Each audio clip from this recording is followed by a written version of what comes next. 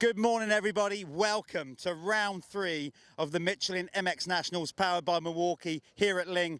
We're at one of the most prestigious tracks in the UK for round 3.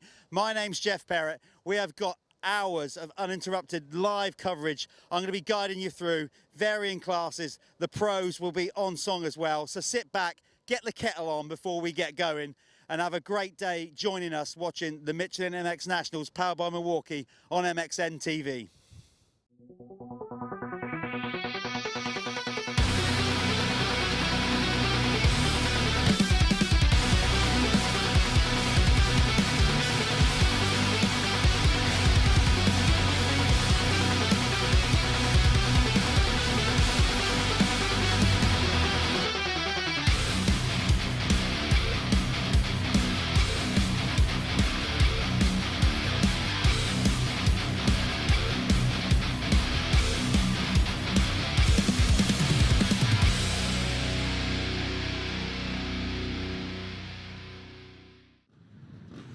Welcome everybody. As you can see on the screen there, we're having a little bit of light rain. Hope you're all having a good weekend so far, but welcome here to Lyng for round 3 of the Michelin MX Nationals powered by Milwaukee. I'm Jeff Perrett, as I mentioned in the intro. I will be flying solo this weekend. My regular commentator cohort, Callum Swan, is off, well, swanning himself in the sunshine of California watching the first round of the AMA Pro National Championship. So I'm going to try to get some guests in throughout the show as we go along, but for the best part, I'm going to be holding fort here for round 3. So we're in for some great racing. There you can see a map of the track. It's a brilliant old school circuit. It hasn't changed in years, but that's a good thing. It's natural. It gets rough. As you can see, the number of jumps. Established in 1936. They first started coming here doing hill climbs, if I seem to remember. I wasn't around then, by the way. I'd just like to point that out. So a brilliant circuit to come to. We've got an absolutely stacked paddock full of racers. Yesterday the racing was superb in all the youth classes, Clubman, amateur and experts. Of course today we roll out the pro elite classes as well, brought to you by Lifelines, Apico Factory Racing and Liat. So we're going to see some great racing today. That's the weather. As you can see, you don't need the forecast to see. You can see there's spots of rain on the camera. But we're getting splattered clouds, we're getting sunshine, we're getting a little bit of everything other than hail and snow at the minute.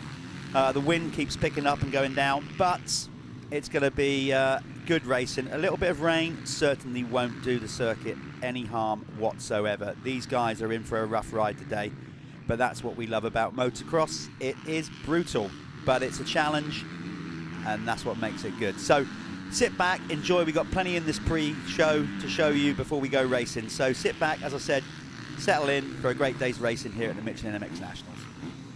Right, we're here in the pits at Lyng with the AC United Gas team and team owner Lee Toland. Lee, listen, the effort that you guys make, I mean, look, come on. There's loads of time and effort goes into this team, so tell us more about it. You ride yourself. Yeah. That's a stress in its own right. And then on top of that, you've gone, I know what I'll do. I'll start a high-level motocross team and run a scaffold business. And what are you playing at? How'd you do it all? It just evolved all of a sudden, you know what I mean? Like, it's gone from my passion to feeling like I could do a pretty good job of it. And here we are. Here we are. What you're doing here is you're supporting young riders as well, not just yourself. Yeah. Obviously, top riders as well with John Adamson and Jack Brunel. But here we go. We've got Tyler Hooley, a young rider, coming up onto the 125, moving out just to go for his race. So you're really investing in British motocross in a big way. Credit to you for that. Yeah, I love it. As time's gone on, we feel like, you know, we see where the gaps in the market, in the sport or the pitfalls, as it were, and we're like, do you know what? We need to reevaluate, have a look at the situation, and start helping the kids out, because the kids is where it all starts, and you know, we want to try and develop them and bring them into the big league. Be honest with me and yourself. Has it been harder than you imagined when you first started, or have you just gone with it?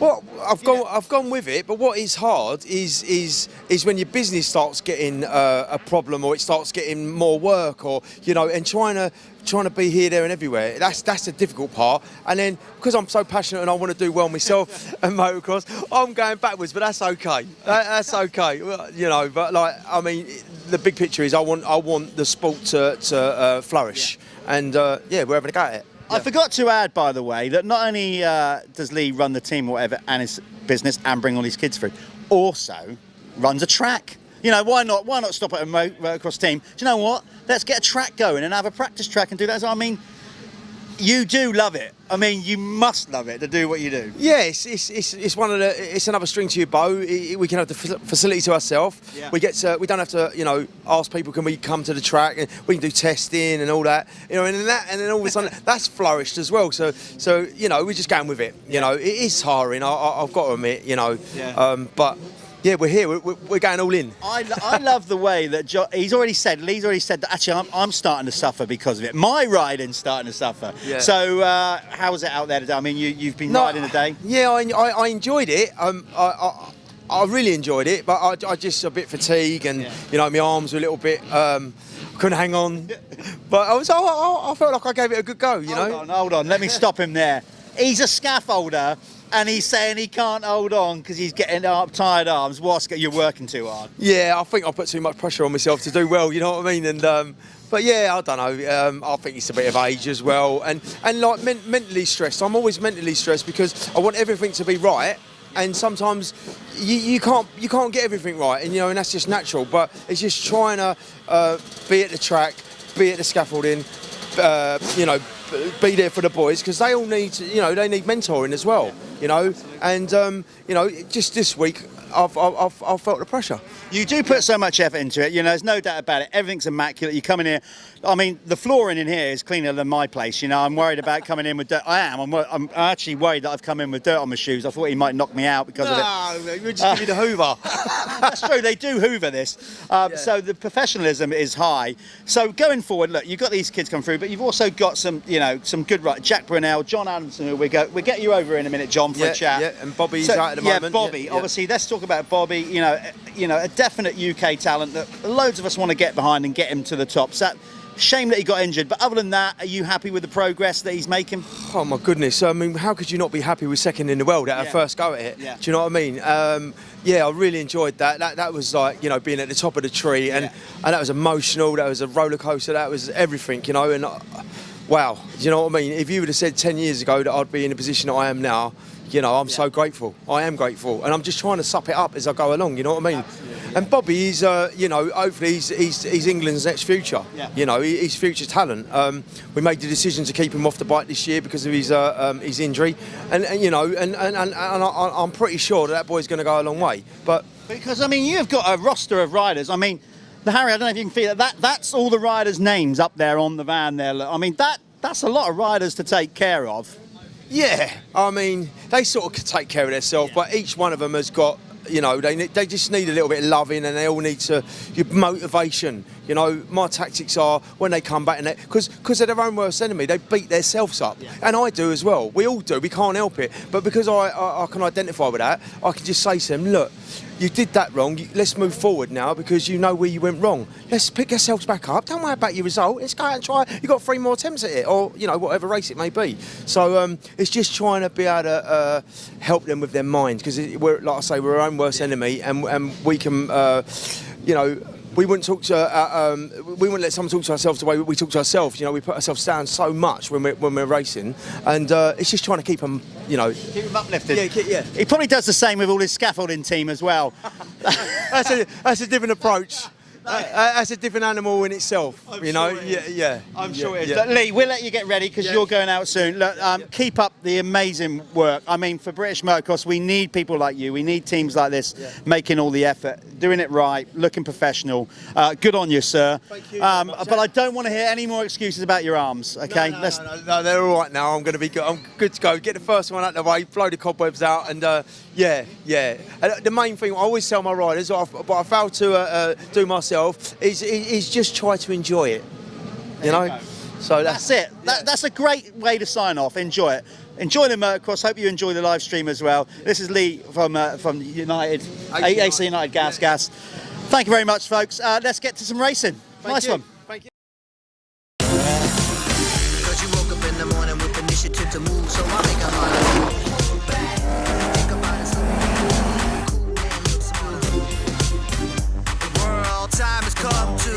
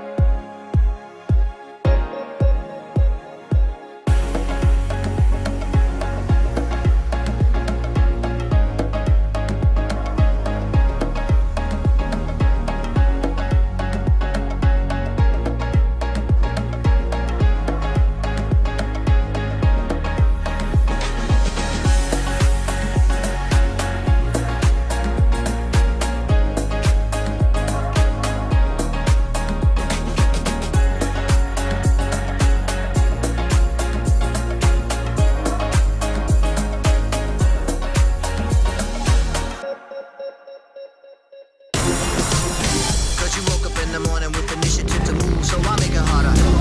Back, think about it, so maybe you do be cool and look smart. The world time has come to.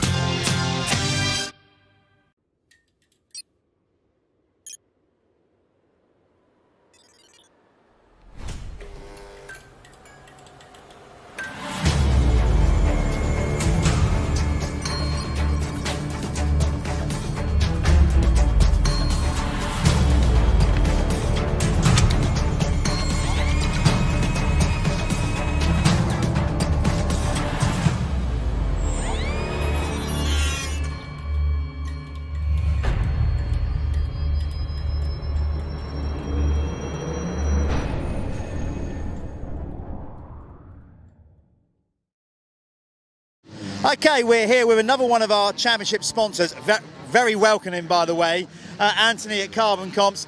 And not only do you ride, you're racing. A little ride around. It doesn't look like it today because he's in pristine, he's got his kit on down here. Well, tell us more about that. You've been out, so what was it like out there? The track's really good. It's getting nice and rough out there. It's been good. I've not been here before, and I'm not really a huge motocross rider. I'm more of a road racer, so it's a bit of an eye opener every round I'm coming to. So yeah, it's a little bit rougher than Alton Park that I'm normally used to, but yeah, it's mega, really good. Enjoying it though. You wouldn't be doing it, right? I'm really enjoying it. I'm enjoying doing the motocross, but it's something new. Yeah, I really enjoyed the race today. It's been good fun. So tell us, obviously, what Carbon Comps is, because you know, getting involved with the series, that's great for us, new people coming in. Yeah. You're in the sport, you're involved in sport, you're riding now actively yourself, there's your bike. Yeah. But what is Carbon Comps? What's it all about? Carbon Comps is a UK-based competition company, and basically we give away, we award brand new motorcycles every week. We have weekly draws, guaranteed draws regardless of ticket sales, and we have a bike a week and accessories. We're a little bit different because we just do brand new motorcycles. We don't do anything used. Everything we do is brand new, premium, and accessories. And then we also put a lot back into the sport, hence obviously helping championships like this. We sponsor a lot of young up-and-coming riders in British Enduro and here as well. And yeah, it's fantastic to be involved in a championship like this, really. That's, you know, thinking about it, that's like a bold move to be able to give like bikes away regardless of the ticket sale. I mean, fair play to that commitment, you know. I mean, it was a big commitment at the start when we first started the business 17 months ago now. We've done over £1 million worth of bikes already, which is fantastic, really, and thanks to all the Carbon Comps customers for the support. But yeah, at the start it was we didn't sell enough to always cover the bike, but we kind of had to put ourselves on the line, establish ourselves in the market, and it's worked really, really well. And we've proved our weight in it by giving back to the sport as well. I say helping. We've bought bikes for young riders and so on, and yeah, we plough a lot of money back into two-wheel motorsport. Fortune favours the brave, you see. It does indeed. So what you got on offer? What you got coming up this month with regards to the bikes you're giving away? At the moment, we've just launched this Honda. We've got a brand new Honda CRF 250.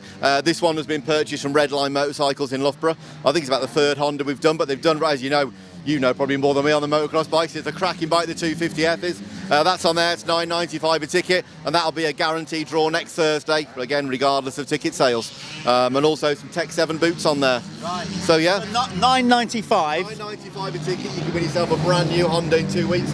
Next week we've got a gas on there, 350 EXC, which is a really nice bike, the 350 EXC bike. So yeah, that's on there next week. Now listen, I know times are tight, but let's be honest here, £9.95 and you could win this. Your chances are higher to win that than doing the Euro Millions or the lottery. It is though, right? We actually have quite people who are just into gambling who play just because the odds are so good with us. Yeah. You know, you're going to win a brand new bike worth nearly £10,000, some of the enduro bikes that we do, and you can win it for a tenner. We had a guy last week, he bought one ticket and he won himself a brand new Rockstar, and they're £10,400.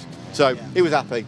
Yeah, fair play. Well, I'm over the moon that it's going good for you, and obviously that early stage, taking a punt on it and it's building. So that's what you got to do. You got to get on. Just go and check out carboncomps.co.uk, and you'll see a load of stuff. Not only new bikes, boots, equipment. Boots, helmets, and accessories. We do like tyre deals and Rabacondas and so on. Anything to do with two-wheel motorsport. That's what we do. Are you sure you've been out for a race? Because am I looking too clean? He doesn't look like he's. Well, I was right at the back, so I must have got filled in by a few people. Well, listen, and enjoy the rest of the day. Thanks so much for getting involved with the series. Really appreciate your support. Cheers, guys.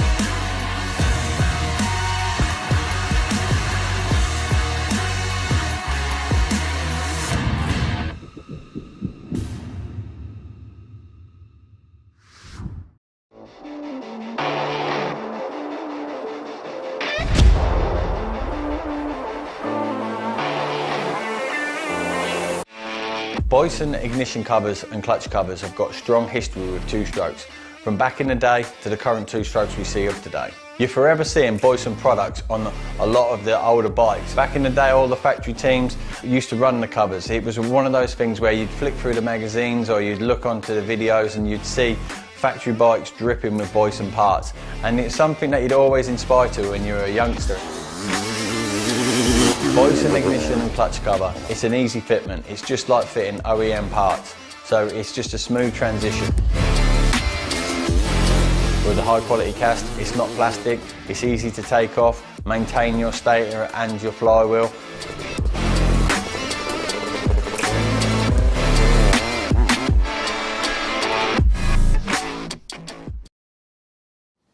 Right, here we are at Lyng. Amazing history at this venue. A lot's been going on here for a long time. It's been on the motocross calendar for a long time. As you can see here, look at this. If you go on here, this is in memory of Dennis Slaughter, MBE, the king of Lyng. Now, Dennis was clerk of the course up here. He actually started here in 1928 to 2019, and the club started here in 1927, can you believe? And it was the hill climbs that first got us out here, I think 1936, which is absolutely bonkers. So look, let's go and have a little look around. They've had GPs here before, but there's a little bit of history down here in this hut. This is all their infrastructure. So this club's been going for so long, the Norwich Viking Club. Sorry, Harry, making you walk there through there. But this just gives you a little insight of what it's like here. So if you come down through here, into the back way. So they had I can remember coming here for a GP, a 125 GP in 1993, which is pretty special. If you come in here, there's out there doing all the tidying up. This is the little canteen area where all the committee members and club members. And as we can see here, a little bit of history on the wall. Here we go. Here's Dennis here. I remember him going across. And so it's absolute like stalwart, a major influence on the club here at Lyng, the Norwich Viking Club. So that's a little bit about the history of the venue. These guys have been doing it for so long here. So it's great to come to such a well, one of the UK's premier and most long-standing venues for the MX Nationals. We're at the sand pit. It's a famous part of the circuit. It's a big blind drop off the top here. For the rider, they come round, they turn off the top. It goes away from you. You've got to be committed. Some people jump right to the bottom, but it's not just going in, coming out as well. You carry loads of speed and you hit the jump on the corner. There's been some great overtaking moves here down the years. There's also been some big crashes. By my memory, Dave Thorpe, the world champion, had a big crash here on a BBC grandstand event back in, what was that, 1986. Big crash coming out of here. So even world champions can fall foul of this part of the circuit. It's a real integral part of the track here at Lyng, and it's a famous spot. So keep an eye on this throughout the racing. Cadders Hill, it's a hill, right? So you're going to get elevation change up and down, and it's a famous part of the circuit. We weave up through these trees here. It's a beautiful venue. This is another part of the circuit that a lot of people stand around to watch, because as you can see, I'm not the tallest person in the world, admittedly, but this is still some drop off, and it's blind, and they come down, a little step down, it gets really rough. And then as you sweep round, if you want to turn around there, Harry, you can see the braking bumps coming into this corner. They get big, they get gnarly, there's loads of line choice. Again, another brilliant part of the circuit to watch, and part of the character that makes up the Cadders Hill circuit here at Lyng. It's a good one to watch. Again, we got the cameras everywhere, so you won't miss a thing.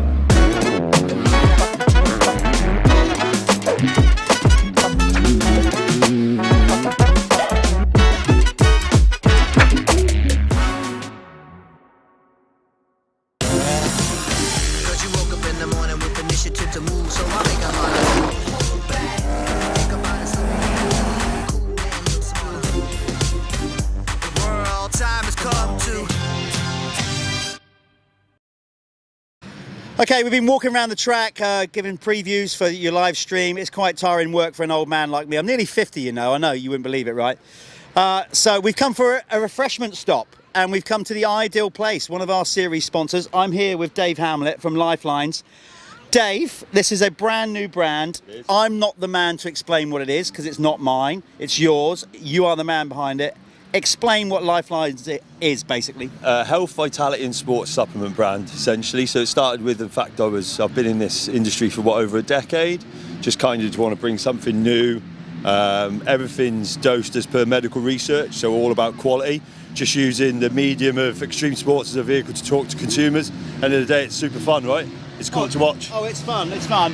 Now, Dave, not only does he sponsor the series with the fastest 40, hold on now, he also gets to race, but this time you're not out there. This class is just coming out. You were meant to be out there in this race. What's going on? Super gutted. No staff, can't get the staff. So, yeah, chose rather than try and struggle, wobble round at the back, I thought, right, we'll just concentrate today on just basically sampling this. Got a new clothing range as well, so we've got the Lifestyle OG range has just landed. But yeah, I'm gutted, mate. I've never raced here, so just watching, crying my eyes out all day. You got a good spot though. I mean, do you know what? I could just stay here and commentate from here all weekend. So now that array of bikes have gone by that you should have been out there with, tell us more about what the actual brand is and how you kind of started it and why you even started it. So, just for those that do know me, I was at Gatorade, I think that's when we first met many years ago when this started. Been in the soft drinks, energy drinks, sports drink space for over a decade. Recent position was a commercial director for Monster Energy. So understand the space quite well. I still ride, I'm like a big kid, ride mountain bikes, try to snowboard and stuff like that. So I think what's missing is something healthy. I was a PT for those that know me as well for a fairly long time, and hydration, something I think we all miss. The COVID pandemic's shown that health's important. Everyone's worried about pre-workout and protein. God, it's boring. Doesn't really do much. Protein is in loads of food, right? So this is a one of a kind. So we started with hydration, full of vitamins and minerals. There's some cool ingredients that aren't being used yet. I've got a clean energy drink that's I'm in the sort of the final stages of taste, flavour sampling. Those who follow the channel would have seen some guys, Dan Brough, Richie Roberts the other week. Yeah. Apparently one tastes like chicken. It's blueberry. So, but again, that'll be another world first. Work with a Belgian pharmaceutical company to, they've got a replacement for glucose. Okay. So some of the guys have had it today. I think Billy Wynn, when he watches this, he'll love it. We had a bet of a Landrake, it was. I think he was like never had a win. I think he then went on to have a win. It's basically because he was drinking Hydro G. Absolutely, 100%. So yeah, it's fun to be here. I think the championships, raising the bar, stuff like this is really good. Yeah, everyone just get around and come and buy some stuff. Yeah. Well, it's great to have you involved. Obviously a new brand in and stepping in as well to be the title sponsor of the fastest 40. I mean, you know, that's some commitment, and I know you love watching the pros. So how do you think that's going so far, being the title sponsor of the fastest 40 for you, but also the racing? Yeah, I love it. Obviously, I like the format's just a great thing to watch. It's always good to make them or for them to make you feel really terrible on a bike after you've ridden it the day before. I think it's really hard, and you just see them just doing next level stuff. Some of the boys are obviously over in the US right now, so I've been chatting with Putnam and that, old Showtime, wishing them all the best. I think Josh will do well. Shame they're not here, but yeah, good to see them over there. You know what? I have genuinely got a bit of a thirst on, and I am not just saying this for honestly, I really am not. I haven't had much fluids today, so do you know what? Get pouring. I want to try some of this because I haven't yet. So what have we got here? What are you going to hit me up with first? This is non-alcoholic, right? Yeah. Shame. Really well with dark rum. Does it? Shouldn't be advertising that maybe, but anyway, we'll roll with it. So we've got mango and pineapple to start with. Right. This is the bit just live, even if it tastes horrendous. No. It tastes really good. Which one's that? Mango and pineapple. Oh, I like that. It's got touch of coconut water in it, so that's the silkiness you can taste. You can tell I'm shaking, I'm so dehydrated. Good, I need this stuff. Right. Is that dehydration or your age? Age. I'm only joking. Age and nerves. I'm nervous about doing these TVs. No, you're not. Don't be so ridiculous. Right, then we've got cherries and berries. This is a bit sweet. The kids seem to like this one. So it's good. Oh, I can't think why. Kids liking sweet stuff. Bad. But you can dilute this stuff down anyway. It's got more. Oh yeah, that's different. Yeah. My favourite is that other one. That's still good, mind. I'm not knocking it. This is the bomb. So ideally you have it every day.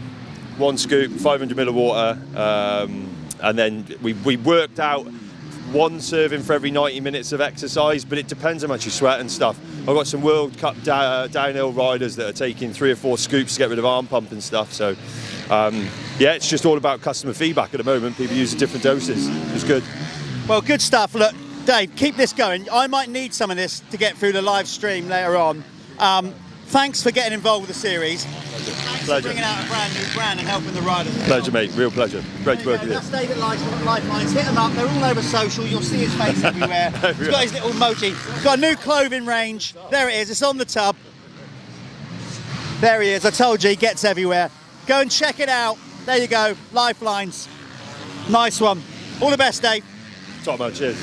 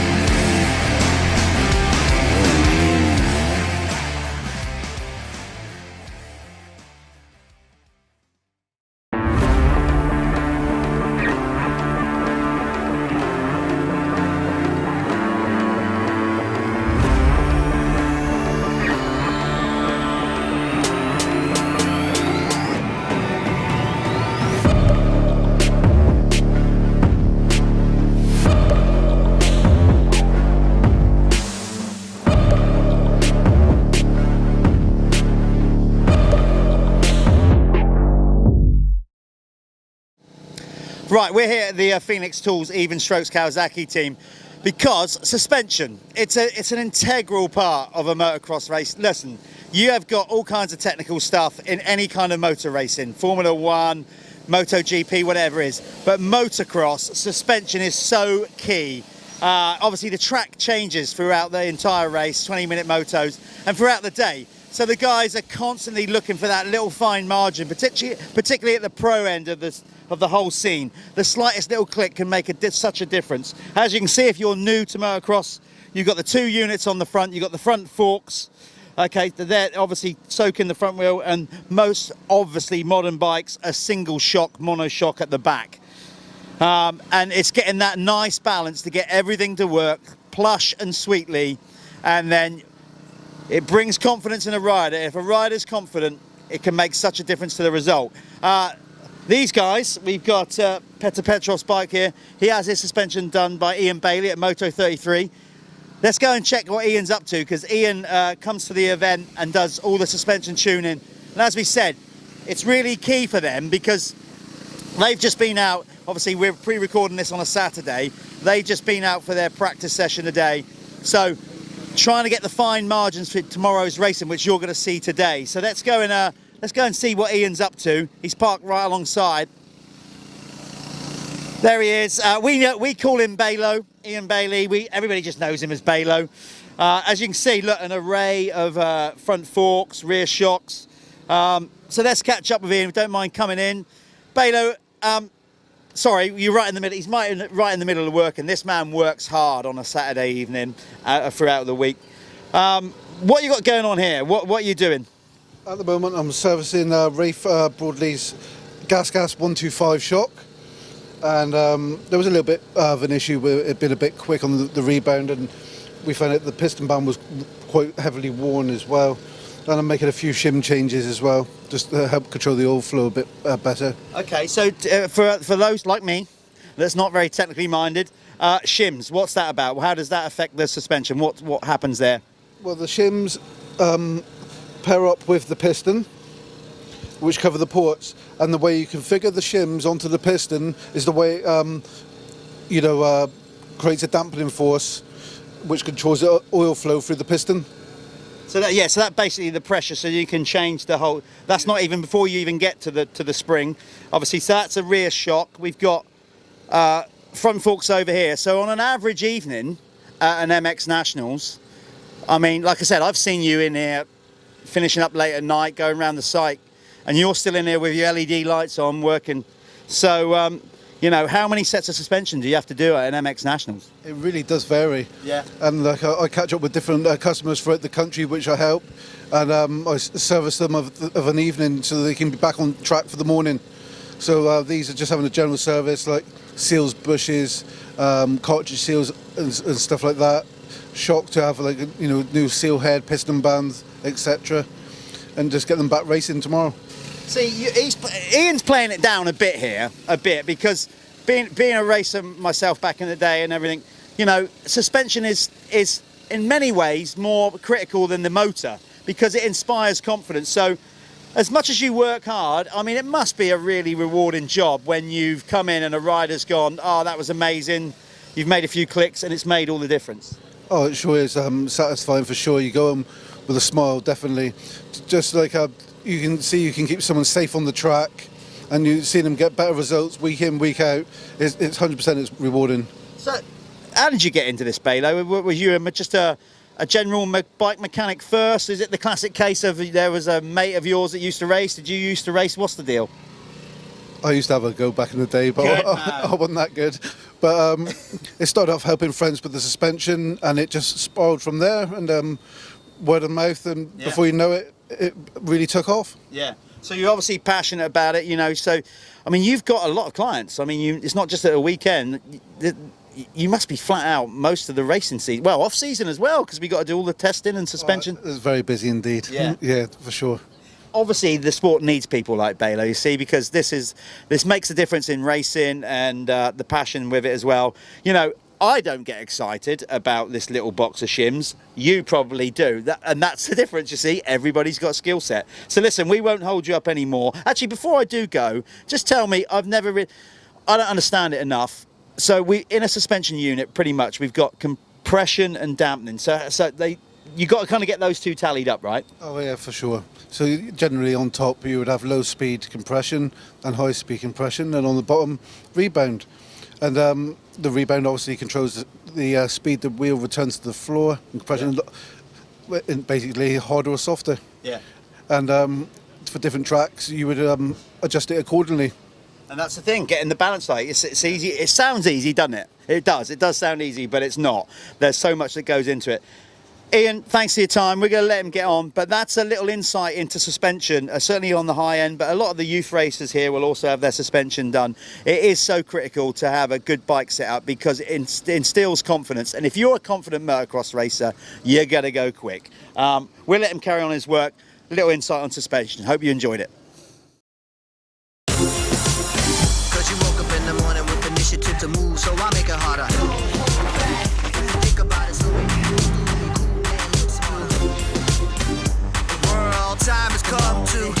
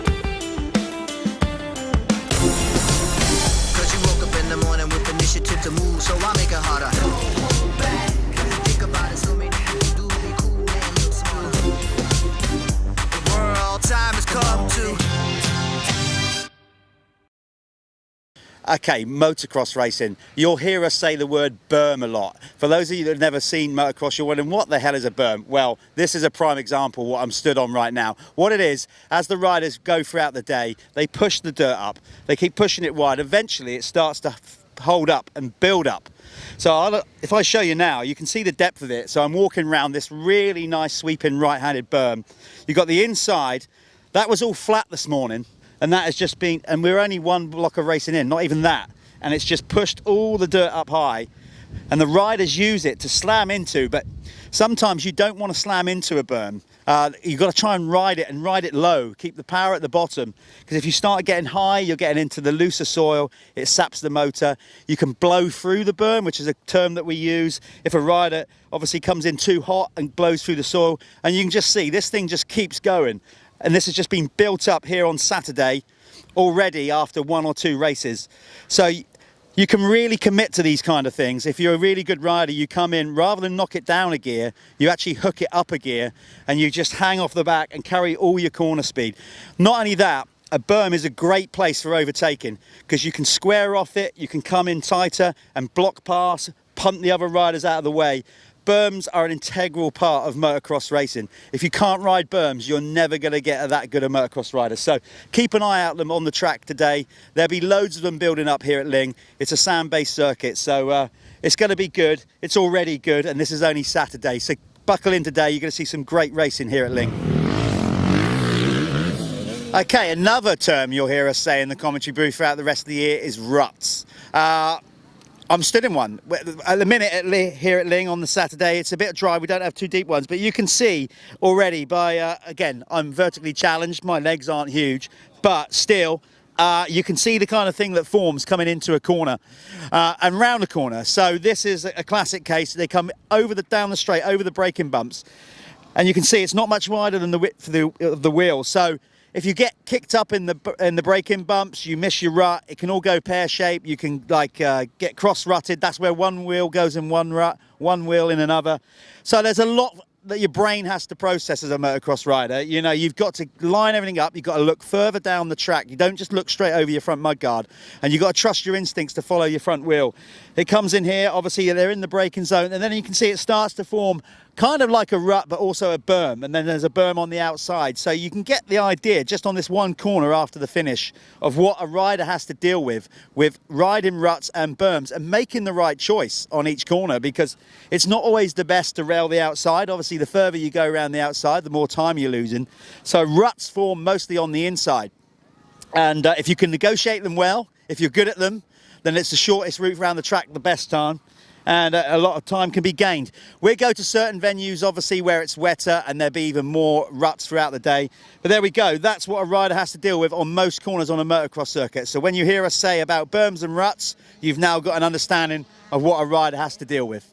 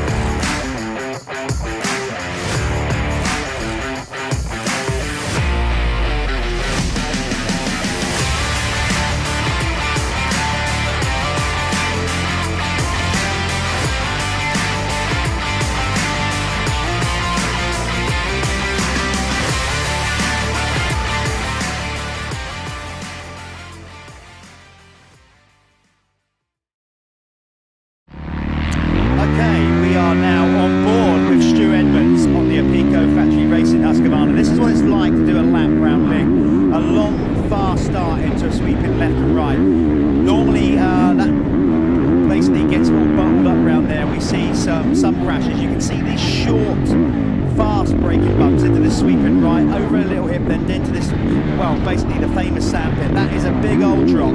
He's just dropped about 20 feet into there, launched about 25, 30 feet out. You can see this is at the end of the day yesterday, how the ruts and the bumps form. Then we go out into the open field. This is fast and sweeping, lots of switchbacks. Good course design here. We got 45-degree angle corners, which means you get inside and outside. So you get that kind of crossing over effect going on with the racing into arguably the deepest section of sand in that field. Gets huge braking bumps going into that right-hander. Left switchback, that's where some people will go tight, go wide, and again, these kind of 45-degree corners, which opens up the course for great overtaking. You can see the berms on the outside, how rough it is. Launches back into the main field. That gets gnarly round there. They hit that massive launcher on an angle. That can get tricky. A few riders have lost the foot pegs on landing. Not they, come off on their feet. Off this drop-off that we mentioned earlier on in the history, down into this corner, that berm will build up big around that Pico corner.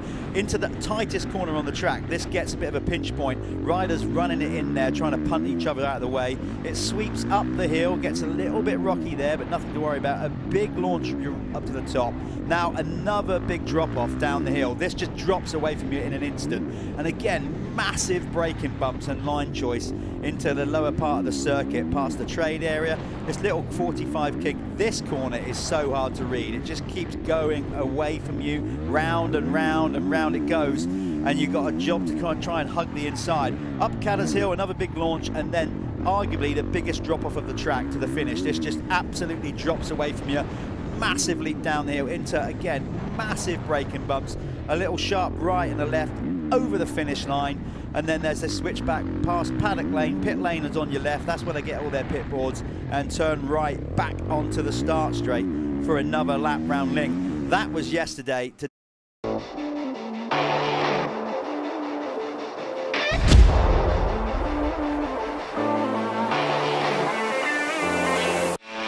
Boyesen ignition covers and clutch covers have got strong history with two-strokes, from back in the day to the current two-strokes we see of today. You're forever seeing Boyesen products on a lot of the older bikes. Back in the day, all the factory teams used to run the covers. It was one of those things where you'd flick through the magazines or you'd look onto the videos and you'd see factory bikes dripping with Boyesen parts. And it's something that you'd always inspire to when you were a youngster. Boyesen ignition and clutch cover, it's an easy fitment. It's just like fitting OEM parts. So it's just a smooth transition. With a high quality cast, it's not plastic, it's easy to take off, maintain your stator and your flywheel.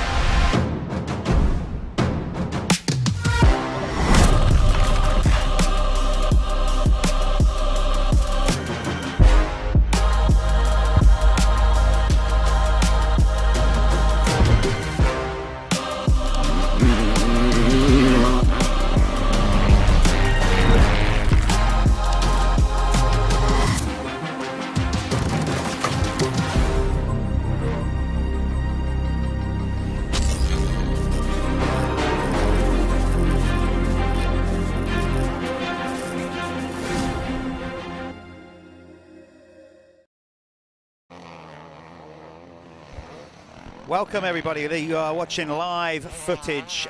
You can see the grey skies. Let's hope they stay away. We're getting a bit of everything here at the minute. Broken cloud coming through. The occasional bit of sunshine here at Lyng, which is we're basically in Norfolk. We are, I don't know, about 20 miles, just slightly northwest of Norwich.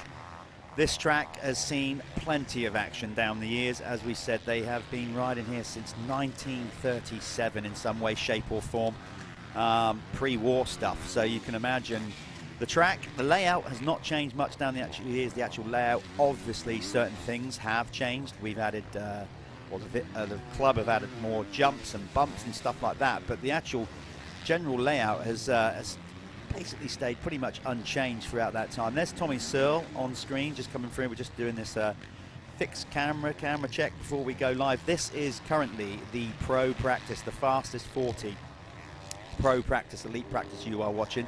They doesn't look like they're on their fast laps just yet. Some of them are just getting up to speed to get that quick lap on before we go for it. So we maybe get some times up in a while, but just catch the tail end of the qualifying session here. After this qualifying session, we will be going racing with the Sintal Lubricants 85 Open category. Some good racing there yesterday. Yeah, basically the kids go at it, 10 years old upwards, with small wheels and big wheel. I'll run through all the results of that as we get them lined up and we go for that race. But you can see already the course starting to cut up a bit. We've only had about 4 or 5 practice sessions. Of course, yesterday the track was real rough, but it doesn't stay like that. Overnight, the track crew flatten it all out, get more water down. So as we go on today in the Michelin MX Nationals, this is just going to get more and more chewed up. In the meantime, just kick back, watch these guys just tear up and down the hills. We'll get some times up on the screen shortly, and I'll let you know who would have topped the qualifying in the fastest 40 classes. That of course incorporates the Liat MX1 class and the Apico MX2 class. So now would be a good time just to, if you haven't already, we're going to go racing shortly in about, I'll just look out of my booth window here. We've got about 4 minutes left of this session, then we're going racing with the 85. So if you want to see great racing, which I'm sure that's why you've tuned in, now would be a good time to get the old Stinger Nettle kettle on, get settled in. That's of course, well, I don't know where you are in the world. We're getting a lot of people viewing all over the world. In fact, a great little story, I'll mention it now. In one of the Clubman classes, we have a rider, Mitch Best, basically saw our live stream living in Australia and thought, I fancy a bit of that. So Mitch has made the effort post-COVID to come and live in the UK to race the Michelin MX Nationals after seeing the live stream. Now, if that's not a good advert for our sport in the UK and all the people involved with it, all our sponsorship partners, everybody riding, to let you know that you are getting worldwide exposure, that says it all. So it's great to have Mitch with us. He won all 4 races, I think, last time out at Landrake. So keep an eye out for him in the Clubman classes later on. But we're going to get some timing up and running here, and then we'll let you know by the end of the session who finished where. As I said, in the meantime, just kick back, relax, watch this, and I'll come back to it in a short while when we go racing with the Sintal 85cc car.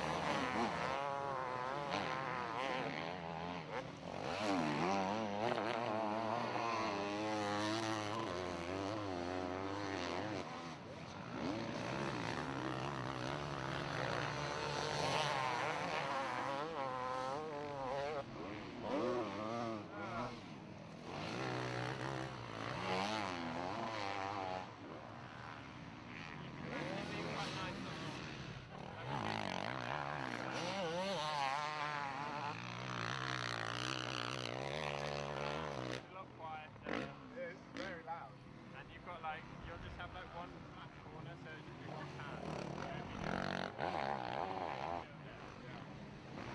Like when I went to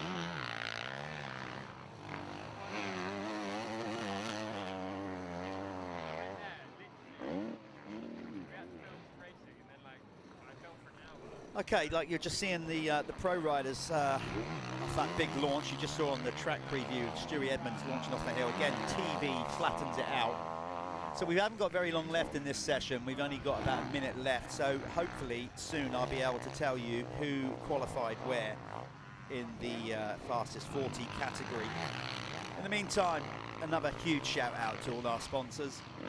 Michelin have got behind us from the get-go back in 2014, and we thank them immensely for that, because we would not be able to build this series to the point we have up until now.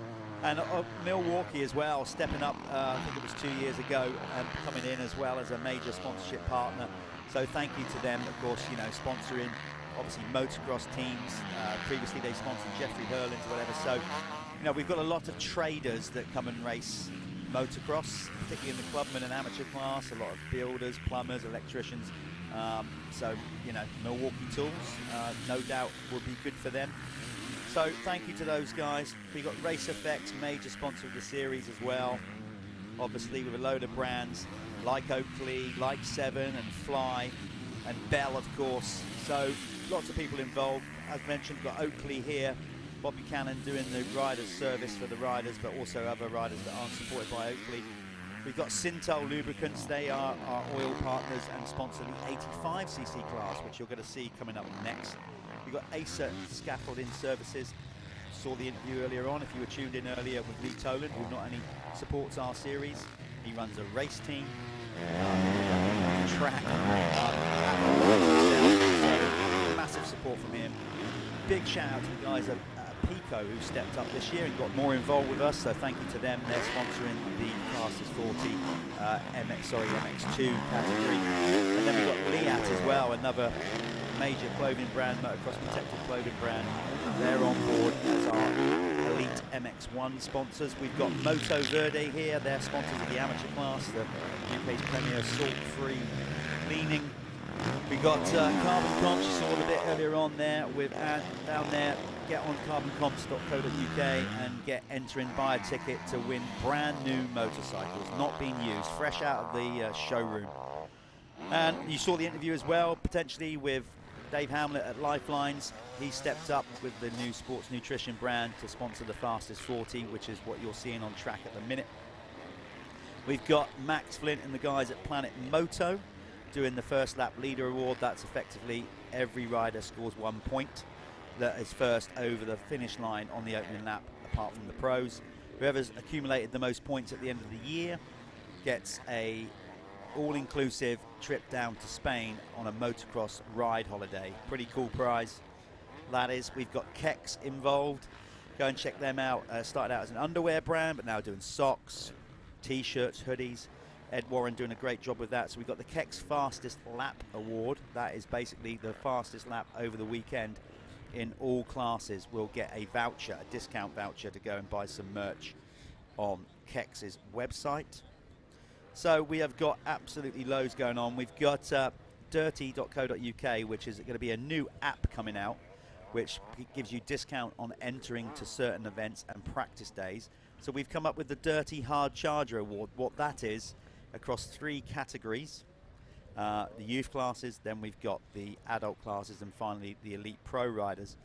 The rider who has gained the most positions throughout any of the racing over the weekend will get points towards using the app, and therefore more discount when they go to enter other events or practice venues. So a great prize from Ryan Wilson there and the guys at Dirty, and that's how that will work. So so far we've had some great comeback rides. I think the most positions gained so far was probably round 1. I think it might have been Billy Askew gained something like 32 positions after crashing on the first lap and getting himself all the way up to 4th. So that's how that one works. Yeah, so we've got a lot going on here at the Michelin MX Nationals. Loads of people involved. Also, Work Sports Insurance. I will definitely give them a plug because that is the company co-owned by my co-commentator, Callum Swan. At this point, I'd hand over to Callum, but Callum is sunning himself in Southern California right now. He was at the AMA Pro Nationals Championship yesterday. I want to give a personal shout out to Josh Gilbert. Josh, who's currently obviously was in the lead of this championship, has gone over there to race the AMA, an opportunity that they just as a team could not turn down. And he had a great ride. I haven't seen all the results, but I know that Josh had a great opening ride, running in the top 10 for a while. I think he brought it home 11th. I haven't looked at what results he got in the second moto, but well done, Josh Gilbert and the SC Sports Homes team out there racing at Parla yesterday. So we've got the Sintel 85s coming up next. I'm going to take a breather. You're not going to hear me continually talking all day because I'm flying solo, and quite frankly, you don't want to be listening to me all day driving you insane. So we're going to come back to the 85s shortly. They're going to be lining up on the line any minute. As soon as we get the qualifying results for the fastest 40, I'll also bring you up to speed with that.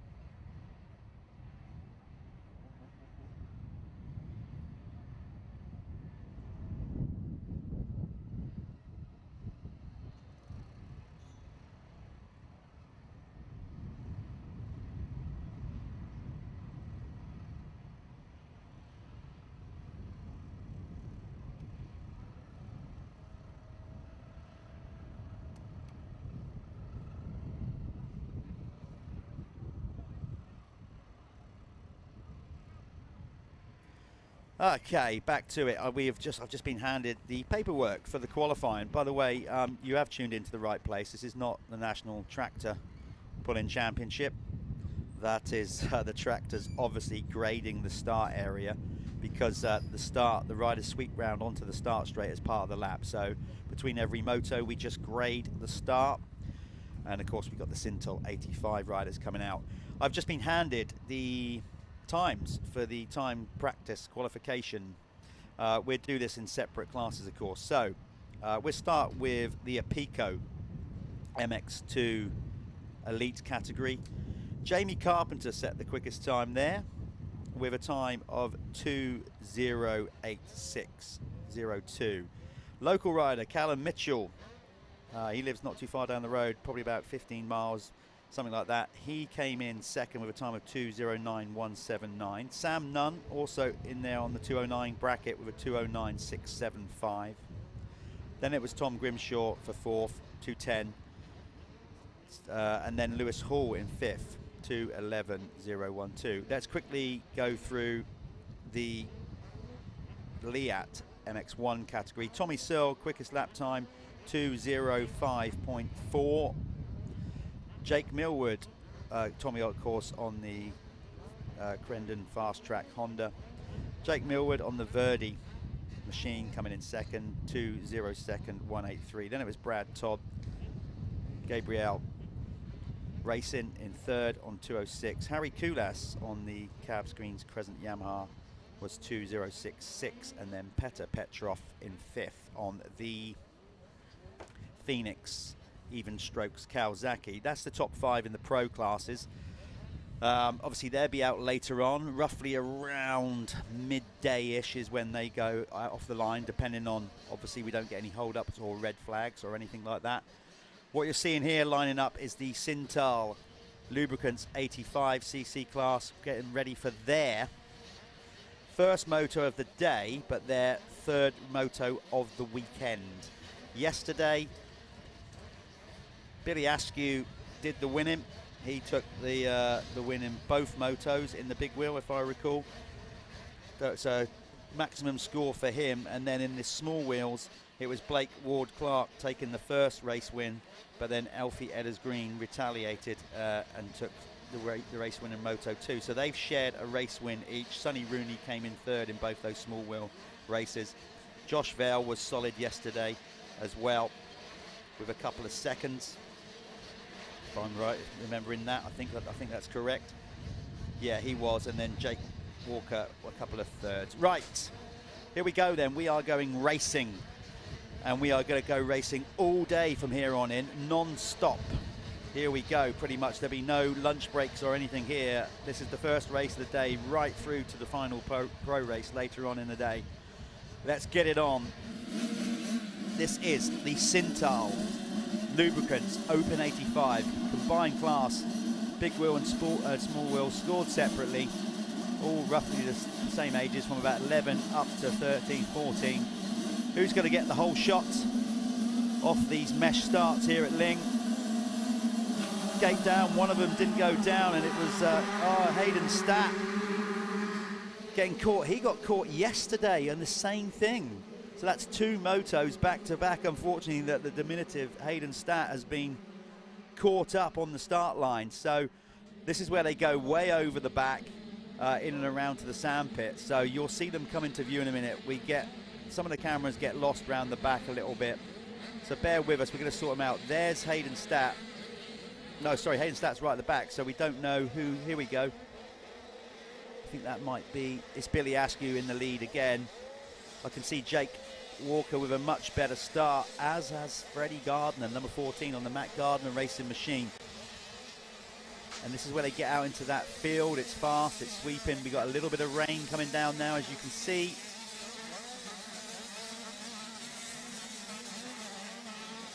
So they'll sort themselves out on this opening lap. Then when they come over the finish line is when we'll be able to pick up the transponders. We may be a lap or two down on getting the timing up on screen for you. As we said, the signal here at Lyng, regards of 4 and 5G coverage, isn't the greatest. So we're it's been a difficult one just getting the live stream to you guys. So hope you're going to be enjoying it throughout the day. Remember, as you already tuned in, you didn't have to pay for this. It's free to view wherever you are in the world. Live, uninterrupted coverage all day here of the Michelin MX Nationals, powered by Milwaukee.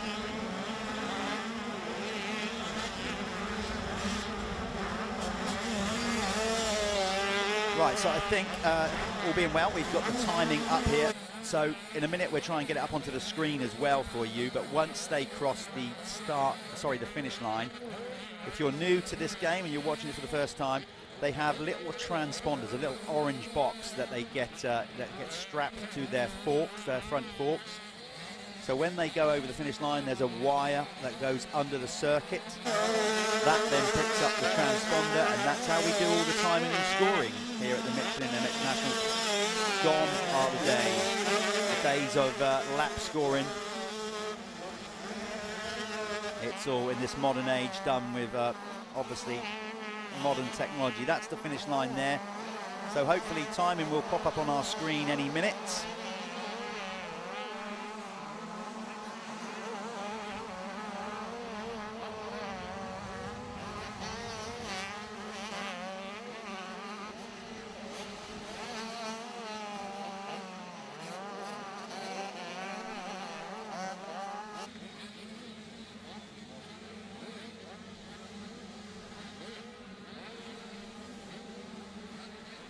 There you can see the extent of how much they launch out of that famous sandpit. I mentioned it in all the pre-record intro. How I think it was either 1986, could have been 1987 actually, where on a BBC grandstand event when motocross used to be on terrestrial TV, Dave Thorpe, I'm sure he won't mind me reminding him of that, took a major dirt digger out of that sandpit. So it can happen to the best. At that point, Dave was a two-time world champion. You can see the rain is now starting to come down a bit harder. I think we're going to have that all day, as in just showers. I don't think we're going to get persistent rain. There's Billy Askew on the GRT Impact KTM Oh, Jake Walker getting jiggy with it, just getting on the gas a little bit too much there, and his rear wheel just caught in that ridge. There's Charlie Richmond, number 30, following his ahead of his teammate Freddie Gardner, both of them on the Matt Gardner Racing KTMs. So some great racing here. This is the big wheels and small. See, there we go, Berms. What were we talking about in our pre-event intro, talking about how berms are a good place to pass, and sometimes you can put on block passes and punt riders over the top of the berms. That's exactly just what happened there between those two riders. Neither of them coming off good for it. Didn't quite catch the numbers, but we're just working, guys at home, on getting the timing up on screen for you. I look like Ryan Waggett down there. He's always easy to spot because he's in that real bright fluoro kit and livery on his bike. There's Alfie Payne. He's a wildcard rider this weekend, number 87, so good to have him with us. He's ahead of number 361, Gus Musto. Can't quite give you the positions they're in at the minute. We're just working on the timing, as we said. Lyng offers an amazing motocross circuit. What it doesn't offer is good for mobile network by any stretch. So we're just waiting for that to come. Oh, Gus Musto just momentarily stalls the bike, and that is going to allow Alfie Payne alongside him.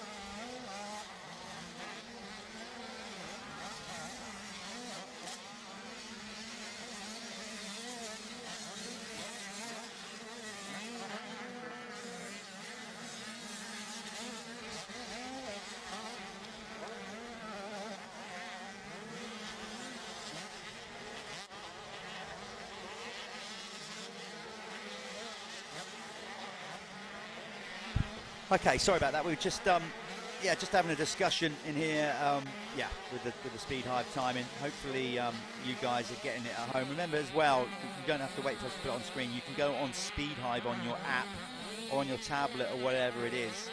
Just go on to download it. It's called Speed Hive My Laps, and you can then find the Michelin MX Nationals. Just go to live events. You'll click the motocross box. Go to live events. You should see Michelin MX Nationals Lyng. Just click on that, and then you can see all yesterday's results, all current results today, live time, and it's all on there. So there you can see Ryan Waggett on screen. You can't miss him, number 55. He's always wearing that very bright kit, which is great from my standpoint, from a commentator's point of view. So we're just the guys, the cameramen out there are operatives as well. They're just finding their way as well, because we didn't live stream yesterday. A lot of the cameramen are obviously new to where the track goes and what it is, so we are going to, obviously, as we go along, we will bring better coverage once the guys find their way as well.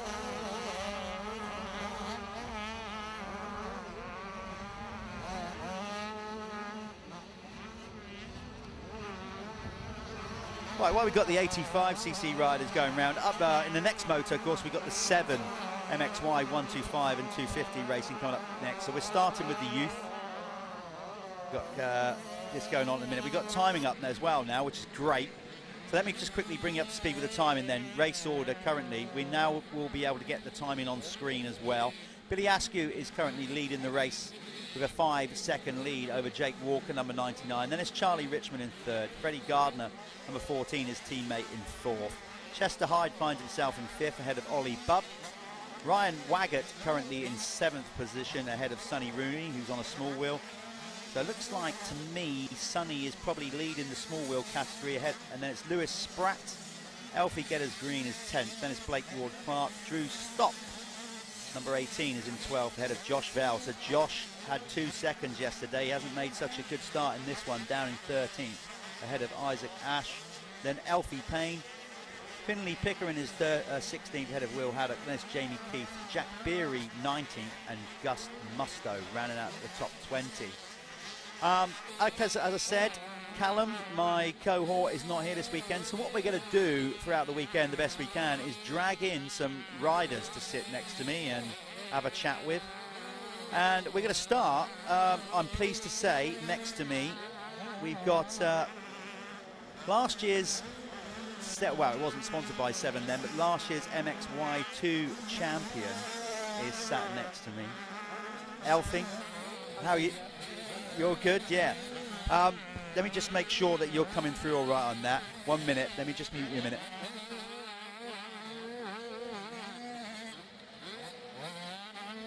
Hello?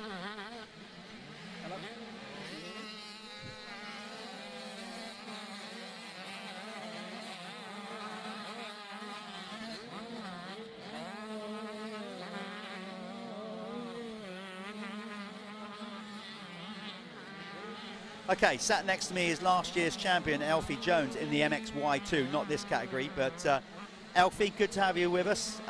Before we start talking about last year, how are you feeling? Feeling good. Moved up into the Pro MX2 class, so it's all a learning curve this year. I enjoy racing with the bigger boys. It's a lot more aggressive, a lot more intense, but yeah, it's fun racing. Let's go back then. Let's rewind back. Oh, we've got a couple of riders down there. That's Elfie Payne, number 87, a wild card. Who's he caught up with? Number 21, Lewis Spratt. So they've got together.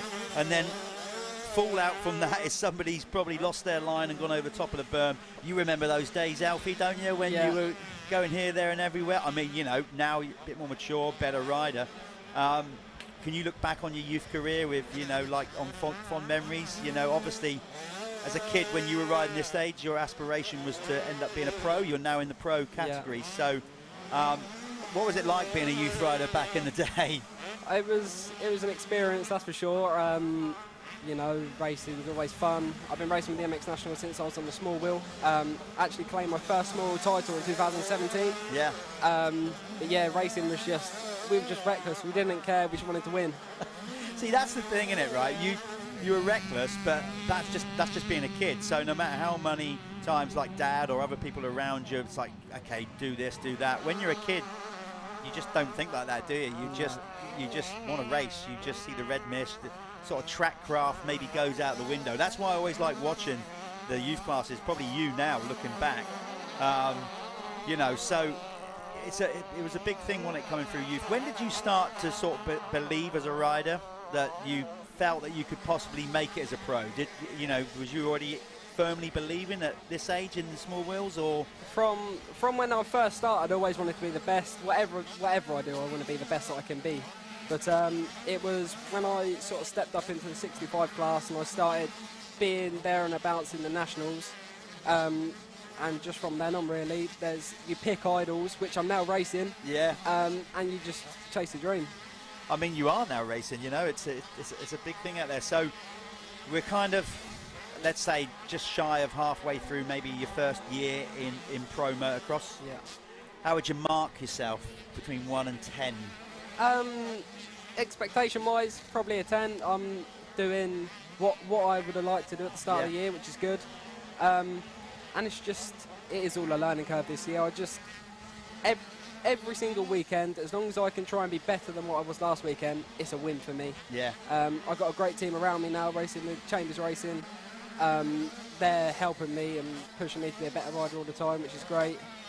So yeah, I've got good people around me, and just going out, having fun and doing my best. I think, you know, it's easy to say it now because it's already happened, but I think you've probably ended up for where you are on one of the best teams you can go to in the paddock. You know, Tim has obviously got back into it. Tim Chambers, team manager, been around the sport a long time. You know, obviously just a real friendly vibe you guys have got going over there. Every time you walk around the place, everybody seems to be having a good time. So that's probably helped you relax a little bit as well. Yeah, it helps on the race day. You know, everyone's so stressed, and it eases everything. Yeah. You know, there's such a great team, great people to be around, and yeah, it brings good vibes into the tent. Well, look, stick with us. Don't go anywhere. You can see the rain starting to come down a little bit more now. Let's get back to some of the racing here. Give these guys some honourable name checks. As I said, Billy Askew is opening up his lead at the front in the big wheel. Jake Walker has now gone into second. Yeah, he's moved up. He's on the, what's he riding? No, Jake's not got an entry sponsor. I think the rain's coming down harder now. Hopefully it won't be too bad. The track will take it, certainly. So yeah, Jake Walker is in second. Charlie Richmond is still in third on the Matt Gardner racing machine. Billy Askew, by the way, is on the GRT Impact machine. Freddie Gardner in fourth on the Matt Gardner racing KTM. Then it's Chester Hyde. Chester's on the Matt Pope racing Gas. Then Ollie Bubb, Passion Racing. Josh Vell, SJP Husqvarna in seventh. Header Drew Stock on the Madison Free Flow Gas. Then it's Jamie Keith, the ninth. Leading small wheel rider is Sonny Rooney, down in 22nd. That's not him on the deck, just as I called his name. Please not. If I'm throwing out commentators' curses, no, it's not. That's number 17. That's Conor McGrath picking himself up. That's a dodgy corner around there. Our timing's just gone off for some reason. I don't know why, but oh, there we go. Just me being lazy. Got to keep pressing the mouse.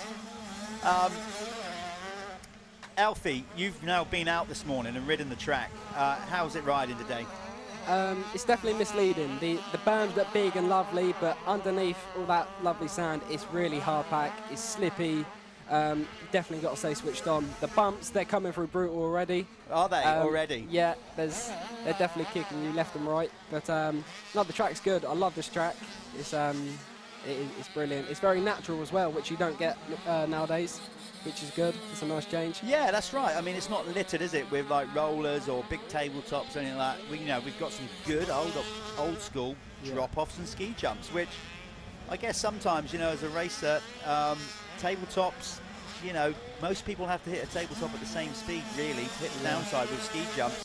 As the bumps form afterwards, sometimes you can be courageous and go long, can't you, later in the day as it ruts out and bumps out. Do you get a chance now, being a pro racer, to see much of this racing throughout the day? I mean, we've got you in here now, but as the day goes on, do you have time to come out and watch the youth racing? You do get a little bit of time. Obviously, you get back, do your routines, whether it be relax after the riding, have some good food, drink, whatever you may need to do. But yeah, we have a look around. It's also good to see who's coming through, and you can learn off of these kids. They are creative, some of them, so it's good to watch them and good to see who's coming through. Mate, you're saying all the right things, so there you go. It just goes to show that the small wheel and big wheel 85 class brings something to the MX Nationals, and as you just heard Elfie say, you're never too old to learn, because that's just it. One of these kids might just suddenly stumble along a real creative line, sometimes by accident, but then you get to see it. And these guys, obviously, because they're so small and the track gets so brutal, admittedly, it's easier to get little 85cc's in tight and stuff like that, but, they're probably, as the day goes on, be looking to try and avoid the big bumps. And like you're saying, maybe out there watching them, you'll learn a thing or two. Yeah. So, I mean, on a whole, today then, like you said, your expectation level has been high. You've kind of hit, you feel like you're doing all right. What would be, and don't say 1-1, because I know that's the obvious answer. What would be a good day for you, regards of results-wise? Like you said, is it just to beat you or better your last result? Yeah. Just my plans for today is get the best start possible. Get 3 hard laps down in the beginning, see where I end up, and the main goal is just to push forward. That's all you can do. Try and finish better than you started. That's it, exactly that. Do you, like I said, you don't get too much chance to watch these guys, but you're aware of them. Anyone in particular caught your eye? Obviously, Billy Askew has been immaculate so far this year. He hasn't won every race, but he's always pretty much at the sharp end, and he's at it again. I mean, obviously, probably like yourself, the kid looks like he's got potential. Are you impressed with how he races? Yeah, he's a very, very good rider. He's clean. But another kid who surprised me, Jake Walker. He's been riding very well this year. I've been watching him. Well, Jake's on screen now. He took his first race wins at Landrake last time out on the Sunday. He won both motos. I have to be honest, I hadn't heard much about Jake really until he started riding the MX National. I wouldn't say he come from nowhere, I'd heard his name, but I'd never seen him ride until he started doing the MX Nationals this year. The rider on screen, number 99, currently in second. Yeah, he's got a turn of speed about him, hasn't he? Yeah, he's a clean rider. He's fast. He's definitely got raw speed. That's something I had when I was growing up. But Oh, that you did, yeah. yeah, it's just, and he seems to be channeling it all into style, and he's got good technique. So yeah, I think he could be a very good rider. Well, he's currently riding second. We haven't seen much of the race leader, Billy Askew, because I don't know what size gap he's got, but he should be over the line now. Should be the checkered flag out. But Jake Walker actually came in second in that one. We didn't get. I need to get down there and do a winner's circle. Stay where you are there, Elfie. Just enjoy watching the live stream. I'm going to go and try and chat to him, and we see what he has to say.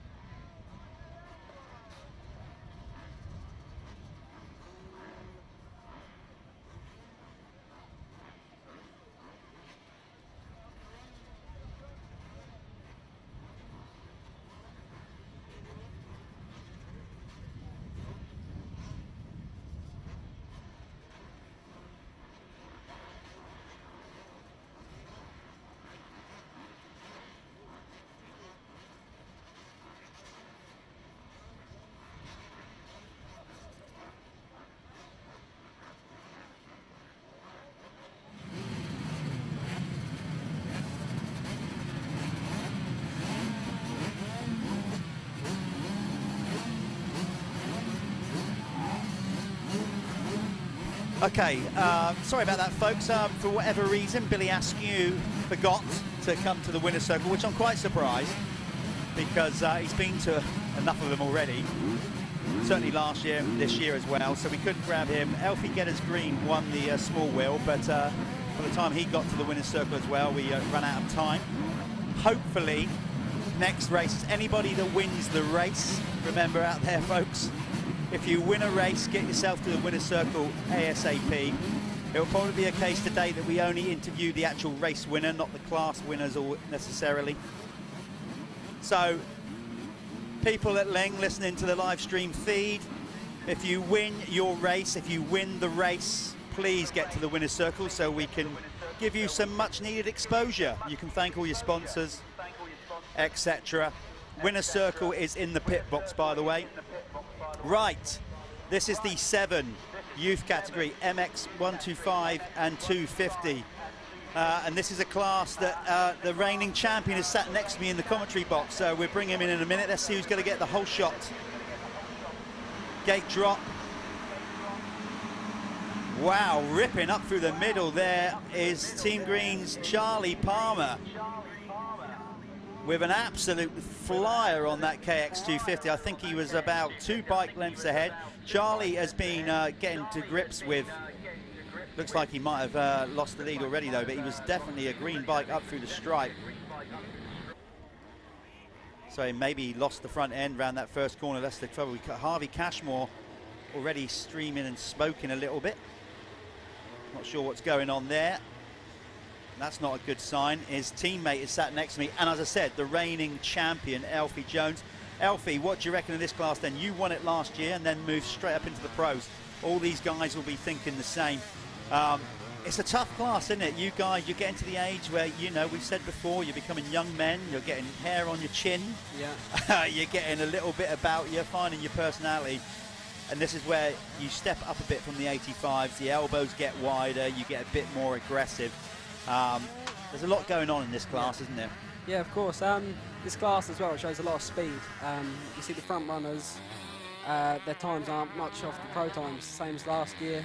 Of course, track changes and so on and so forth, but they've definitely got potential, all the front runners in this class. Charlie Heyman, who's been phenomenal this year. Ty Westcott, Jack Taylor. There's too many to name. There's a lot of potential in this class.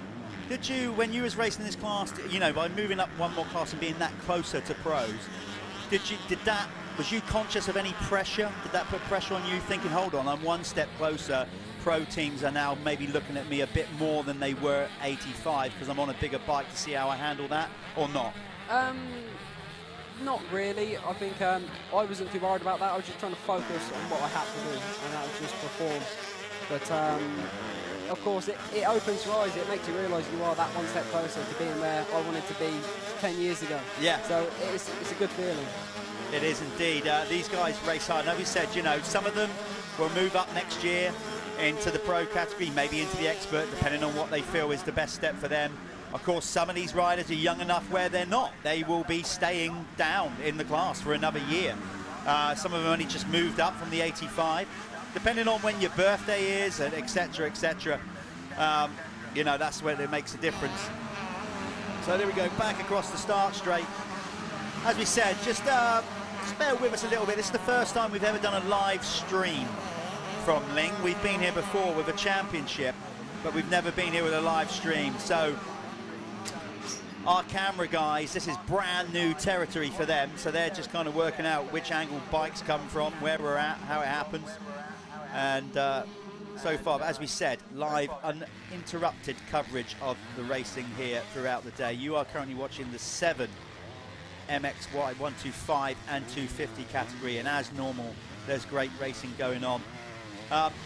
Just to give you an update on how this works, this is 250s and 125s combined. They're scored separately, but as we said, they're all of sort of roughly the same age group, from about 14 to 16, some moving on to like 17, maybe even more.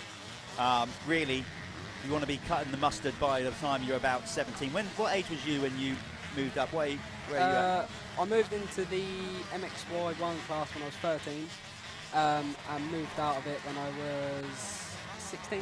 So you were fortunate in the fact that you were always a big lad. Yeah. I mean, you were a big lad on an 85, so you made the adaptation pretty quick to the big bikes, didn't you, really? Yeah. Yeah, it was a lot more natural to me. Some of the guys, like little Harrison Greenoff, he's a good rider. He's on the smaller side of things, which can benefit you in some ways. It can indeed. But others, when the track gets rougher, it might be a little bit more difficult. But yeah, I moved into the class on the 125 when I was 13. I did 2 years in the 125 class, and then stepped up to the 250, which I found it suited me a lot better. As a bigger kid, it wasn't throwing me around as much.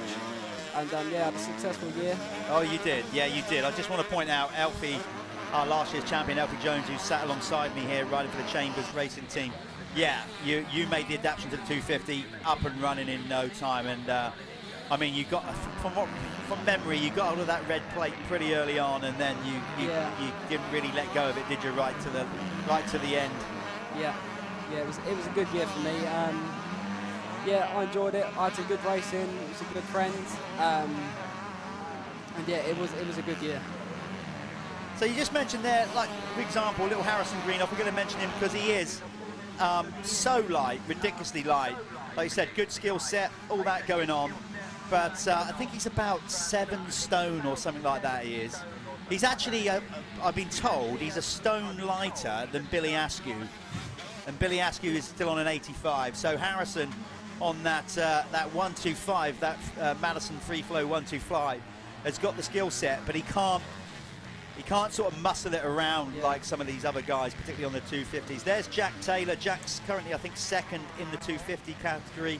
The Team Green rider, putting a great season together in his debut year in the class and his debut year on Team Green. He's got Mackenzie Marshall behind him and Tyler Hooley.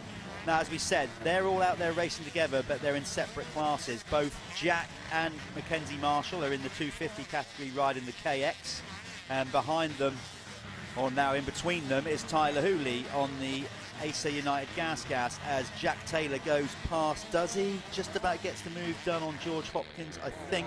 Yes, so he moves up a spot in the race, not in his category. Did you, when you was on a 125, Alfie, or vice versa, did you ever get frustrated if there was another rider in the race, but not in your class, messing with you, or did you just see it as another rider? I just tried to focus on my own race, but of course it's a pride thing. Yeah. You know, if you're on a 250, you don't want a 125 beating you, and if you're on a 125, you want to beat the 250 guys. Absolutely. I have a similar scenario in the fastest 40 class. You know, there's 450s, and sometimes it's not a matter of just beating the 450 guy, it's putting a space between you and the 250 guy behind you. Yeah. So you can look at it in 2 different ways. You can. That's the point, isn't it? Like, I suppose it depends which way you're at with it.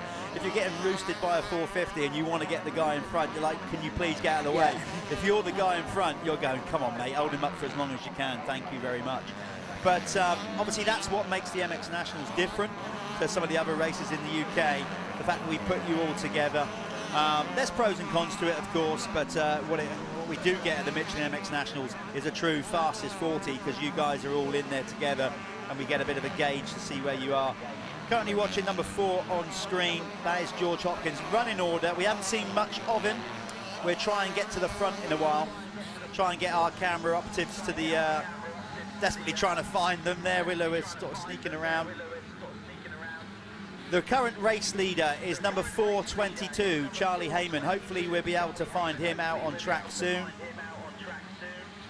So race leader is 422, Charlie Heyman. Now Charlie is another rider destined for good things. A lot of people in the UK obviously can see his potential.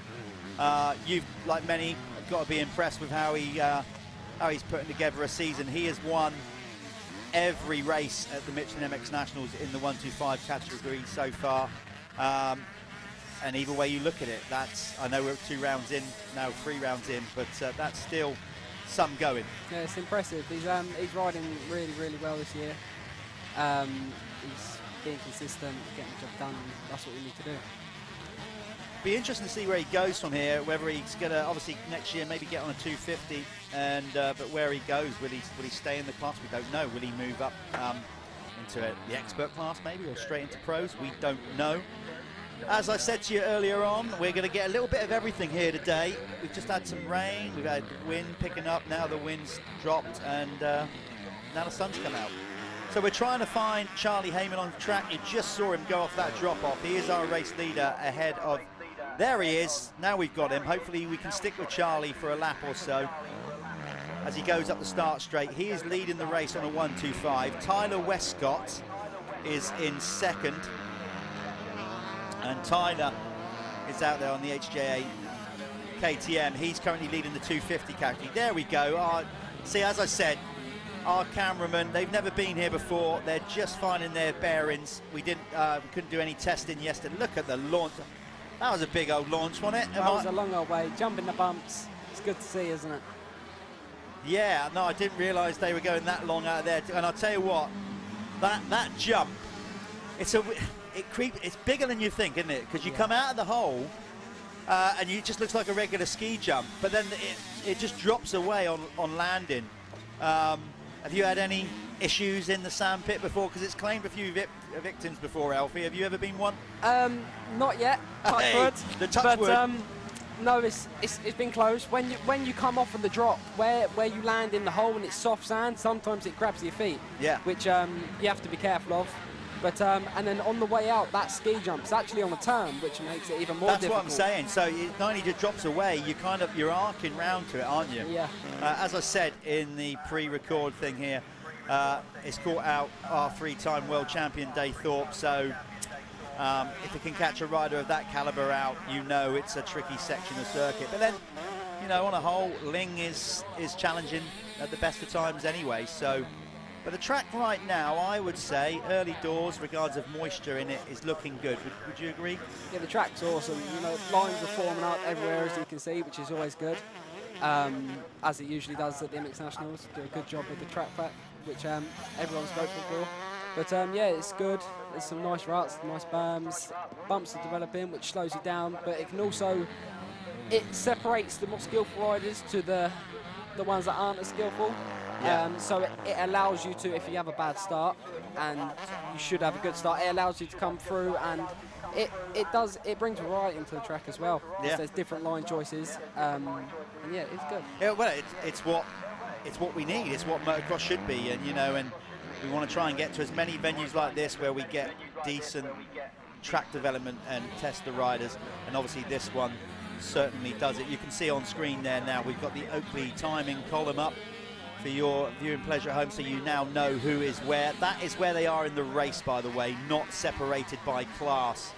You can see the leading 125 rider on screen right now. He's also leading the race on the SJP Moto machine, is Charlie Heyman. Leading rider in the 250 category is Tyler Westcott.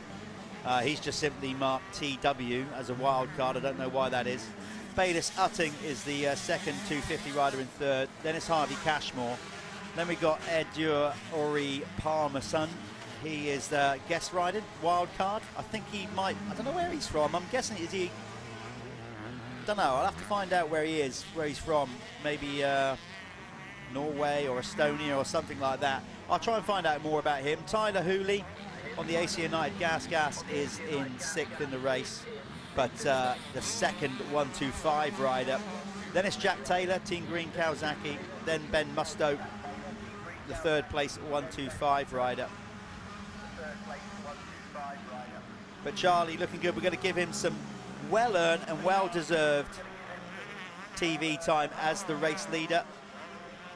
Try and keep an eye on any other racing, tight racing going on further down the pack, and if we can find it, we'll try and get our camera up on it. There you can see how steep that hill is, that hill down there.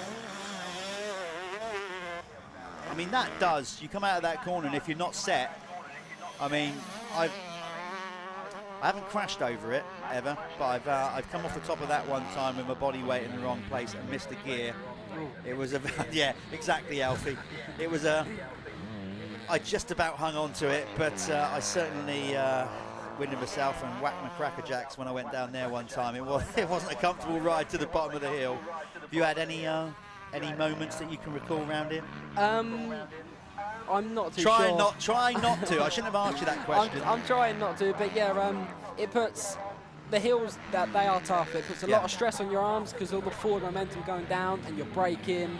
There's big bumps, so it's a case of you're trying to lift your front wheel up over the bumps, but then gravity's pulling you down. There's a lot of things going on, but yeah, it's what makes you a motocross rider. You have to be fit, strong. Charlie's done a big launch, that looked good.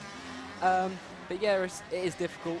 A lot can go wrong, but that's what makes us skilled riders. That's right, Matt. You everything he just said.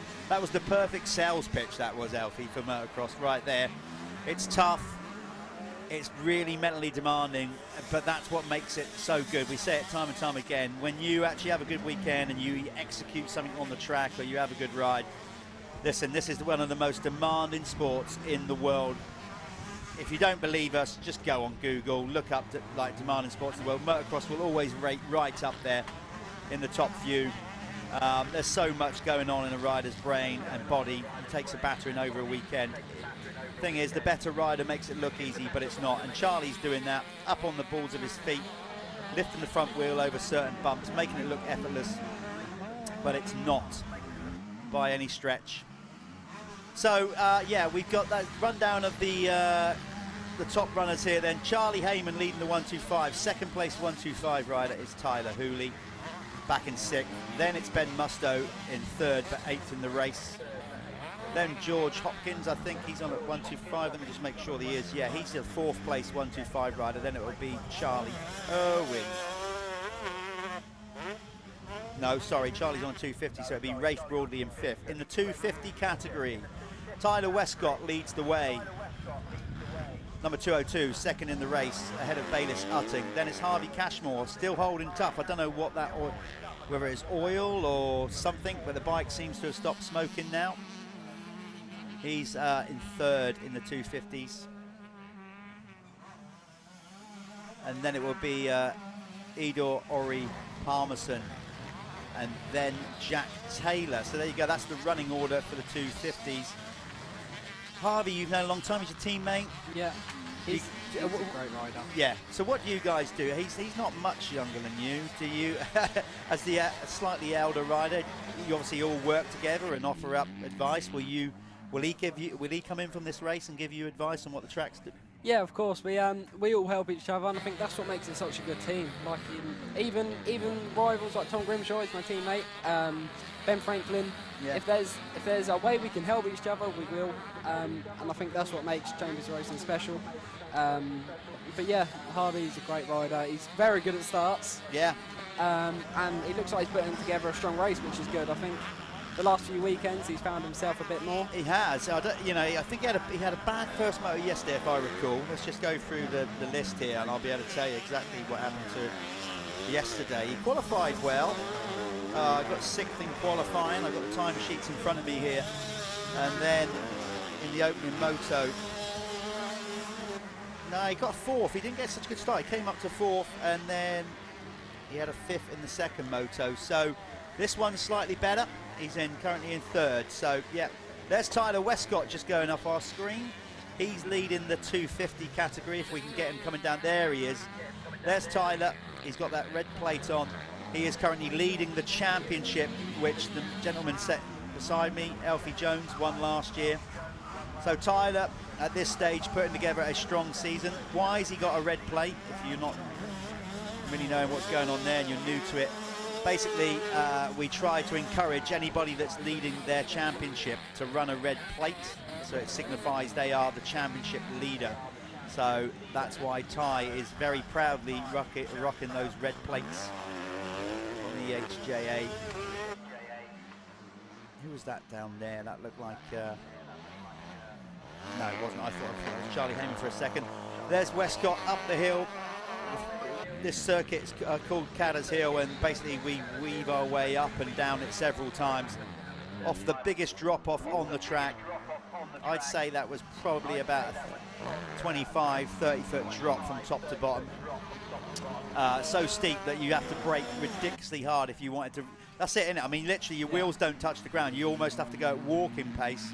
Yeah. So if you wanted to keep your wheels on the ground off it, it just drops away from you that quick. Yeah, and that's another thing that makes motocross unique. There's there's points where you have to brake and you have to be so precise, because if you do miss your brakes off the top of that hill, it's not a situation you want to be in. Don't think about it, Elfie. We don't want to think about stuff like that. As we can see, we had a bit of sunshine for about 3 minutes, and now we're back to a bit more drizzle and rain. Is that a nightmare as a rider, Elfie, with goggles and stuff like that? It does definitely play a part in it, because you run different systems. Yeah. Obviously, if it's drier, then some riders like to ride a tear-off system, and then in the rain, a roll-off system, because it's more reliable. Because sometimes with tear-offs, what you find is the water gets behind them, and it just blurs your vision. So yeah, it does, and it's also annoying as well, just having to pull your rolls. But yeah, I personally prefer dry weather. Yeah. Some may argue to differ, but yeah, dry for me. Well, of course, here at Lyng as well, as we said, it's the second field, both those lower fields where the paddock is and part of the track. That is actually horse paddocks when, of course, this is not being used as a race circuit. So we have a tear-off ban here. No issues with that. We've got to do our bit for the environment, so everybody should be wearing roll-offs anyway. At some venues, you get the choice of what we call tear-offs, which are just laminates, which are little disposable. You just pull them off. Like an artificial lens, but you'll see the canisters on each side of their goggles, and as Alfie says, a little strip, a roll goes across, you pull the toggle and you get fresh vision, but you only get a little line across, so if it gets really deep sand, then you can still see, but your vision is not about an inch of vision. Yeah, exactly. So, but Westcott looking good. He's currently second in the race, but the point is he is leading his class. We must be getting close to the checkered flag. Let me just look out the booth window here. The checkered flag is out, so I better get out there and drag, hopefully, Charlie Heyman to the winner's circle. Alfie, I'll let you go and do your thing. Thanks for coming in, good sir. He's going to go out and have a look around the track. We'll see Alfie Jones later on. Best of luck today, mate. It's been a pleasure. Thank you, Jeff. Nice one. There goes Alfie. I'm going to go and grab the race winner.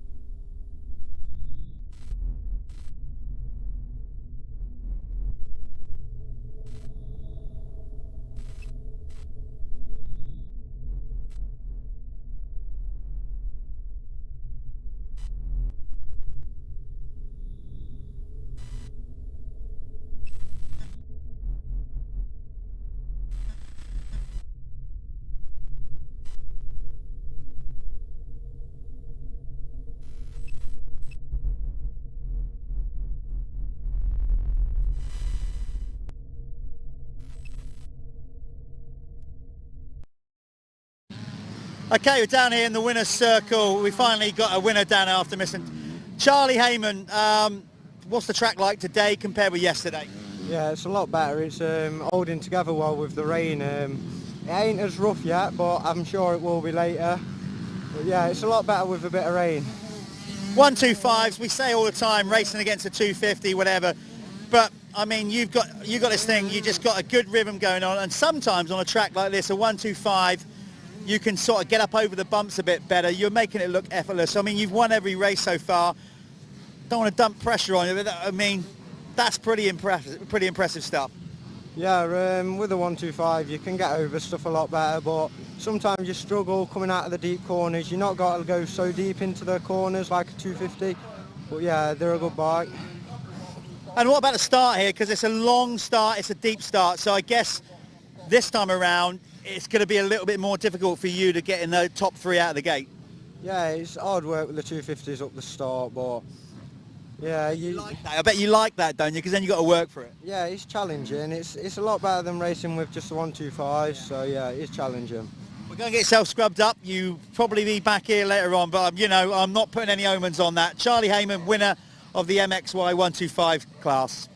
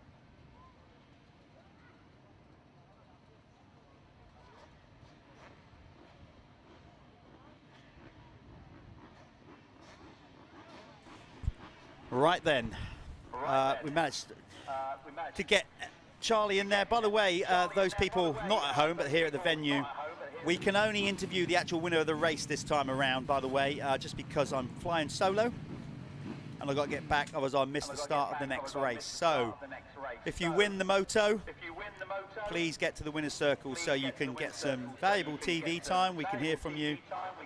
Thank all your sponsors, do whatever you've got to do. So everybody out there in the paddock, if you win a race, get straight to the winner's circle, be so kind. But today we can only interview the winner of the actual race. And because my co-commentator Callum Swan is out in California at the minute. I'm not bitter at all. I'm not. Good on him.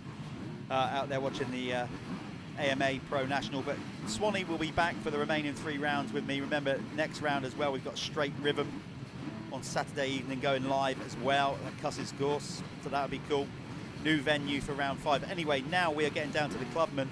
This is the Clubman Moto Connection MX2 category.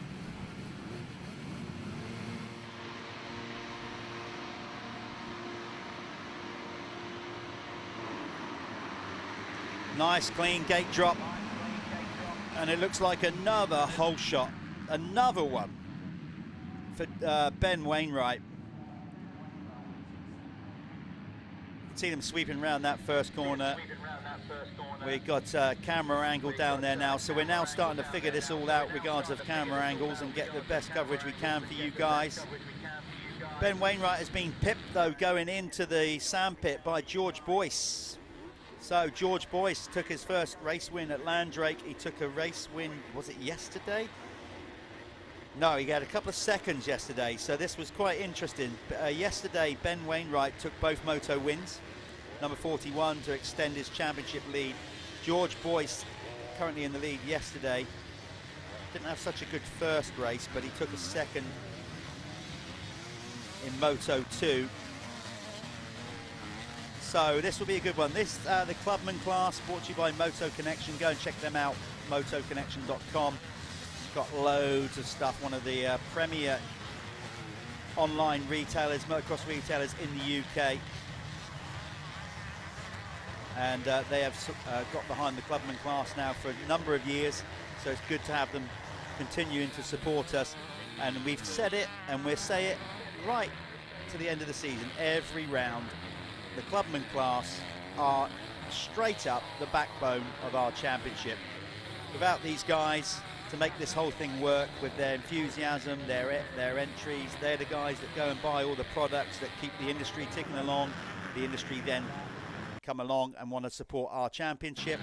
So the Clubmen are an integral part of what we do, and we absolutely love having them at the Michelin MX Nationals powered by Milwaukee.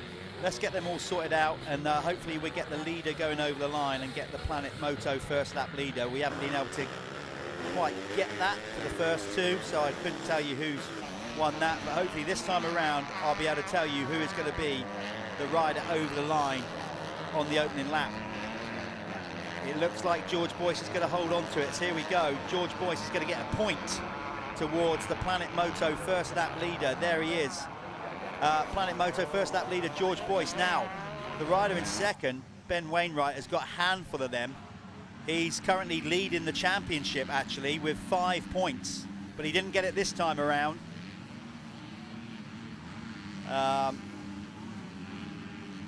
But he got 2 yesterday, so he's in good shape. Very good shape. Oh, look at Wainwright up the inside. Boyce ran it a little bit wide, and he's now back in the lead. So Ben Wainwright, Boyce ran it just a little bit wide, and Wainwright was straight there. Not jumping quite as far as Charlie Heyman, but the whole course you'll see throughout the day will just get rougher and rougher. In the grand scheme of things, it's pretty flat, really, you know, at this moment in time. So if you're new to watching motocross, trust me, it's still in relatively flat condition at the minute. This track is going to be savage by the end of the day, particularly this section. This gets really rough into that corner that drops away from you. Softer ground out there in the field. but as always, the Clubman offering up great racing.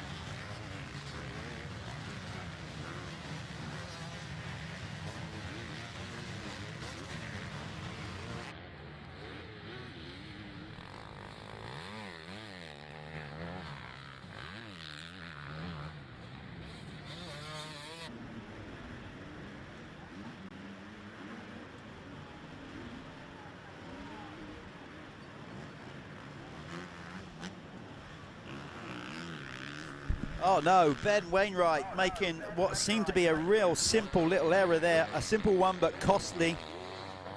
Not sure what happened there. He just seemed to sort of, maybe he missed a gear and then just got off balance and couldn't clunk it back into gear in time. But at the bottom of Cadders Hill, that tight corner, Ben Wainwright drops out of the lead. So back into the lead is number 10, George Boyce. Riding the design scaffolding machine. Great looking setup George has got. Really into the sport.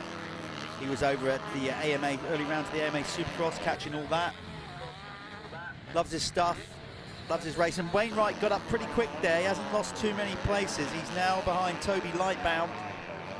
So he's currently in, let's see if it refreshes. Let me just refresh the screen here. I'm always terrible with technology. I'm scared a lot of the time, pressing buttons just in case it goes wrong. Yeah, we're on the wrong race here still, so I don't know why that's not refreshing. I'll try and get the timings up for you guys at home. We've got a slight technical hitch with timing right now. Oh, here we go. We got it. Callum Mitchell, which we'll get on in a minute, has just come and sat next to me. He's fortunate enough to have good 4G signal here. So George Boyce is leading the way. Lightbound in second. Wainwright is in third. Then it's Aaron Farringham for fourth. Mitchell Collins fifth. Then it's Richie Roberts, number 111 and sixth. Seventh is Tom Haddock. Then it's in eighth is Charlie West. Jake Taylor currently ninth, and then rounding out the top 10, a wild card rider is Joseph Hall. I'll try and get the timing sorted out for you guys at home and up on the screen. In the meantime, just kick back and watch the racing as it is. You're watching Richie Roberts and Haddock on screen having their battle.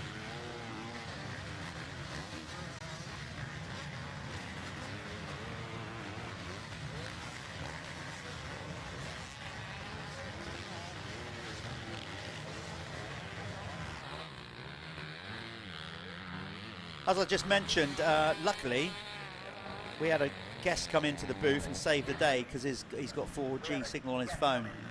Callum Mitchell. Callum has come in, sat with me. We thought we'd get Callum in because, well, home turf for you, Callum, on the Fabricant racing team. How far away do you live from here then? Now about 30 minutes. So nice. Yeah, it's good. I've stayed there the whole weekend, but just enjoy the the good atmosphere. But yeah, it's nice to be here, local one. So listen, you must have done a fair few centre meetings and stuff around here. You know your way around here. Qualifying looked good. That's just, where did I put my sheet for that? What did you get? You got second, didn't you? Yeah, I was second. Yeah, it was quick out there today. Yeah. I think a bit of rain's compacting the track down. I think it's quite good. Now yesterday, was it? No, Friday, we did a bit of TV work as well for ITV. You're down here. How did that go? Were you nervous getting yourself on the news last night? Did you watch it back? I actually not watched it. Have you not? No. Obviously, being here, signal ain't great. I've got a little bit of signal, but I've got no TV, so I've got it at home on catch up. So we'll just watch that later on tonight, hopefully. Yeah, but yeah, ITV was good. Yeah, I enjoyed it. Like, I'm not great with speaking, but it's got to push your boundaries, haven't you? So absolutely, mate. Absolutely. So your phone hasn't been pinging, has it? There were a load of people giving you abuse or. No. You know. No, not yet. no women messaging you then asking you out on a date or anything. No, not yet. I must have had my hair in the wrong place. Listen, I see. Obviously, being local, you've got a fair entourage here. That must be cool. Always when you get family and friends coming out. Yeah, they enjoy it. Like having everyone about. Got to have a good setup. Got to have everyone's about here. So got to put on a good show, haven't we? And yeah, it's great, really. I love it. For your standpoint, it doesn't, or from my standpoint, it doesn't seem that long ago. It probably was that you were in, youth racing. So when did you move into pros? What year was that? Remind me. That was 2018. I was 16. Yeah. So I was quite young. I do regret jumping up too quick. Honestly, I do. I wish I played it out a little bit like some of the other boys are now. But we're here once, and I'm slowly getting there. It's taken some years, but yeah, we're getting there eventually. Did that, see, obviously, I wouldn't say a degree of regret there then. Did you feel that maybe, it was harder than what you thought, so it kind of dented your confidence a little bit? Yeah, so I kept getting, out of the points all the time when I was young. It was good. It was a good learning curve, but yeah, getting used to going at the back, it's not great, and kept repeating it, and then, waiting for that really good result and trying to replicate that. Yeah. And it's just taken a long time for me, I'll be honest with you. Just a hard slog. And it is so hard. Not many people understand how hard the step up is from being MXY2 or MXY1 and jumping up to that next class. They've got the expert class here, which is a good stepping stone.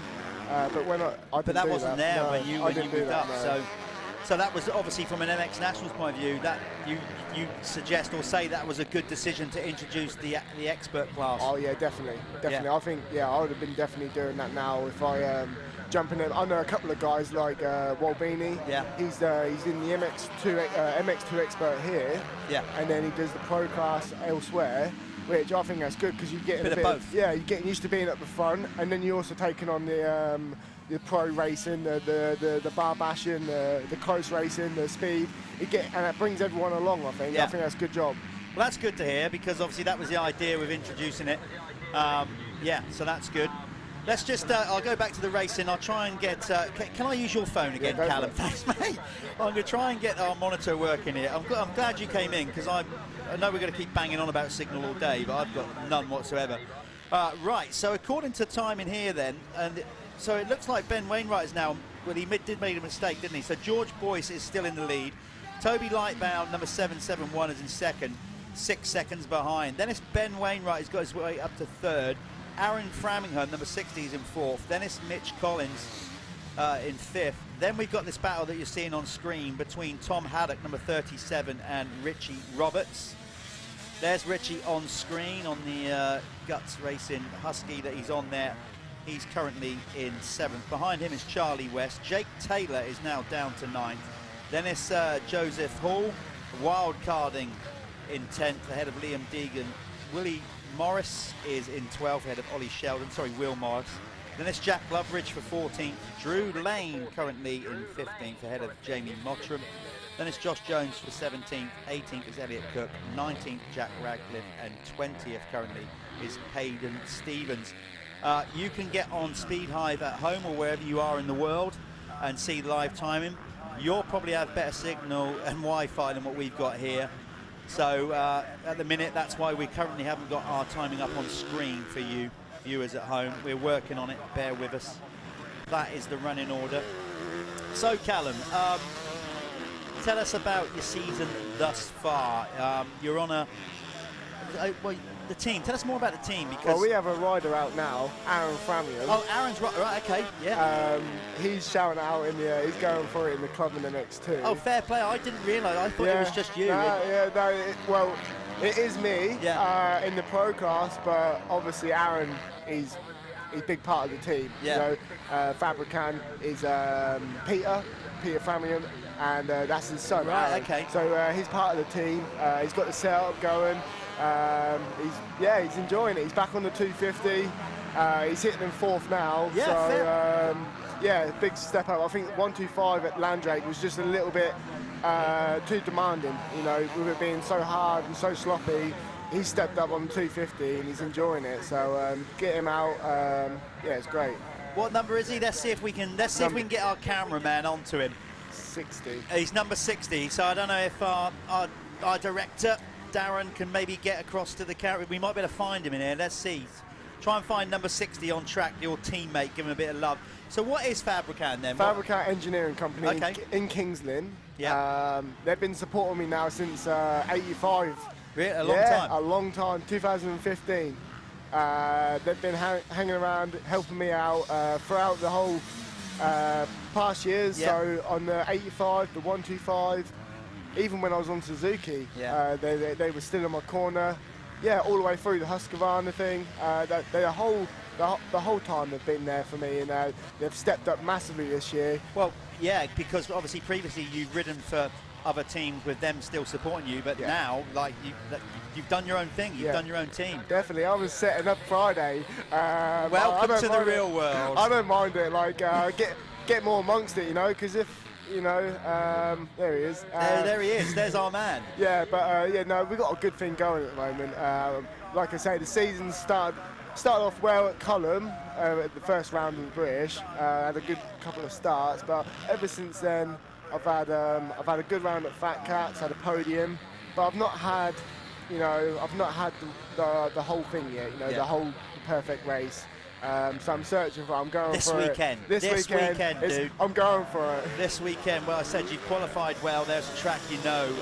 So yeah, it would be great to see you up there at the end of the day on the podium.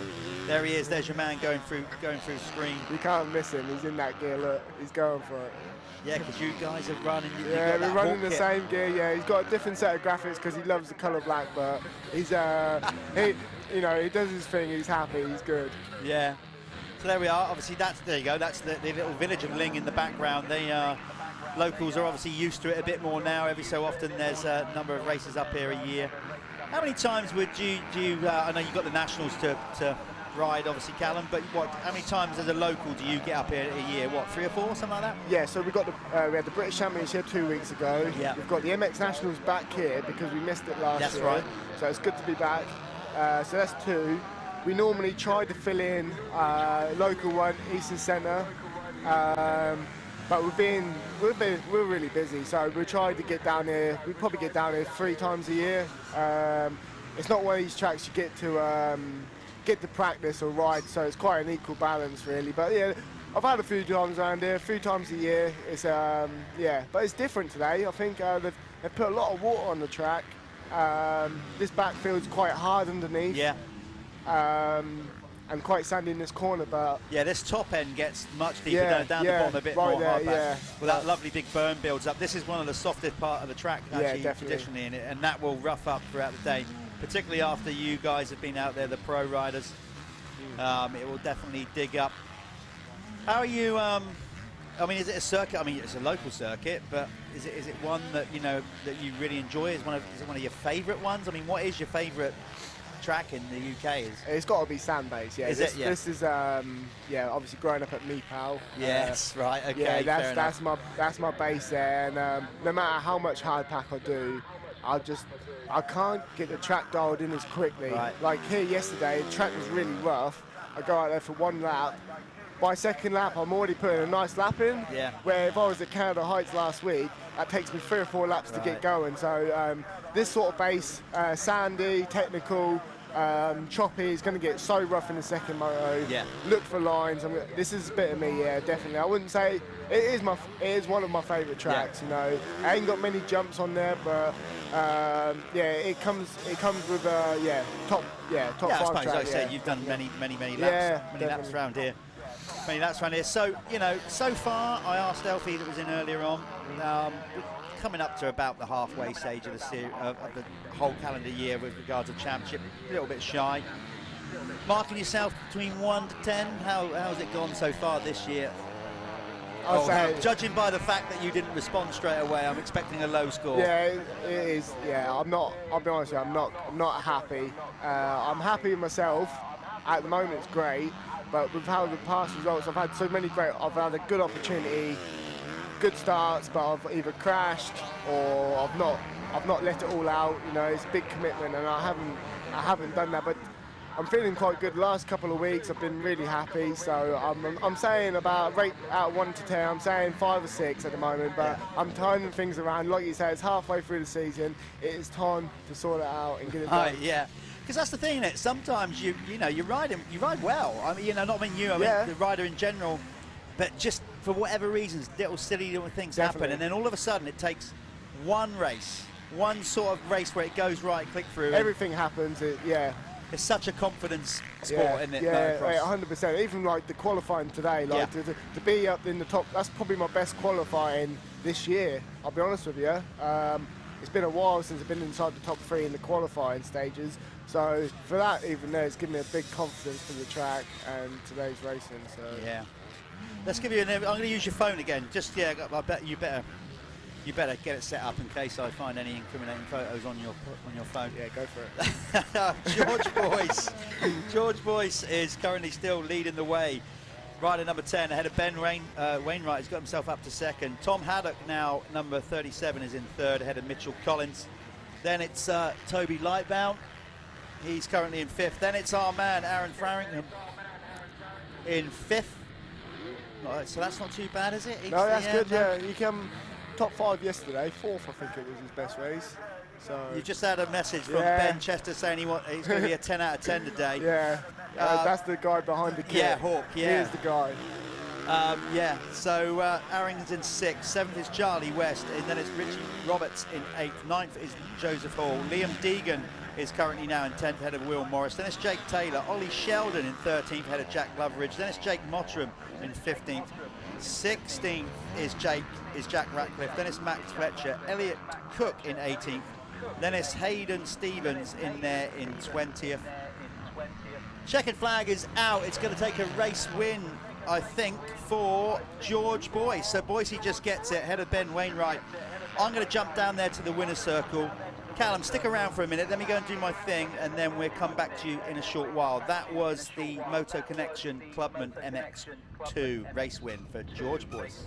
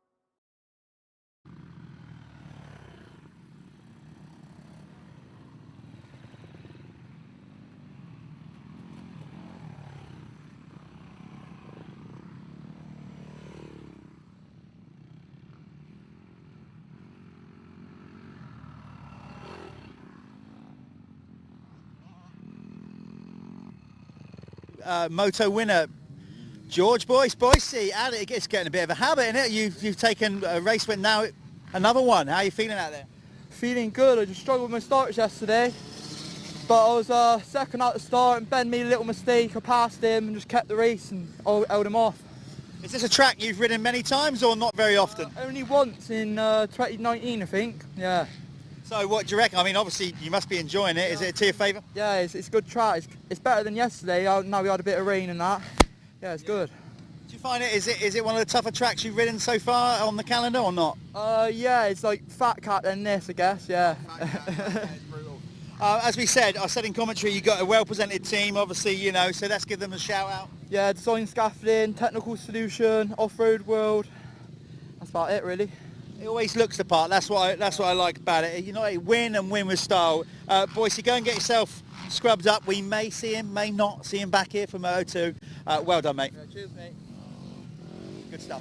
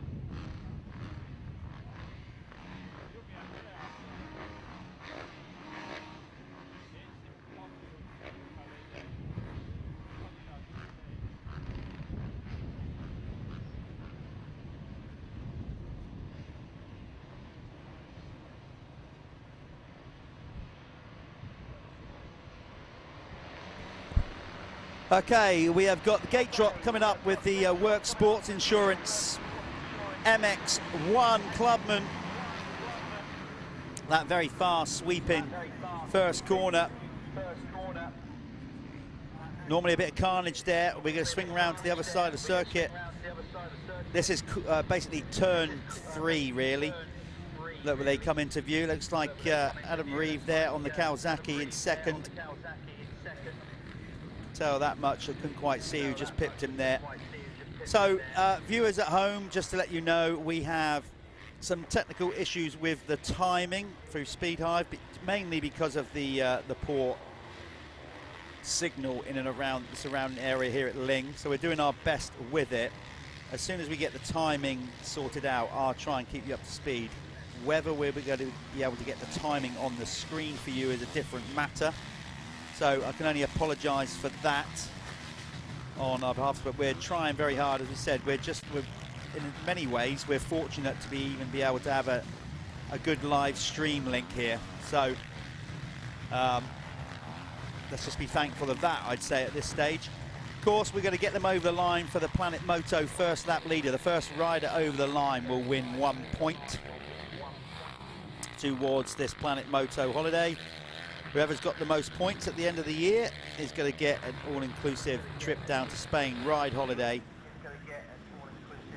where they will get all their bikes taken down, their flights, everything like that, just basically sorted out and spend a week down there in Spain in the winter having a solid ride around.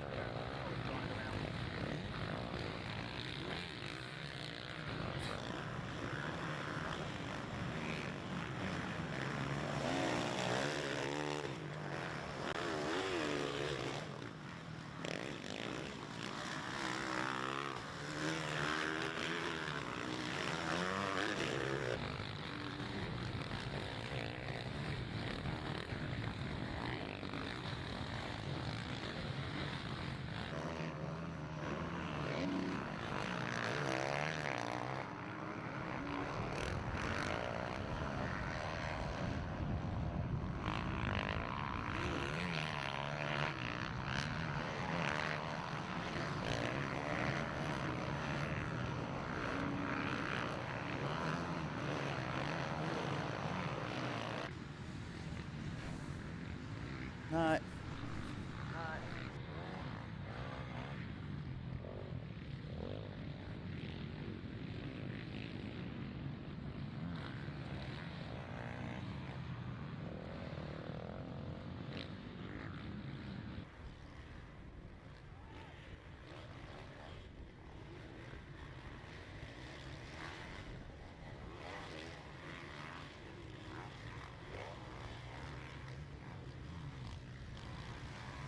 Right, folks, yeah, sorry about the slight delay there. Just a few technical issues we're trying to resolve here. I hope that's not spoiling your viewing pleasure wherever you are in the world.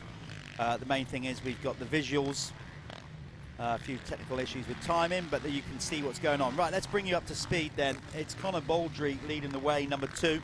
There he is, our race leader. Apologies if we missed the Planet Moto First Lap Leader Award. Got a lot going on in the booth. Oh, Adam Reeve nearly tucking the front end on landing. So Adam in second. He was quickest in qualifying yesterday, and he took both Moto wins yesterday over Connor Baldry. So this is going to be interesting then. Remember, all 4 results over the 2 days define the overall. So if Connor Baldry wins this one and wins the next one, he will win it. Grant Martin is currently in third, ahead of James Thompson. Then it's Mitch Best, our friend from Australia. He's going to get honourable plugs because he's basically got a crowd of people back home in Oz following him. And the story with that is Mitch was at home in Australia as a motocross racer. Saw the MX Nationals on the live stream. Thought, I quite like that. So I'm going to come over to the UK and race it. And there you go. That just shows you the value of a free-to-view live stream going all over the world. So it's great to have Mitch with us, and if you're watching Australia, good day.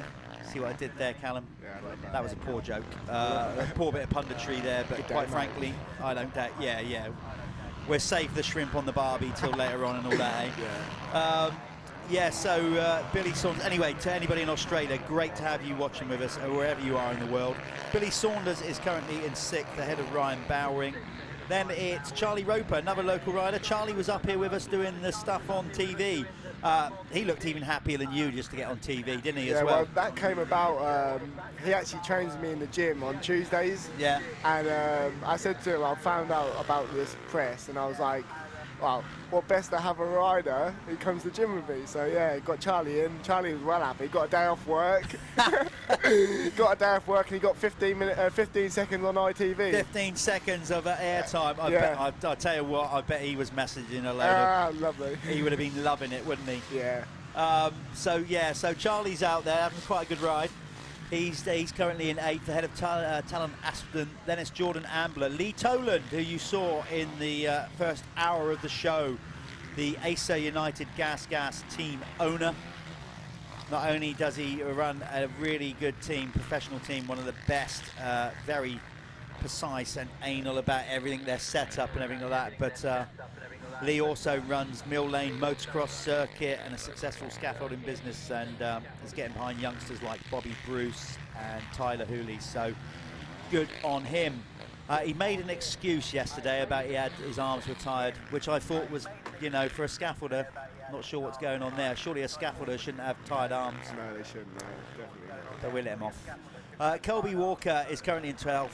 Then Michael Graham all the way down from Newcastle, 13th, 14th, Harry Whitlock and Tim Warnes in 15th as wild carded. So, Callum, do you know, I mean, obviously we got Cusses Gorse coming up. I know we're here at Lyng today and we spoke a little bit about that.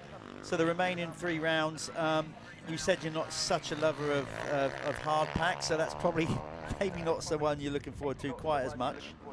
Cusses Gorse is an exception. Right, okay, because all the jumps. Yeah, jumps, a bit of wood chip on there, something to get into. Yeah, you get some good ruts there, don't you? Plus, I'm trying my best. I'm trying to get some hard pack riding. I am. So, like, by the time we got a weekend off next week, I'm actually there with another championship the week before, or 2 weeks before. So that'll be good practice for me. And then hopefully come out swinging for the MX Nationals there at Cusses. And then, you need to get yourself down my neck of the woods. You can always hang out at our place with you, like with Lewis. Lewis Hall comes down quite regularly. Yeah, it's not too bad. And then, well, round 5, none of you know too much about at the minute, so we're looking forward to going to Cullen Motor Park. It's a brand new venue. It's, from what I can make out, it's kind of like sandy clay, similar ground to Cullen. So, that's good. That's what I've been told. So we're building a brand new venue for round 3, which, round 5, which will be pretty special. Alfie is going to be building that track. So Alfie Smith, big jumps then. There'll be some big jumps there. It should be a spectacular track. And then of course we go to Hawkstone. Nice. You must love Hawkstone. Yeah, I won a race in the other championship there. You did. I recall. Yeah. So I love that track. That's a good track. Especially in the wet, it's not good, but in the dry, it's total different track. It's unreal. Yeah, I love it. So that's sort of my sort of track, really. I think most of the riders will agree. That is one of the top tracks in the UK. So, Callum, where are you going with it? You know, obviously you want to be a pro rider, and have you got any aspirations at this point to look at any EMX racing, going into GPs, or do you, or is that, obviously we know that's an expensive game and all that kind of stuff, or do you just want to like concentrate on the UK and be a solid contender here at home? This year, solid contender in the UK. I'd like to get the other championship wrapped up, win that one. I'd like to be up top 3 in this one, and obviously just score as many points as I can in the British Championship. Yeah. Because it is tough at the moment, but obviously, last year I spent a lot of time in Europe with the Parc Homes guys, and I obviously that was my first year of doing that, and I only qualified for 1 or 2 rounds, and that brought me along with the UK racing, but it was tough. It was really tough. Yeah. And obviously leaving them guys and coming onto my own thing, there's a big budget to go do Europeans, and I'm not going to go all that way to hopefully qualify. Yeah. It ain't for me. More. And I thought I'll come back, I'll do my UK racing, get the confidence, get something working for me, which is it's getting there, it's good. And then hopefully, if I pull my finger out, as my dad would say, There's Billy B. yeah, that's He's it. been on your case. If I pull my finger out, he said we can go to 1 or 2, maybe, Yeah. which don't clash with the other championships. But at the moment, this year, we're just going to stay to UK, and then hopefully get somewhere with this, and then maybe next year it might be Europeans, because that is where I want to be. Yeah. How old are you now? 20. Yeah, you go. Oh, yeah, there you go. Yeah, so I've got a few more years in that class. But yeah, I've taken a step back. I'm doing, after racing last year quite full time, I actually work part time in the gym a little bit, doing my own little fitness programs for races like Charlie Roper. Yeah. So hopefully he doesn't fade off in this race. I was a coach. Yeah, but no, yeah, I keep myself busy doing that now. Obviously, staying in the UK, I get to do things like that, and a bit more of a social life. Yeah. Keep myself It's happy. that balance, isn't it? It's yeah, a lot of commitment. that's what I'm looking for, and we're getting there. Yeah. Yeah, good stuff. As you can see, we got timing back up. Just bear with us, folks. You know, honestly, I don't want to be making excuses to everybody out there, because it's not. It's just saying it as it is. We've got technical issues, so I'd rather let you know what's going on with the time. And we've now got it back up on screen. You'll see a Mitch Best, the Aussie, out there, and we've seen plenty of airtime as well for Grant Martin, just in front of him, number 36. So these two are battling out there currently, I think, for 3rd and 4th. So somewhere in between them was Thompson, but I think James Thompson has dropped back, has he? Or has he dropped out of contention? Or maybe he's got ahead of those two, I'm not sure. Let's wait for timing to refresh. There's Grant in front of him, number 36. Mitch, the Aussie, closing in on him. We have 11:37, 39 on the clock. These guys get a 16-minute moto, I think it is. Plus, no sign of the 2-lap board yet, but we've got 3 minutes to go on the clock. Clocks. Now, on the finish line, sometimes I used to hate having the clock there when they started introduced in my era. We never used to have it much, and then towards the end, I was like, I don't want to know how long's left. I'm absolutely hanging. 15+1, Barry Flagman. That is his official name. He changed it by depot. Barry Flagman. Nice. And his middle name is Checkered. Barry wears all checkered gloves and everything. He's into it. We need to get a shot of him on the screen, actually. So they get a 15-minute moto. So these guys are winding it down. They're pretty much going to be next up, maybe next up around, getting one to go. Going back to the timing clock as a rider, I suppose you're used to it. I wasn't. I used to hate coming round and actually knowing how long I had left. I didn't want to know, especially if I was having a bad race. Do you keep a regular eye on that when you come round? I like it because, I don't know, obviously it's hard to explain. Pit signals and stuff. Yeah, pit signals is quite good, but you know, that's there every lap. You know exactly where you are, you know how long you got, and my race goes on. My race is probably, goes on. If you're on the lead lap, it's sometimes 30, 34, 32 minutes. So, yeah, it is long. I use it more for qualifying. You know, like this morning, I'll go round. I timed it perfectly. I had like 5 seconds to go, so I cruised around and I hit the timing perfect, which is massive. You know, particularly on a sand track. On this sort, because it does go away quite quickly. But for the racing, it is nice to see. It is nice to see like 6-7 minutes to go, because you know you've only got a few laps left, and you can really, we call it in our camp second wind. Yes. We're going for it, so we just give it all on the last few laps, and yeah, we'll see how we go on. Hopefully I don't need to push that hard at the end there. I should get it done early, but if I have to, I will.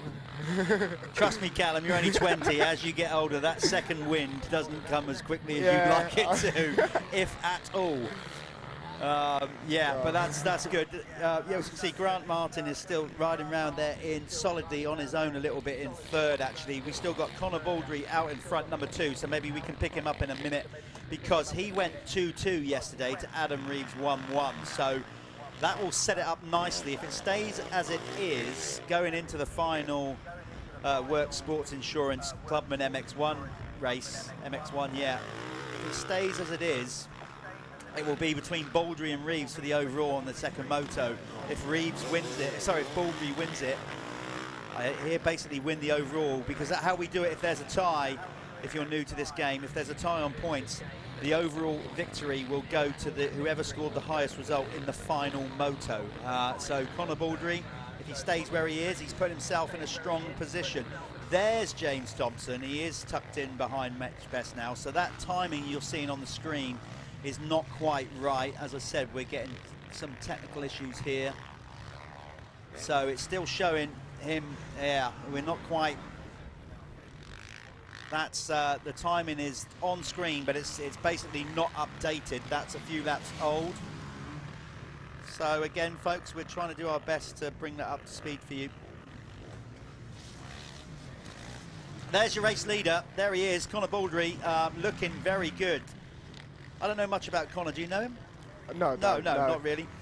We've got so many riders at the Michelin MX Nationals. I'd love to think that I'm friends to them all, but with nearly 300 or more riders, I don't know everybody intimately. No, but no, he looks like he's got a real good style. Yeah, he does. I was just thinking the same. Up on the pegs. Yeah, his body positioning's good. Yeah, it doesn't look like he's doing anything wrong. No, not really. He's gapped Adam Reeves in this one, so maybe Conor prefers it when it gets a little bit rougher. But he's put himself in a good position here, Callum. He's if he does the same in the second moto, he's going to win the overall. What he needs to do. Yeah. Okay, talking of overalls, I'm going to put you on the spot before you go, because you're going to walk out the booth in a minute. As we had round 1 of the AMA yesterday, I haven't seen all the results. Actually, I better not say the results in case somebody else hasn't watched it yet. Let's spoil it. Do you know what? Yeah. Because I watched the first race. It was yesterday. If you don't know the results by now, you should do. Yeah. I know that Chase Sexton did it in the 450s, but I don't know who finished second or third. So bring me up to speed. I think Roxon was there in the first moto. I've only watched the first moto, but I'll just keep on the 250s, man. I was only interested. Right. So Hunter Lawrence boys, they've done the 1-2. Did they? Jet and Hunter in the first moto. I didn't quite get the second one, but yeah, no, we've got Frenchie over there, haven't we? Florio. Yeah, he's giving it some. And Gilbert had a good run. Gilbert, as well. and behind Cairoli for in the first moto for first half of the race. Yeah, setting good times. It was good. That's brilliant. That's good to see. So look, with that in mind, before you go out of here, your predictions then. Now you've seen round 1 for the championship. Who's gonna? I mean, it's a long way to go. Who's gonna win the 450 AMA Pro National? Come on. Put me on the spot. I'm gonna put you on the spot. Yeah, let's do it. Like when there's no money involved, so don't worry about it. looked good, didn't he? You're going to go for Dunge? No, I don't know. He's a diesel. I don't know. I'm a Roxon fan. Is that who you're going for? I'm going for Roxon. Yeah, he's had a lot of prep. He's had a lot of prep. He's missed quite a lot of Supercross. So yeah, okay. I'm going for Roxon 450. 250. Jet. I think everybody's going to say Jet. Yeah, Jet. Most of us are. Yeah, that's his. He's obviously come out of Supercross. He's won that, hasn't he? So. Just tell me, do you know where Ferrandez finished? Because I missed it all. No. Oh, I don't know. So I don't want to predict. I was going to predict him. But was you? I haven't got it on my phone either. No, I think Craig was up there in the first moto. Dungey was up there. Oh, I don't know. It's hard. I think Cairoli stayed pretty stable in 6th or 7th. I think. I'm gonna show a degree of loyalty to Team Green because obviously I manage Team Green in the UK. So I'm just gonna go with Anderson. Oh no, because he came from outside the top 15 and he finished. He must have finished like 3rd. Right. Okay. In the first race. I'll go with Anderson. Yeah, go with him. Yeah, that's a good bet. Obviously, we'll come back at this at the end of the year and be way off. Yeah. But anyway, there's a bit of fun.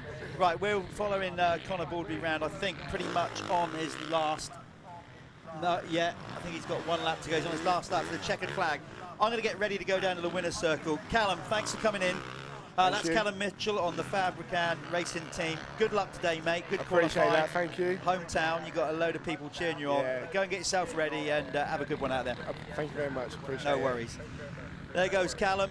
Here comes Conor Baldry. He is going to be coming down to take the checkered flag and the opening moto win here on Sunday. Oh, he nearly tucked the front end right on the flag. So hopefully Conor will remember to go to the winner's circle. I'm going to go down there and catch up with him. We're going to go to an ad break.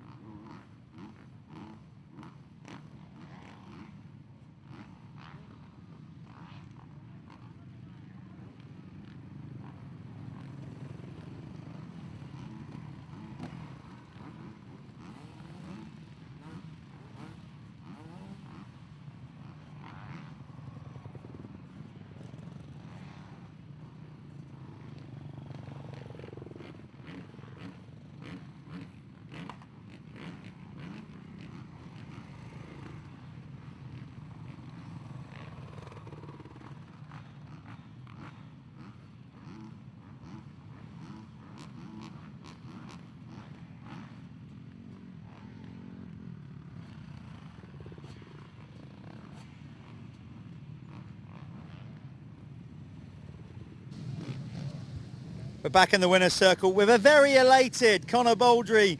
Connor, first race win of the year. I can tell you're absolutely buzzing, all your crew are. How did that feel? Oh, it's been such a long time coming. I've struggled all year with a few little problems like body-wise, and finally slowly getting rid of it. I've still got a bit of a chest infection and stuff, so it's a bit tough, but do you know what? I'm so pleased I'm finally made it up here, so yeah. I mean, it looks like the track, obviously early days, but we've had a bit of moisture overnight. The track looks like it's going to get rougher. Looks like you're more suited to the rougher conditions. Me and Callum Mitchell were just saying, like, your riding style is absolutely on point. I mean, you're huffing and puffing a little bit, but like you said, you've got some physical issues. So you've got to be pleased with how you're racing. Yeah, I mean, the track's really tough this weekend. It's real hard on the bottom, and all the bumps, you feel every little bump, especially in the outfield and stuff like that. But no, the track's great. Everyone puts in so much work, so thanks everyone putting in the work in the evenings to make the track good, and everyone putting on this show. I really appreciate it, and it's great coming. Oh, we appreciate having you around. Like we said, the Clubman class and all you guys make the sport. Anybody you want to thank? I mean, perfect opportunity. You've brought it home. Give them an honourable shout out. Yeah, so Rad FMX for the graphics and the shirt printing and bits and pieces and silly stuff like seat covers. And then Steve Payne at Multitech. He's a massive help to me. And then obviously also family, brother mainly, and mum, dad, and everyone supporting me, and so yeah, it's good. Nice one. We'll let you go and enjoy it. Get yourself ready for the next one because you've got the chance for the overall. Thanks very much. Thanks, guys. There you go, Connor Baldry.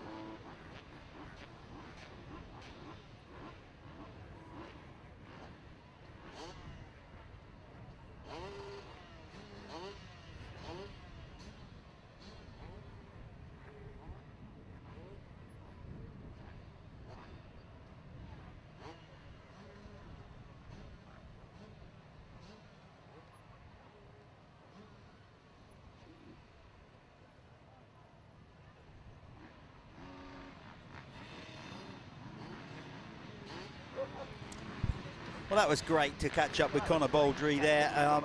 It's always great when you see somebody take their first ever race win. Not first ever, obviously he's won races before, but his first Moto win this year. And he thoroughly deserved it too. So well done, Connor Baldry, taking the win. This is the Moto Verde amateur class combined. MX1 and MX2 in together. Scored separately, but all amateur ranked riders. After this, we'll have the expert class, and then we are getting into the fastest 40 Lifelines. But here we go. Moto Verde amateur. Moto 1 of the day, Moto 3 of the weekend. Somebody coming there from over from the left, ripping a whole shot up the pipe. We can't always see the first corner. We did have a static camera there earlier on, but again, I think due to technical issues with signal, it was Callum Gordon with the whole shot. Callum, good start from him on the revive. MX machine from down my neck of the woods, kind of, from Weymouth on the south coast. So made the long trip up here, but you know, as a national championship, we get around the place. I was talking to Ben Edwards yesterday, and his family, they're up at Inverness, so they're fully committed to the championship. So you can imagine the kind of drive they had down to round 2 at Landrake. So we get about the place, always looking for new venues, of course. We got a new venue for round 5 at Cullen Motor Park. We'll be letting you know more about that once we start putting blades in the ground and actually making the circuit. And we are looking for more circuits for next year as well. There's some movement there, so who knows? For 2023, we might have some more new venues on the calendar. We're certainly working hard at the MX Nationals to find new venues and elevate this sport. Like you're seeing now with the free-to-view live stream service. Callum Gordon has made a flyer here, not just out of the gate, but also the first lap with clear track, and he's pulled away a little bit there already over Aaron Gardner. So we're trying to get Callum over the line so that if he can keep it on 2 wheels, there he is. He's got a few corners to go. And he'll be over the stripe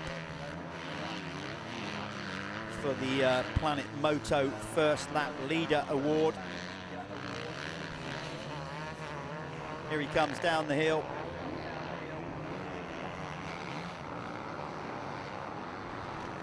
And he is indeed the Planet Moto First Lap Leader Award. 1 point goes towards Callum Gordon. There's he's got a lot of catching up to do with like Ben Wainwright, I think is now on 7. But still, we got a long way to go in this championship for the Planet Moto First Lap Leader Award. We've also got the Kex Fastest Lap of the Weekend Award. We might struggle a little bit to get the timing up on the screen with that though, because of the timing issues that we have. But basically the Kex Fastest Lap. Oh, Callum comes out of that sandpit, both legs off, like he was riding a rodeo ball there. Just about held it together, but that has allowed number 7 to close in on him a little bit there. Aaron Gardner. So both those guys on the MX1 machine. Remember, this is a combined class of amateurs. We have MX1 and MX2 together.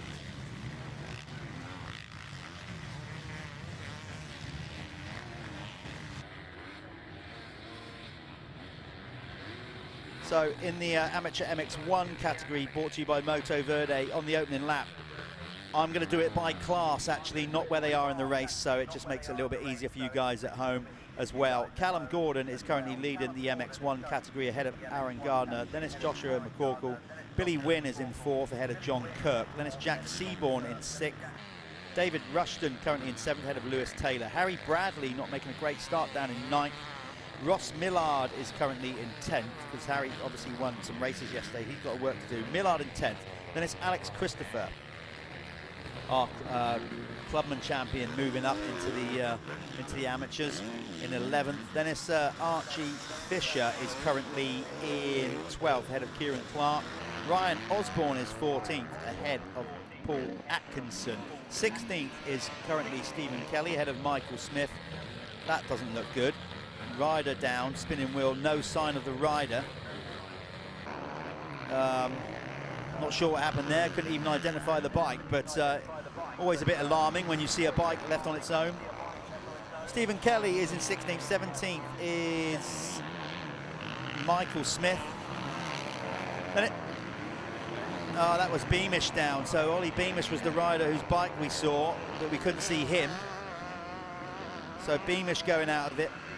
Then it's Danny Townsend, Ben Thompson, Dan Holliday. In the amateur MX2 category, Sean Springer is leading the way ahead of Harry Foster. Then it's Josh Bassett ahead of Luca Pegg. Lewis King London is currently in 5th ahead of Ricky Carter. Lewis Glynn currently in 7th ahead of Archie Hicks, number 777. Then it's Dan Bruff. We had Dan on our rewind show in the week. Little rewind show is something we do before each round, where we recap the round before and get some riders on for a quick chat, so it's good to have him on. Dan is currently in 9th ahead of Jordan Meredith. Then it's Callum Watson in 11th ahead of Ashley Surridge. Sam Ongley wildcarding in 13th ahead of Arnis Pebrez. Then Harry Barker for 15th. Logan Wilcox is currently in 16th, and it was Charlie Beamish whose bike we saw on the ground there. Hope Charlie's all okay, but back at the front, you've still got Callum Gordon leading the race, and there's some great racing going on. There's Springer on screen. He is the leading MX2 rider, and he is currently 4th in the race, I think. We try to find our race leader. navigating these hills with the cameras and trying to keep a continual eye on the riders is not that easy.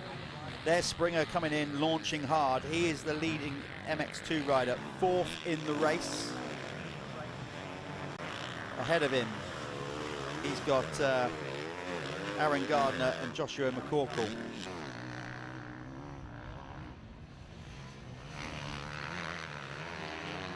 And that sweeping corner up the hill, up to the top of Cadders Hill. It's all flat along the top. They varying turns and then launch back down. They do that about 3 times up and around the trees here at this famous old girl, this famous circuit. So some good racing.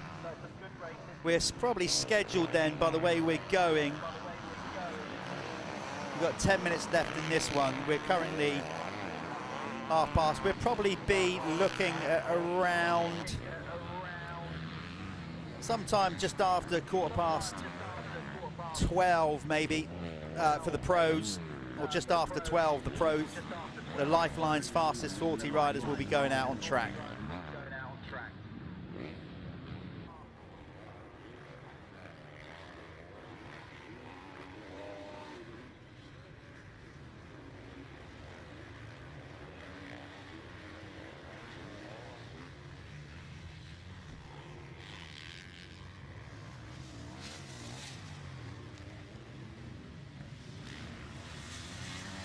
You'll watch, oh, Josh. Oh, Joshua McCorkle. He had his body weight a little bit far back there, and that big 450, I think he's on a 450, either that or a 350. He just got a little bit of whiskey throttle, but he managed to rein it back in just in time before that thing got away from him. Now, down the years, that jump into this field has just been lowered a little bit. Still a great circuit as they come up over that ski jump, then off this blind drop off. It's not big, but it's hard to gauge, and you land straight off that little drop off into what we're now seeing on the screen, that really difficult bumpy off camber turn that breaks away from you. As we said, technically the Cadders Hill circuit, it hasn't got necessarily a load of tabletops and rhythm sections and rollers like a lot of modern tracks has, but it doesn't need it because it's got so many other elements that you have to think about, and you have to treat with a lot of respect. A lot of the off-camber corners like this one here, you can see, yes, there's berms, yes, there's ruts in it, but that's a continual off-camber corner all the way up round until you straighten up and go up the hill. So Sean Springer on the move. He has there he is, he's leading the MX2 category. So his nearest competitor, I'm trying to work out who that would be. Let's just try and change the timing system here and try and get it onto as they stand in the race. So I think it's probably Josh Bassett is the next best. No, Luca Pegg is his nearest competitor, down in 6th in the race.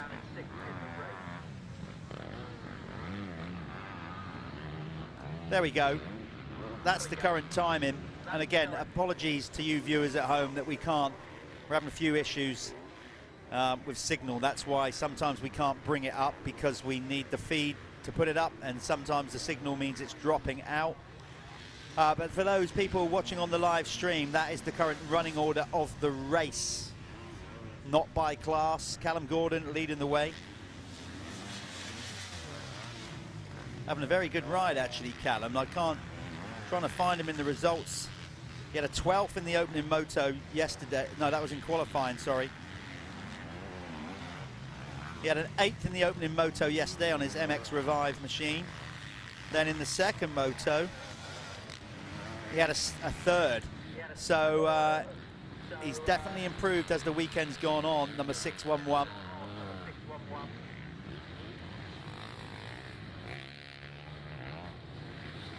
And he seems to be looking good in this one. He's got quite a nice gap of 4 seconds ahead of Joshua McCorkle. Springer is now closing in on, by the way, on your timing screen there, SS is Sean Springer. for whatever reason, their full name doesn't get put up on the timing screen when they are effectively wildcard entries. But Springer in third, Dennis Gardner for fourth, Billy Wynn, number 99 up good. Harry Bradley now starting to make his way up through the pack. He took a race win yesterday, if I recall, in the first and second moto, but not this one. He's got some work to do here, number 4, if he's going to clean sweep the weekend. Second MX2 rider would be Luca Pegg down there in 7th.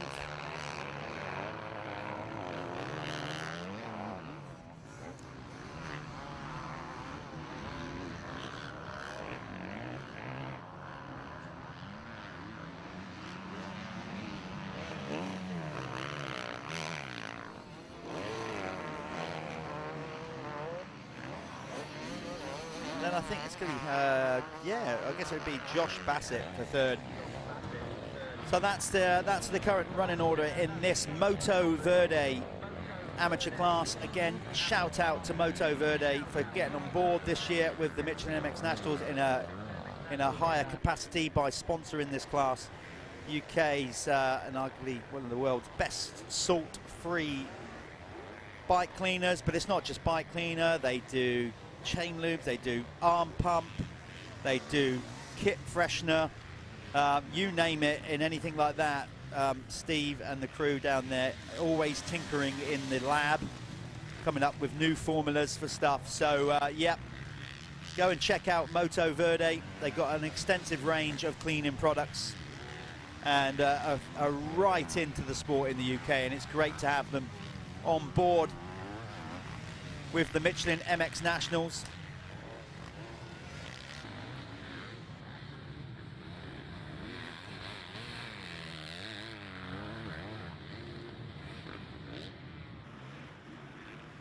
Well, there's Callum Gordon leading the way. He's just got to keep looking forward and not... I don't recall him getting a race win so far this year.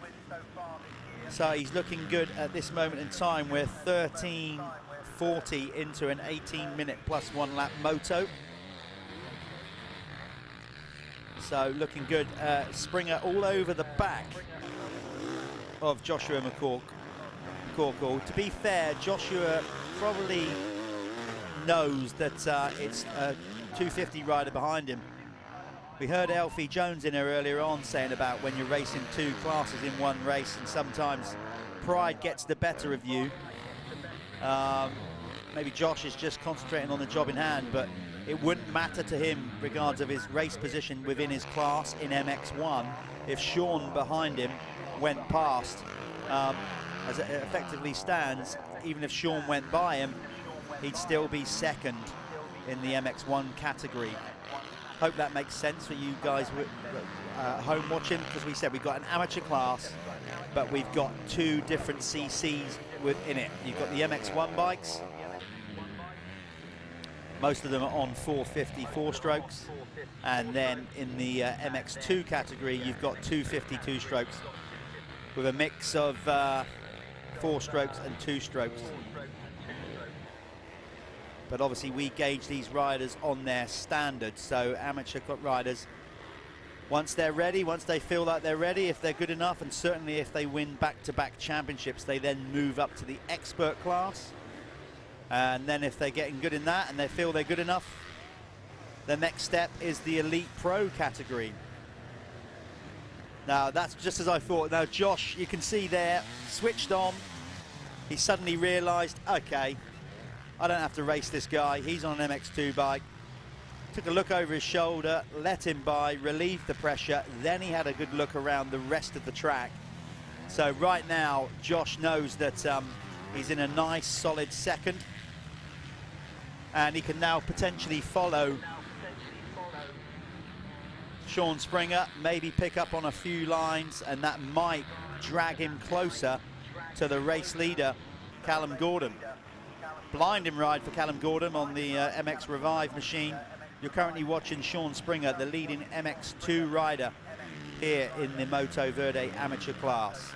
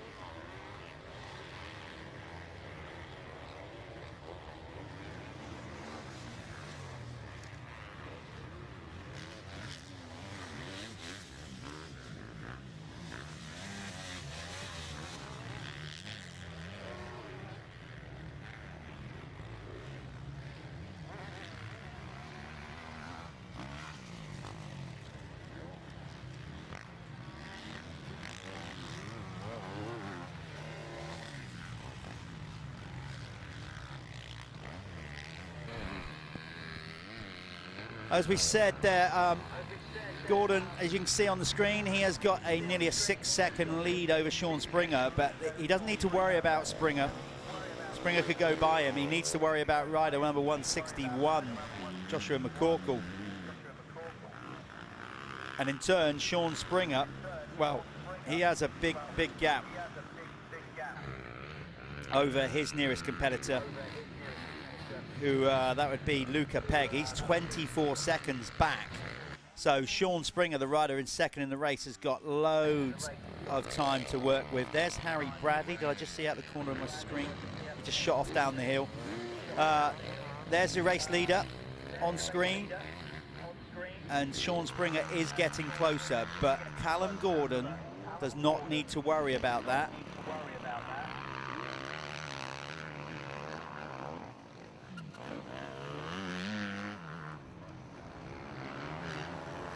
Basically, he could, if he wanted to relieve the pressure, he could let Sean Springer by, because as long as he beats Joshua McCorkle and Harry Bradley and the rest of the MX1 class, that's all that matters.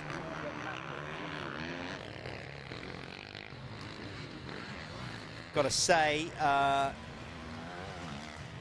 Callum Gordon's parents, Graham and Mel, will be, I'm probably not helping them by any stretch, talking about it and making them nervous, but this will be good for Callum if he gets it over the line.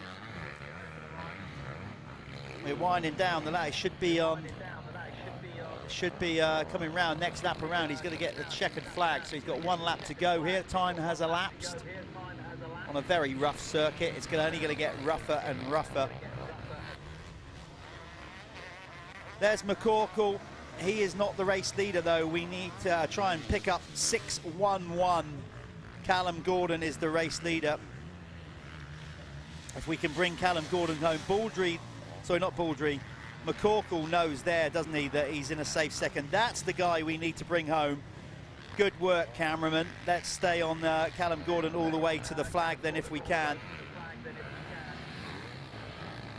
Wearing that very distinctive Flow Fox kit. Lovely technique as he dropped off down that hill. Just got to concentrate hard now. No silly mistakes. Nicely round that corner. You see a few rocks flicking up in the sand. Obviously, we've down the years, the amount of motocross racing that has happened here, I'd hate to imagine how many tons of soil has gone away from Lyng down the years, but it's still a brilliant old school sand circuit. Nicely up on the pegs, here he comes. Not overriding, I've noticed, Callum. He's using the torque of that 450. He's not over revving. He's just nice, smooth through the corners. And arguably, that's why he is out in front. He pulled a brilliant start. Oh, he's trying to stay out of trouble. And right on the last lap, he nearly comes together with a back marker. But he safely navigates past him. And it's going to be a checkered flag and a race win for Callum Gordon. He'll be absolutely pumped on that. I'm going to get down there and chat to him. You can see Elliot Spencer telling him where to go. Right, let's get down there and speak to Callum. We're going to go to a quick ad and let's see what he's got to say.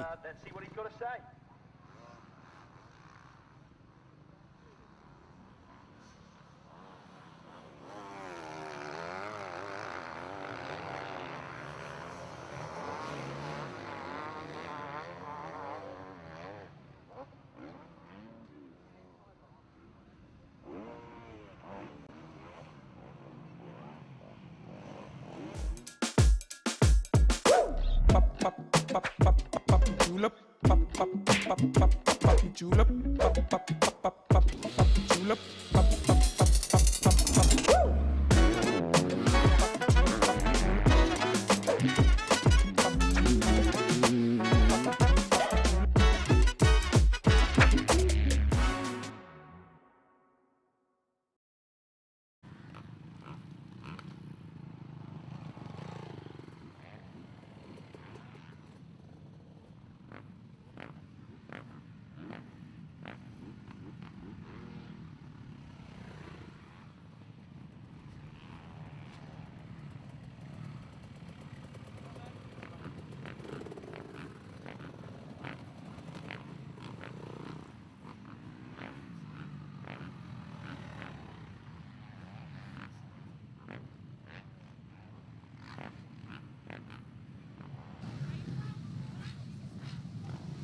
Okay, in the winner's circle with first time ever MX Nationals race winner Callum Gordon.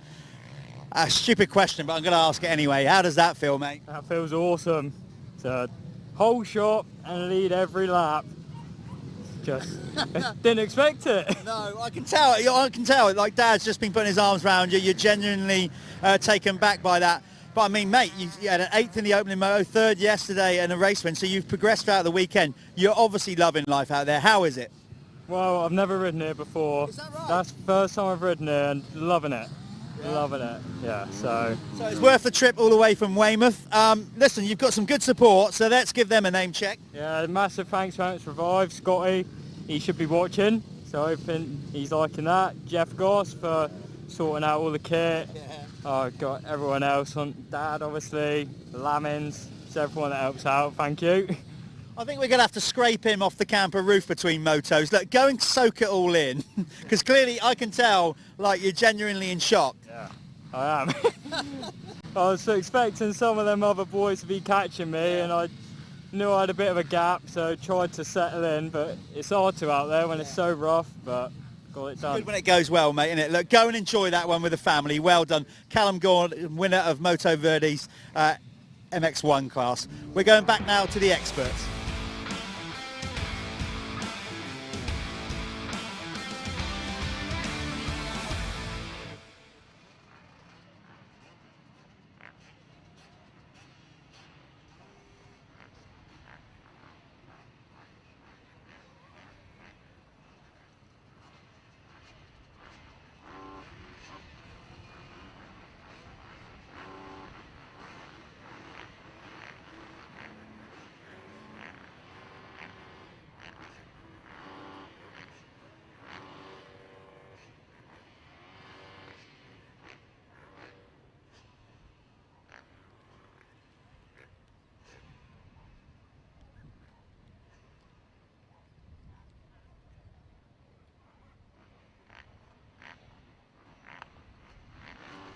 Okay, we are now going to move on to the RFX expert class. Again, like the amateurs, these guys are a combined class of MX1 machines and MX2 machines. Great racing here yesterday in the expert class, brought to you by RFX. Declan Whittle was quickest in qualifier, local rider, but he didn't take the race wins. Jaden Ashwell took the opening race win, and Sean Southgate the second. Sean is from up around these parts as well on the Hearts Racing Honda. So we got some local riders up in another way around. Jaden Ashwell took the first moto win on the AJP machine, but absolutely battered himself in the second. So here we go, gate drop for the RFX. Whoa, carnage off the start, a few riders getting together. Couldn't see who that was. Oh, Luke Mellows. We might have Luke in the commentary booth later on. That was number 44, Luke Mellows, and Aaron Patstone. Aaron, unfortunately, as well. Classic case of getting bars, getting hooked up out of the gate. And when that happens, sometimes you are just riding as a passenger on your own bike. It's down to the destination of the motocross gods to decide the outcome. It's Sean Southgate in the lead through the sandpit on the opening lap. He took the second moto win yesterday. Jordan McCaw there is in behind him in second. You'll start to see obviously a significant difference in speed. Who's that going down in the corner? Is that Lee Tolan? No, it's not. He's not even in this class. Sorry, my bad. Oh, it's Aaron Ongley going down that tight corner and getting bashed about a little bit in the 250 category. But as we said, great racing yesterday in the expert MX2 class yesterday. Shane Carless clean swept, number 68 in the MX2 category. But we had different winners in the MX1 category. As I said, Jaden Ashwell took the race win in the opening moto, but then had an absolute proper dirt digger down one of the hills, rung his bell, damaged his shoulder. So he's out there very much in damage limitation mode. It's going to be a hard push for him to win motos today. But it's looking good for the second moto winner yesterday, Sean Southgate, off to a flyer here, number 301 on the Hertz MX Honda. He's good friends with Jake Nichols. By the way, we wish Jake Nichols all the best in his retirement. I wouldn't say it's retirement because he has got a multinational company to run. now he's quit racing. But Jake, thank you for your years of entertainment and service to high-end motocross, and we really hope you stick around and do the occasional race and continue to be involved. Planet Moto first lap leader, points go to number 301 on the Hertz Racing machine, Sean Southgate in the all blue on the red bike. There he goes, off he goes around that fast sweeping corner. Well, one little section of track that we don't get to see. That's the corner that comes on. In fact, there's Jake Nichols' companies in the background there on the Lyng Hut, Trucks R Us and True 7 group.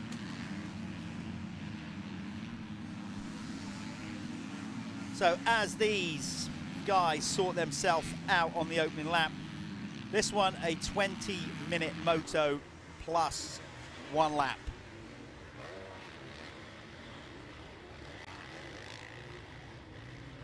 So on the opening lap then, let's give you the rundown by class, not by as they stand in the race. This is by category.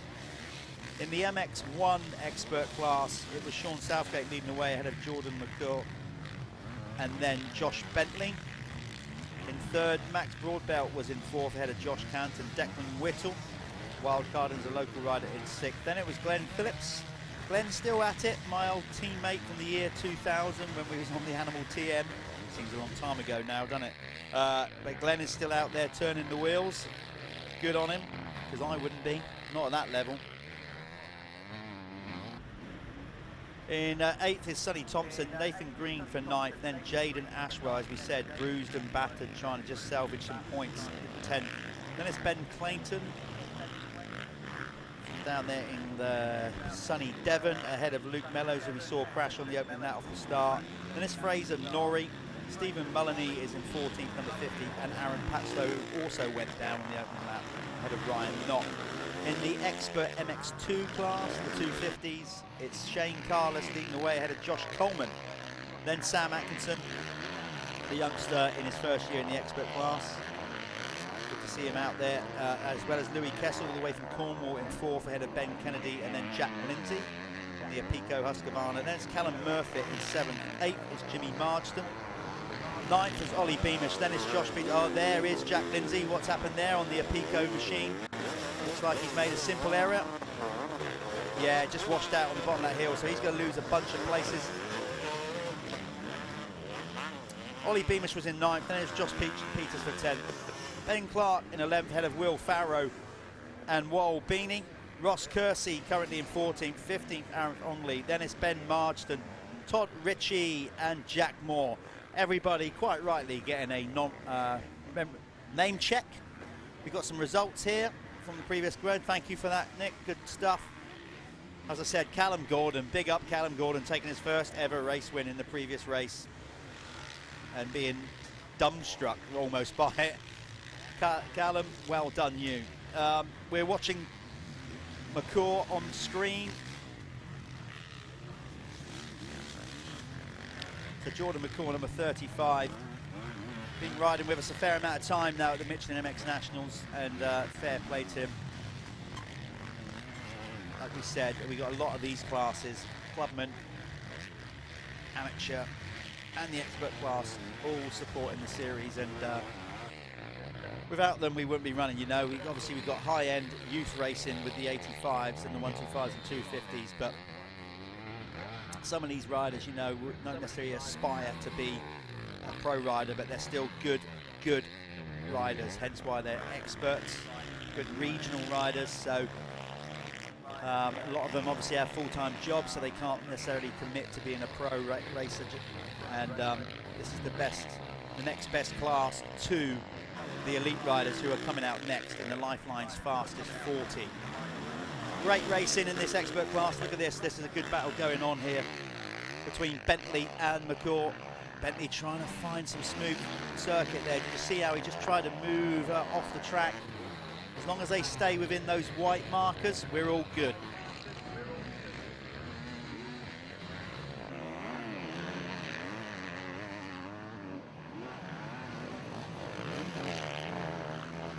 So the Keck's fastest lap. First time we got the graphic up over the weekend.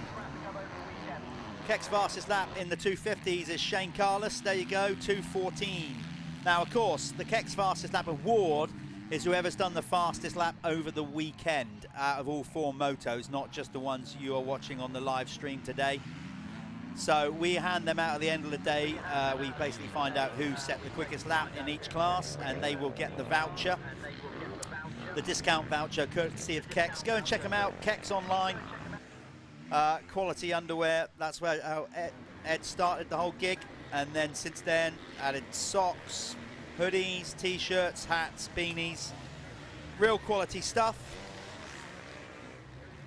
So go and check out their website. It's quite a funky site as it goes. And we're real thankful of Ed, Warren and all the team for their support. Of course, he's one of the sponsors, Tommy Searle sponsor, but not only sponsors him, he does all his Tommy's vlogs on EW Media. So Ed, if you're watching, thank you.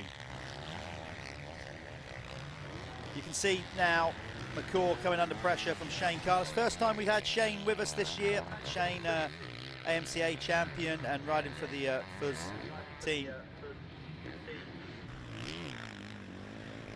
FUS or Fuzz Gear Tech Husqvarna team, polished team the guys have, real good setup, and it's good to have them. They're going to be a couple of rounds with us this year. Unfortunately, they won't be able to do the final round because it clashes with their AMCA championship, which of course all their sponsors are signed up for them to win that. But it's good to have Shane here with us this weekend, currently leading the Expert MX2 category. I can see on my screen some of the youth riders up there checking out the track. Just saw Tyler Hooley and Gus Musto. Good to see the youth riders out there watching the top riders and trying to pick some lines up or whatever. That's exactly what they should be doing.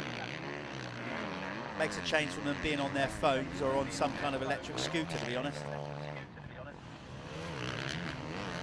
So the youth guys will be back out later on after the pros. As we say, it's uninterrupted live coverage virtually all day here at the Michelin MX Nationals. We don't stop for a lunch break. We just pound out the motos like the riders. So after this, we have the Lifelines fastest 40, elite riders. Yep, then we'll be going back to the start with the 85s and we'll do it all over again for another block of racing. So I hope you're enjoying the live stream coverage.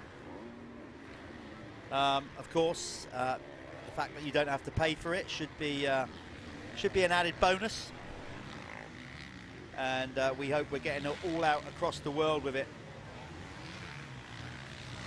As we said, we got riders like Mitch Best, who's come all the way from Australia just to race after seeing the live stream, which is pretty cool.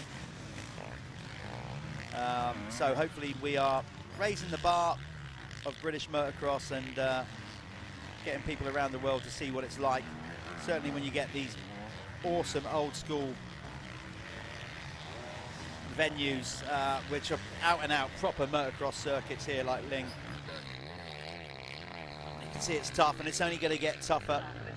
Lovely little hop into the corner there by Shane Carlos, showing his skills coming into that, and that's what it will start to get like when the pro riders come out. The elite riders, you're going to see them hopping and popping around this track. They won't necessarily just slam into bumps. They'll be preloading the suspension, trying to make the track as smooth as possible, trying to flatten it out as well with sweeping corners and keeping the flow going.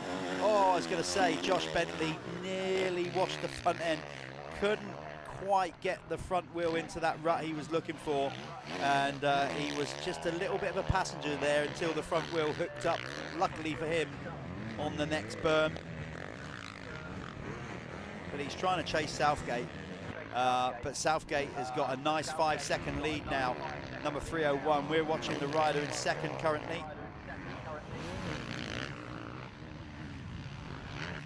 Bentley trying to hold it down. There's some of our photographers, Andrew Conway out there, shooting for MX Vice out there. We got loads of obviously media partners as well that get involved with the Michelin MX Nationals. Guys from Motorhead are here. We've got Dirthub here as well.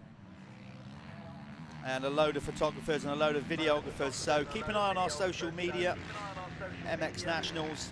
We're on Facebook and Instagram. Keep up all the news there. And of course, we are got our website, mxnationals.co.uk.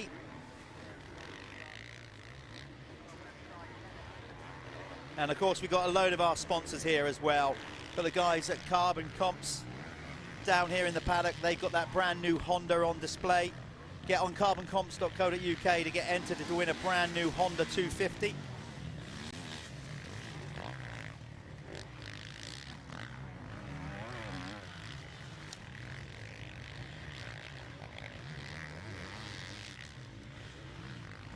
Yeah, we've got Carbon Comps here. Get on there and check them out. We've also got Lifelines at the venue here, but go and check them out as well. A new sports nutrition supplement sponsoring the fastest 40 that are coming up next. As we said, Planet Moto. We got the Kex Hard Charger. We got the Kex Fastest Lap. We got the Dirty Hard Charger Award. Go on dirty.co.uk. Check them out. A new app that saves you money on booking in on entries for practicing and racing, so that's pretty cool. Obviously, big shout out to Michelin for continued support as title sponsors. Also with Milwaukee, we've got Oakley here as the Oakley Rider Service, and anybody in motocross knows that Oakley is one of the leading motocross brands in goggles and eyewear. Finally got Matt and the crew here from Moto Verde after having proper stress in getting here with a puncher on their rig. So good to have Moto Verde here when we didn't think they'd be turning up, so thanks to them. And of course Sintal, massive for us, their oil sponsor of the series, the 85 sponsors. But not only that, a series sponsor as well. We got Seven, we got Fly, Spiral, Jake Preston, who's out there racing actually. I think he's in this class somewhere. Jake Preston should be out there in the Expert MX2. At least I thought he was. Maybe he was out there in the amateur, I can't remember, but or maybe he's gone into pros. But Jake out there as well, racing. Got the guys at Moto Connection as well. Lee Toland at Acer United Scaffolding. Oh no, who's that gone down stuck on a bike? It's Jack Lindsay. He's had a shocker. That's the same corner of which he made the same mistake before, but this time he's stuck under his bike on that Pico Husqvarna, losing a handful of positions. Also a shout out, I said, to Works Sports Insurance for sponsoring the series as well, and to my buddy Callum Swan, who is, he might be watching this in California at the minute. Callum, if you are, leave a comment. So he sat this one out to go to the AMA, just left me on my own. It's okay, mate, it's fine. No, I'm joking, of course, Callum. He'll be back for the next round, which we've got coming up. So if you're enjoying this and you live in the south, you want to get yourself to Cusses Gorse, which is just outside Salisbury, for round 4. We're going to be going there on the 25th and 26th of June. That's a hard pack circuit with a load of like really cool jumps and rollers, and we will also be doing our straight rhythm event. That's where we have 2 riders racing head to head in a straight line over a series of jumps. We'll be doing that in the evening on the Saturday, so that'll be Saturday the 25th. But another round of the Michelin MX Nationals, round 4 at Cusses Gorse, just outside Salisbury, on the 25th and 26th. So if you're enjoying what you're seeing here and you actually want to come out to an MX Nationals, that's where we're going to be next. Cusses Gorse, 25th, 26th of June, just outside Salisbury. Back to this race, great camera angle there. You can see as they come up around that jump. It's a real technical bit that is. Kind of goes away from you, you're on the turn. There's Jack Lindsay back up on 2 wheels. And it's a jump, you've got to kind of jump around a corner. It gets rough. But so many technical elements here. So Sean Southgate has now stretched out his lead to 10 seconds. In the MX1 category, you can see that Shane Carlos is still leading the MX2 on the Fuzz Gear Tech Husqvarna, or Fuss, I'll need to find out how they actually want to pronounce that. We've got 3 minutes to go, plus before the 1 lap board goes out, so we'll try and catch up with the race leader, Sean Southgate, before we get to the flag. But you'll see in all kinds of camera angles we're playing about with now, because soon we'll be getting out here with the Lifelines fastest 40. There's Sean Southgate, your race leader, dropping off that jump. Nice and easy to spot in that all blue kit on the Hearts Honda, Hearts Motorcycle Racing Honda. He's been a long-time sponsor of Sean, and quite right too. He does them proud. Certainly up here in the southeast, just anywhere in the southeast, either south of London or just north of London, Sean is a top rider in the region. And obviously that's where the guys are basing around there, so he definitely does well in promoting their Honda dealership. I mentioned before, he gets to ride at good friends with Jake Nichols, so he gets to ride Jake's track quite a bit, which is very similar soil to this. Different layout though. Jake's track is arguably one of the best tracks in the country, maybe even in Europe. But it doesn't get used for racing, it's just a backyard track, but what a backyard track it is. So you can see Sean there, up on the pegs, picking the wheel up over all the round, see what he's doing there? That's exactly what he'll be doing, just soaking up those bumps, really, with his legs, with the suspension. Doesn't want that front wheel going in there, hitting those holes, and that would be a, you know, where it can rip the front handlebars out of your hands or tuck the front end. You want to keep the front end light when you're racing in sand conditions, and he's doing that absolutely on point at the minute. Lovely on the pegs through that switchback. And right now, Sean doing everything right, and that is why he is probably nearly 15 seconds ahead, because he's got his technique. But this is lovely going for Sean. This is a hometown track for him, effectively, certainly when it comes to the MX Nationals. This is his regional track, and he's making it look pretty easy at the minute. Of course it's not. He's just riding immaculately well, not overriding. You'll hear me talk about that a bit. That's when you start maybe revving the bike too much, actually laying the power down too much and making the wheel spin. Looks like he's getting optimum traction at the minute. See through that corner there, he didn't light it up, he didn't bash the berm, he stayed nice and low at the bottom, which is what we spoke about in the first hour of the show. You don't want to be bashing berms, going high, getting into the soft stuff, sapping the power. You want to try and stay at the base of the berms. So, and the other reason for that is if you do make a slight mistake, you've got something to run into.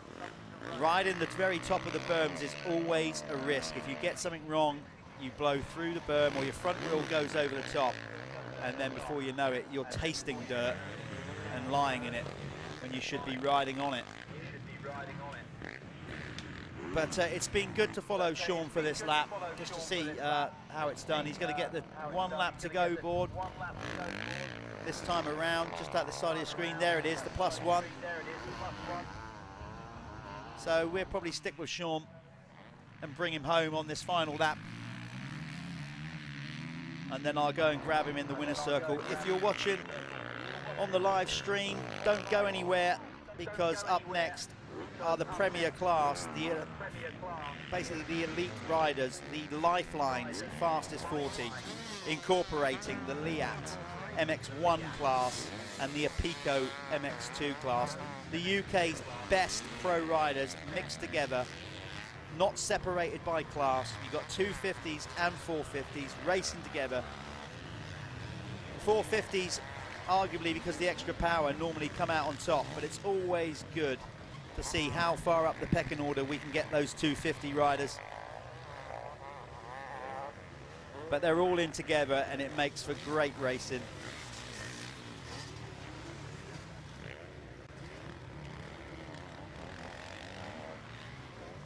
Just watching Sean go around here, just study it. I mean, not just study him, but you see how he's on the tips of his feet, balls of his feet. That's great technique.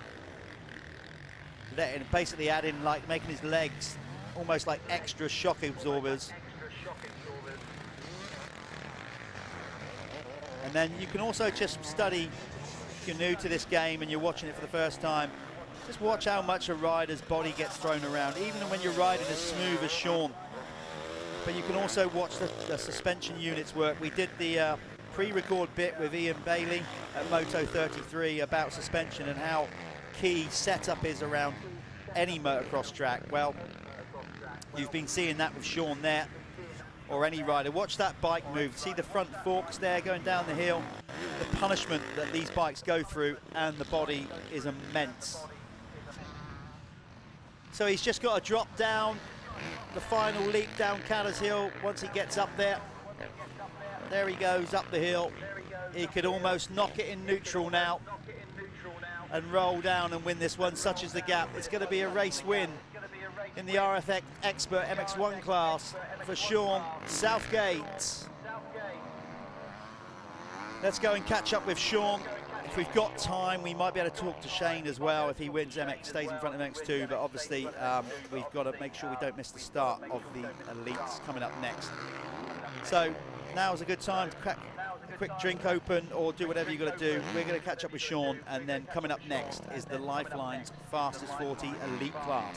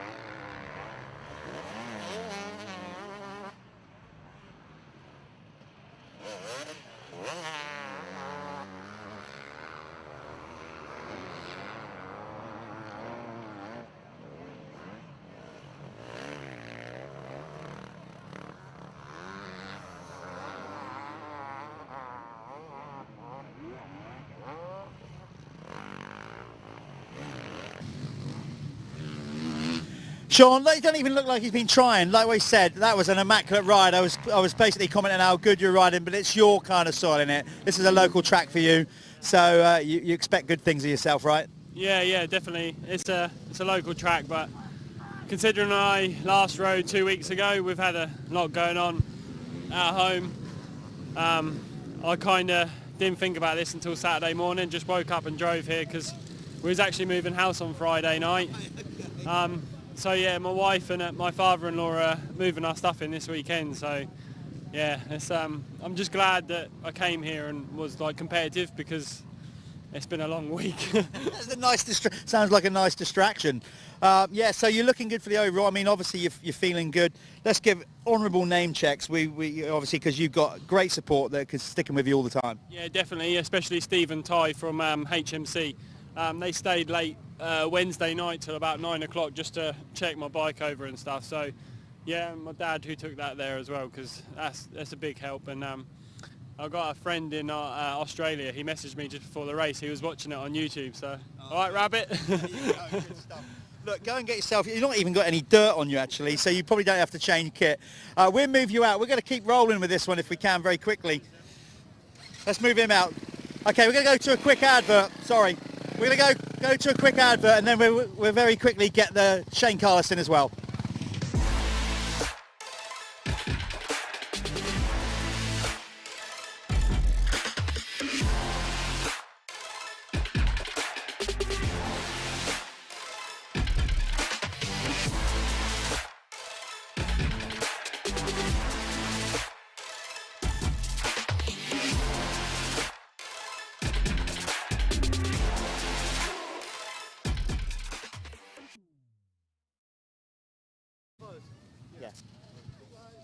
We live? Oh, we're live. Sorry. Oh, that's me just rambling on.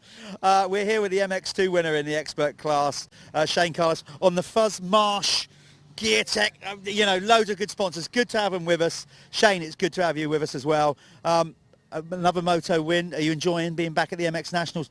Gotta be, haven't you? Yeah, definitely. It's been a long time since I've been back riding these kind of tracks. Obviously, I've been away doing AMC, amateur racing. I think last time I was here was 2012. Yeah, it's just nice to come back and just obviously I'm amateur now and these boys are fast. Especially racing against the 450 riders is very difficult for me, but that's obviously pulling me along for next week's championship. Yeah, exactly that. And I mean, for you guys, great that you're coming out and committing to it because we know that you obviously, all your deals and your sponsorship and the agreement is go and race the AMC, the amateur, but it's really good to have you with us. Are we going to see you at many more? Yeah, well, that's it. We know Michael Keenan, the owner of FUS, the team. We've come all this way. I think it took us like 8 hours to get here. Yeah, we've come to one of the our favourite tracks, just to see what the MX Nationals is about for next year, maybe. Yeah, so I think it's one of the best series in the country, to be honest with you, championship-wise. They put on a lot of coverage and the TV, and yeah, it's just an awesome to be back, and we'll see what happens next year. I hope so. We've got to encourage them back so they do the whole series next year. Listen, mate, good one. We may see you back up here, fingers crossed, for the final Moto. Go and get yourself sorted out. It's good to have you back. Cheers. Thank you. There you go. That's Shane Carlos. Right, up next, we have the Lifelines Fastest 40.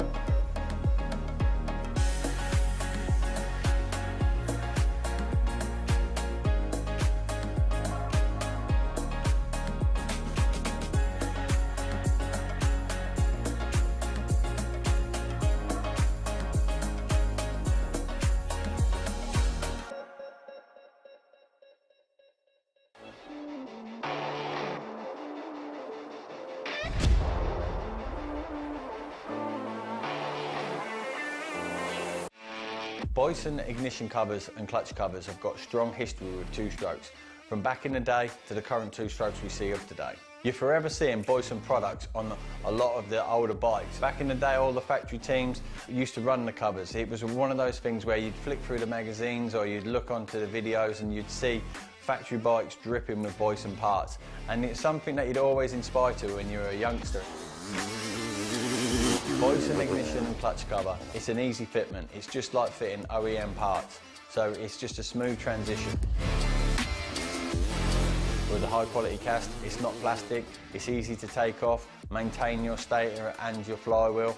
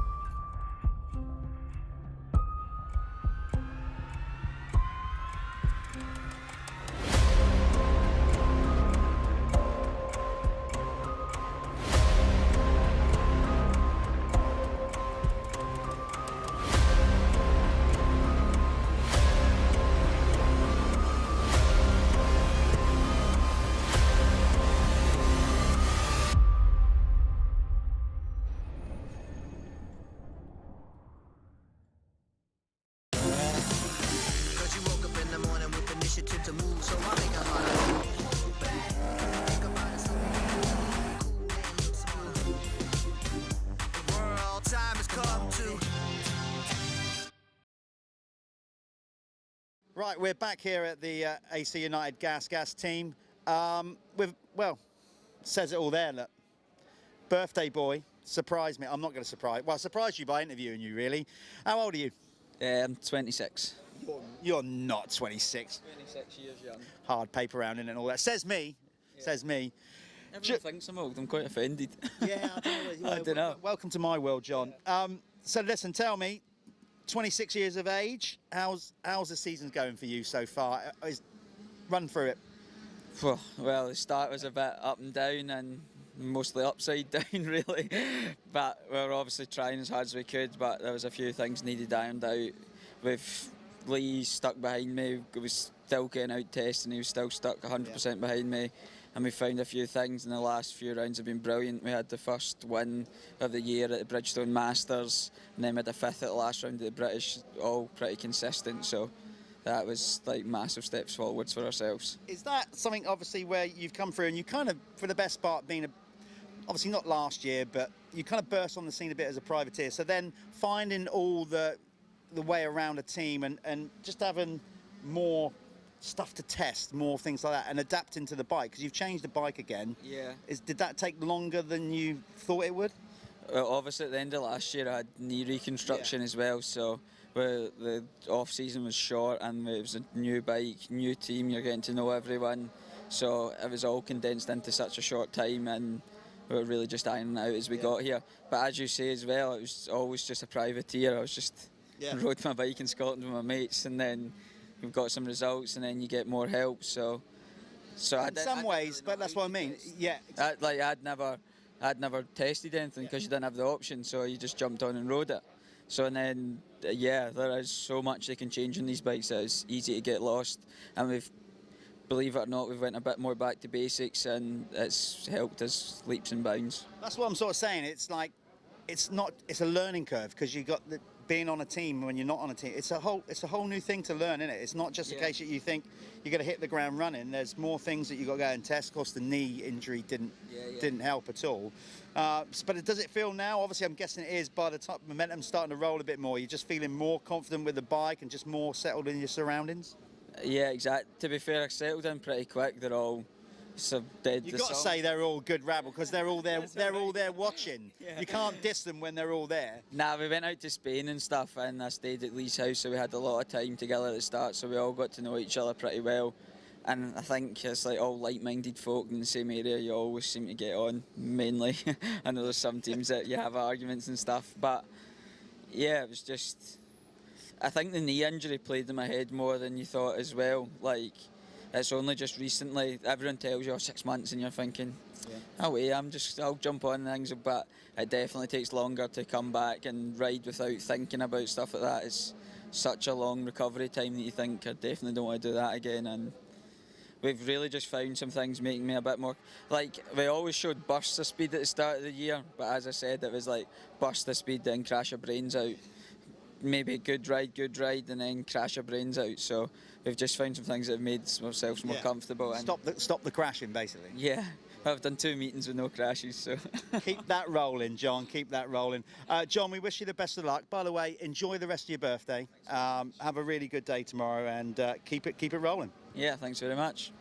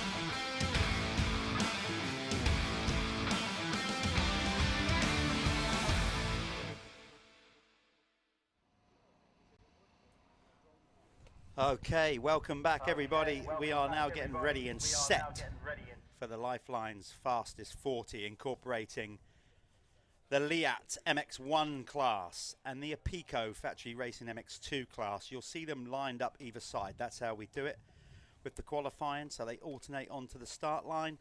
Tommy Searle on the Crendon Fast Track Hitachi Honda was quickest in qualifying, ahead of Jake Millward in the MX1. Over the other side, you saw there's Callum Mitchell, who we had him in the commentary booth with me earlier on. Jamie Carpenter was quickest in the MX2 category on the GRT Impact KTM. So down the left-hand side of the 250s, down the right are the 450s. MX1 on the right, MX2 on the left. There's Harry Koulas, looking to try and get the red plate in this one. He's looking good for that, with Josh Gilbert sitting this one out to go and race AMA Motocross National Championship. And by the way, Josh, well done on a good performance yesterday there in California.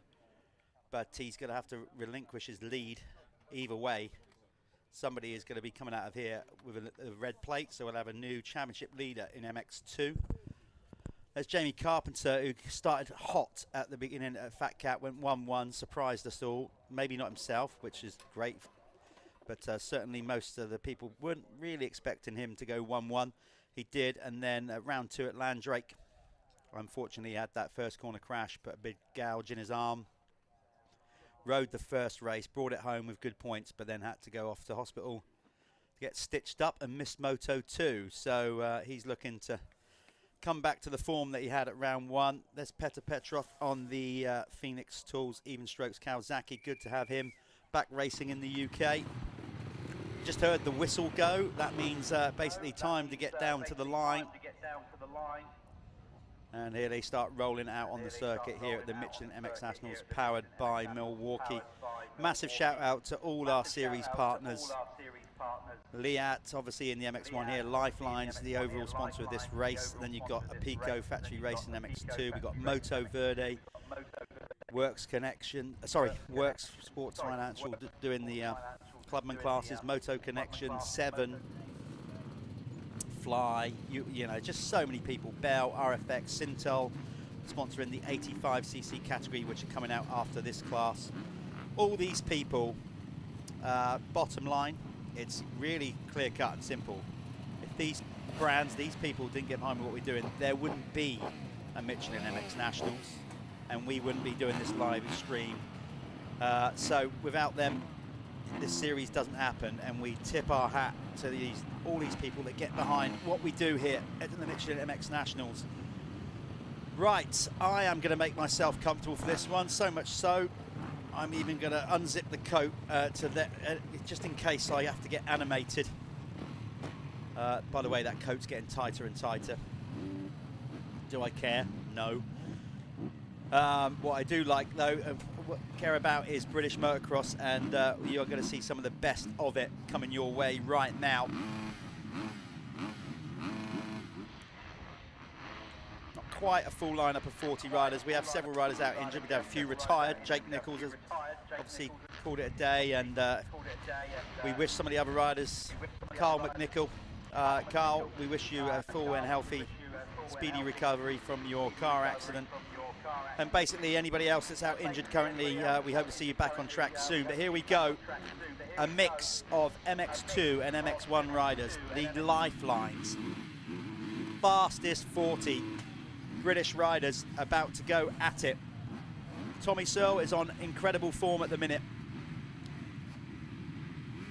Can he make up for lost points from round 1? Here we go, gate drop. Who's going to pull the whole shot into that fast sweeping first corner? It looks like a flyer for Tommy Searle. He's right down the pipe, but it's Koulas, it looked like to me, just squeezing in there. We'll know when they come round to the sandpit or into this next view. Can't quite get cameras everywhere around this circuit because of signal, but there we go. Harry Koulas is in the lead. John Adamson, who we just spoke to, birthday boy yesterday on the AC United Gas in second. Then it was Searle. Let's try and see who the leading MX2 rider is, as they're going to launch out the sandpit any minute. So there they go, down the hill into the field. Here we go.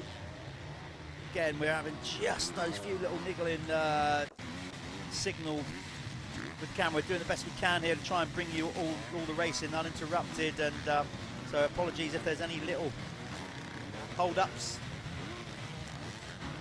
But it is Harry Kulas on the cab screens, Crescent Yamaha out in front. This will be a good one then. John Adamson in second, and then Tommy Searle. Now Tommy has been real form of late, but Kulas will want to put an end to that. Also, he wants to win the race, obviously, for his sponsors, for his win bonuses, for the championship. But Tommy is riding high at the minute. This is going to be a cracker. Already somebody getting very animated, waving their umbrella about cheering somebody on. So far as I can tell, most riders through. Nobody's, there's Adam Collins on the motorcycle team. He must have let it down, crashed on the first lap somewhere. He's a little ways behind, but here comes Kulas. He's checking out already. Look at the gap he's got on the opening lap. Clear track, and I'll tell you what, Searle is going to have to get his head down if he's going to bridge that gap. There's Kulas down the hill. He won't get the Planet Moto First Lap Leader Award because we don't do that for the pros. So there we go. They're going to come across the finish line. That's most of them swinging up and down the hill. Let's get the timing up on screen if we can. If not, I'll do my best here to get it on Speed Hive on my phone. And then I can tell you there's Alfie Jones. Didn't make such a great start. We had him in the booth with me earlier on saying how difficult the step up is from basically from youth amateur motocross into the big leagues. So it's Harry Kulas leading the way on the cab screens, Crescent Yamaha, ahead of John Adamson on the Acer United Gas. Tommy Searle currently sits in third, riding for Fast Track. Hitachi Honda. There's Brad Todd, Gabriel KTM, then Gavin Stevenson on the out there on the Honda, the Dixon Racing Honda. Good start from him. Then Glenn McCormick in sixth. Seventh is Jason Mira, the Irishman on the Phoenix Tools. Even Strokes Kawasaki. Then Jake Millward, Verdi Shilo, KTM, Martin Barr, Pico Husqvarna in 9th, and 10th Petr Petrov on the other Phoenix Tools. Even Strokes Kawasaki. Then it's Luke Parker, Tony Craig, Ben Edwards, Liam Knight, Dan Thornhill, Stu Edmonds not making a good start, nor did Ben Putnam. In the Pro MX2 category, get this, first over the line was John Mira, guest riding on the Phoenix Tools Even Strokes Kawasaki. He led the way over the stripe ahead of Jamie Carpenter on the GRT Impact KTM, ahead of Jamie Law on the Apico Husqvarna. Fourth rider on screen, by the way, is Lewis Hall. He's fourth on the LHR Racing Machine. Then it's Callum Mitchell on the Fabricam bike. We've had him in the booth earlier on, local rider. He wants to get on the box, ahead of Jay Haig on the Fast Track, Brendan Fast Track Hitachi Honda. Then it's Tom Grimshaw, Chambers Husky, then Sam Nunn, Tom Murphy, Alfie Jones and Rossi Beard. That's your running order in both classes. Right, Searle, he knows right now he cannot spend much more time behind John Adamson if he's going to go for the race win. But Tommy, being Tommy, will probably know if he gets a second, he'll be okay with that, because he knows if he then comes out and wins the second moto, he's going to win the overall. And if you're new to this, the overall is basically scored. Both motos get put together, both scores get put together, and that defines obviously who won the round of the championship, the overall winner. So if Tommy gets a second, it doesn't matter what happens to anybody else. If he goes out and wins the second moto, that's enough to take the overall. But right now, he can't seem to. John Adamson jumping into that berm, getting all jiggy with it. Kulas has just gone with clear track. Remember though, this is a long race, 25 minutes plus 2. Elite and pro riders obviously race longer for the reason that they're the full-time athletes, they train hard for it. Of course, motocross races down the years have got a little bit shorter. Gone are the days where this old duffer talking used to do 40-minute motos plus 2 laps. You'd never think it.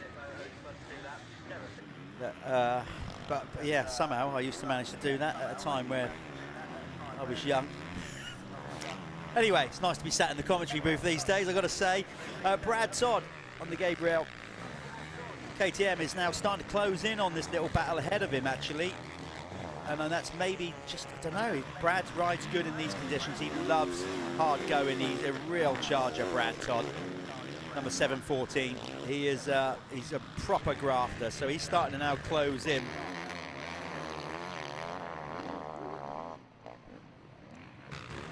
Then, you know, that's a bit. Of course, Valerie Webber just made a valid point. Val, what I was getting at is this, obviously, if Harry goes 1-1, and of course he wins, and by getting the Keck's fastest lap, he's looking on track.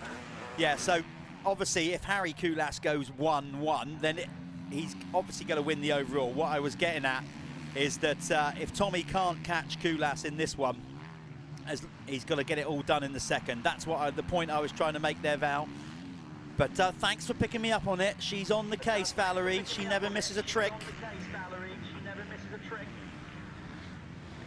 Yeah, so that's basically how the scoring works.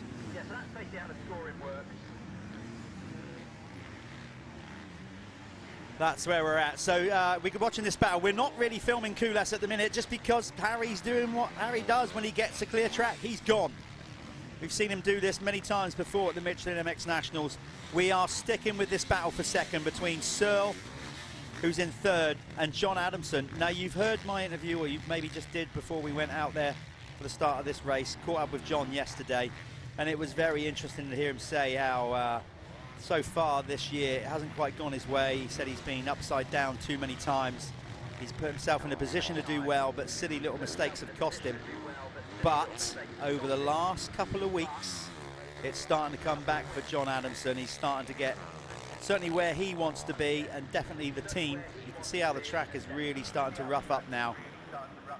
There's a lot of racing at a Michelin MX Nationals. It's non-stop over 2 days. As we said, we don't stop for any lunch breaks or anything like that. So the track at any MX Nationals just gets a battering. But what I will say is we've got an unbelievable track crew wherever we go that just fix that track up and always try and provide the best track possible.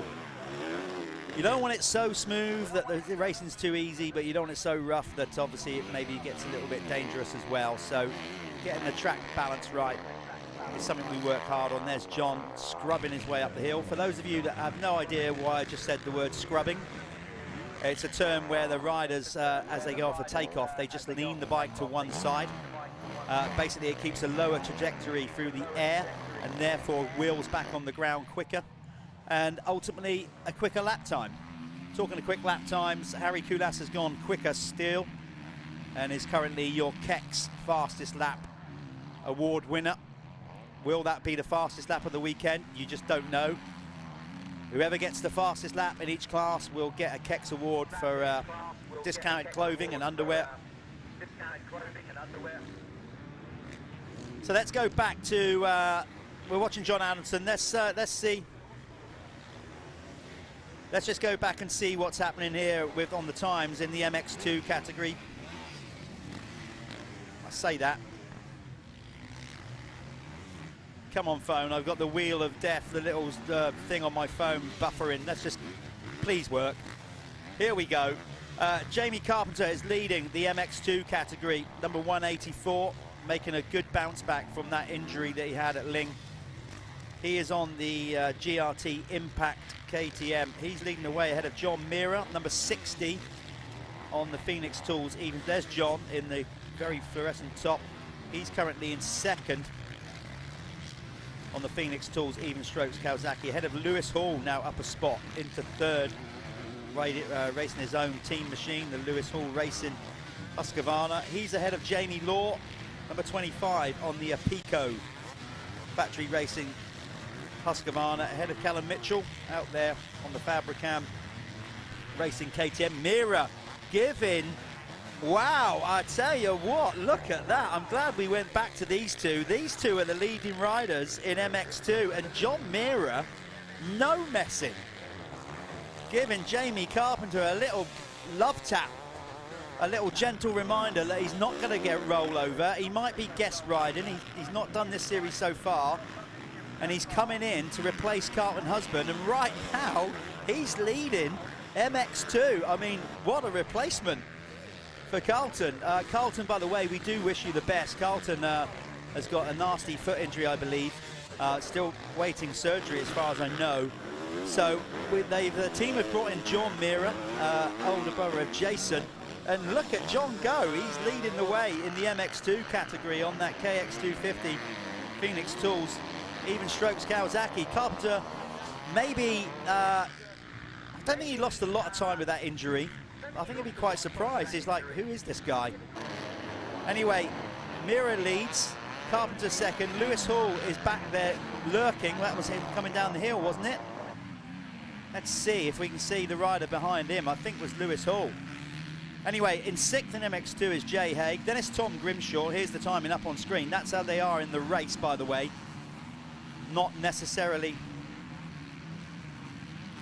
That's where they are in the race, not by class. I'm going through the class category here. Tom Grimshaw is in 7th, Sam Nunn in 8th, then it's Elfie Jones 9th, Adam Collins for 10th, then Tom Murphy, Rossi Beard in MX1, brought to you by Liat. It's Harry Koulas now with a 10.7 second lead. He's gone. He is out there doing his thing. John Adamson in 2nd. Rider number 2 on the AC United Gas.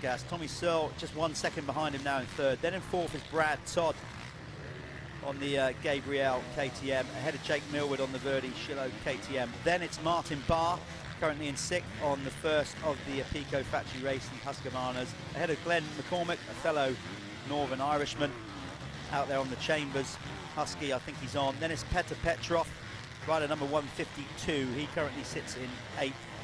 Riding for the Phoenix Tools Even Strokes Kawasaki team. Then Jason Mira, younger brother of John, is out there in the MX1 class, rider number 10 in 9th. Then it's Gav Stevenson on the Dixon Racing Honda in 10th. Then it's Tony Craig, Luke Parker, Liam Knight, Ben Edwards all the way down from Inverness.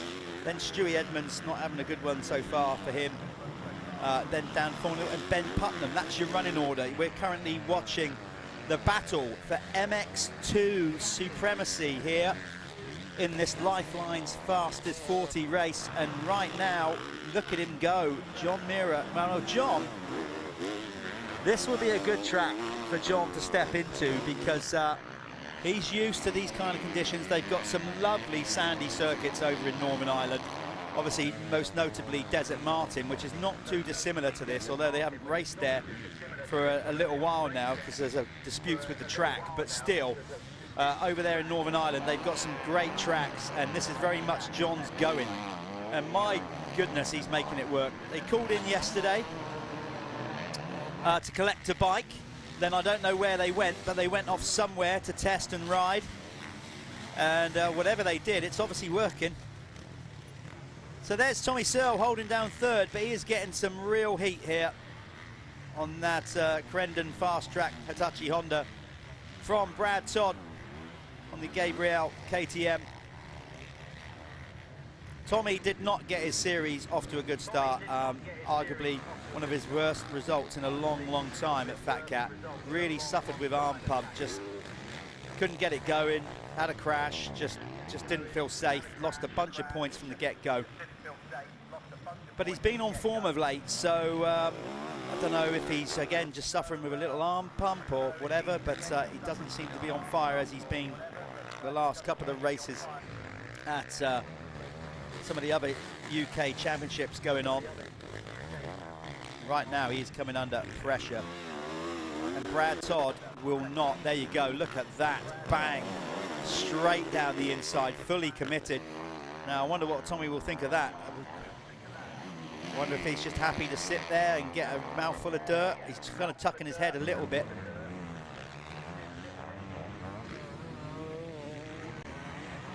But Brad Todd then up a spot on the Gabriel KTM.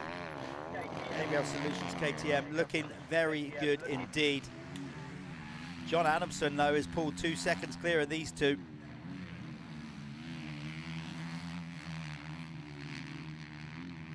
Tommy just tucking his head a little bit there. I don't know if that was because of the roost or was he looking down at the side of the bike. Difficult to tell. Looks like he's starting to get a bit of a groove now. I don't think he'd be happy to sit there in 4th, to be fair. but you've got to say that the riders ahead of him are riding impeccably well. At some point, we've still got plenty of time, but at some point we're going to go back and pick up race leader Harry Koulas, number 151. I mean, the guy deserves the airtime. He is, he's gone. Look at that, 16-second lead. And with Koulas as calculated, Iceman, the Estonian as we call him, can't see many mistakes happening out front on the cab screens, Crescent Yamaha. So when we get the opportunity, we'll try to get back onto the race leader, Harry Koulas. There he is. Our camera operative's doing a brilliant job. Look at that there. Harry just taking his time. Most people just on the gas, drifting it wide, hitting all those bumps and all those ruts. He's just decided to back it off for a split second, change the direction, roll it back on, sneak up the inside, miss all the, and that there. Do you see the way he just hopped over that corner? Watch him for a minute. If you want to know how to ride a bike, obviously top level riders, GP riders, or even top riders in the UK all know how to do it. You'll learn a lot by watching this guy ride round. There he is, all smiles on our screen, no wonder. He can afford to smile when he's riding like this, on the balls of his feet, just nice. And I said it before, when you've got a rider on a flow, they're not necessarily over revving the bike. You don't hear them sort of what we call sort of screaming the bike or valve popping. They're on these 4 strokes, they're up a gear early, they're making the wheel get maximum traction, they're not spinning it up, lighting it up too much. You know, if you imagine a drift car, obviously you want to light it up so the wheels spin. On this, to do a top solid lap on a motocross track and be smooth and consistent, you don't want that. You want to get maximum traction. You don't want the wheel spinning up too much. And he is hitting all his marks here on the cab screens Crescent Yamaha. Looking silky, but I have to say, it's not very often that you would say any different of Harry Koulas. And he wants to come out of here with that red plate. Like we said, Josh Gilbert had the red plate coming in on the SC Sports Homes Husqvarna, but this year they committed early to getting out of their comfort zone and going and having a taste of America, seeing what it's like to race an AMA National. And the opening round of the AMA Motocross Championship in America was this weekend, and Josh Gilbert not only did himself incredibly proud and his team, but he also did the UK proud with his performance. So well done, Josh. But part of that, he had to sacrifice giving up the red plate in this championship. And right now you have to say that Harry Koulas is looking favourable in coming out of here with the red plate. He was only, I think, 3 points behind coming in. So if it all goes well for him. There's Jay Haig on the 250 Crendon Fast Track Hitachi Honda. Now Jay is really bruised and battered. He was it's his first ride back, so he's decided to give it a go after breaking some ribs, but and other internal injuries and bruising. But it looks like for him, for Jay Haig, it's just that stretch too far. Looks like he's going to be bringing that bike in and maybe sitting out the next race and continue to try and heal up. It's a very, very rough circuit to come back to when you've got damaged ribs. So I'm guessing he'll pull out of this one. But that's all because of injury, not through effort. Fair play to him because he went out there and tried. But it looks like he's going to park this one up. So there's Koulas. We've seen a bit of Harry. Sometime soon we'll go back to further down the field maybe. We're going to get Darren, our director, will try and find some other riders and racing further down the field. Just going to hold screen here to see if John Adamson is still in second. And it also gives you a visual on how far ahead Harry Koulas is over the rest of the field. That's what 22 seconds looks like. That is ridiculous lead that he's got there. There is John Adamson, 22 seconds behind. Looks like Tommy Searle is now back in third. Yeah, Tommy has made his way past Brad Todd, or has Brad? No, I thought if Brad might have binned it, but he hasn't. So Tommy Searle back past Brad Todd.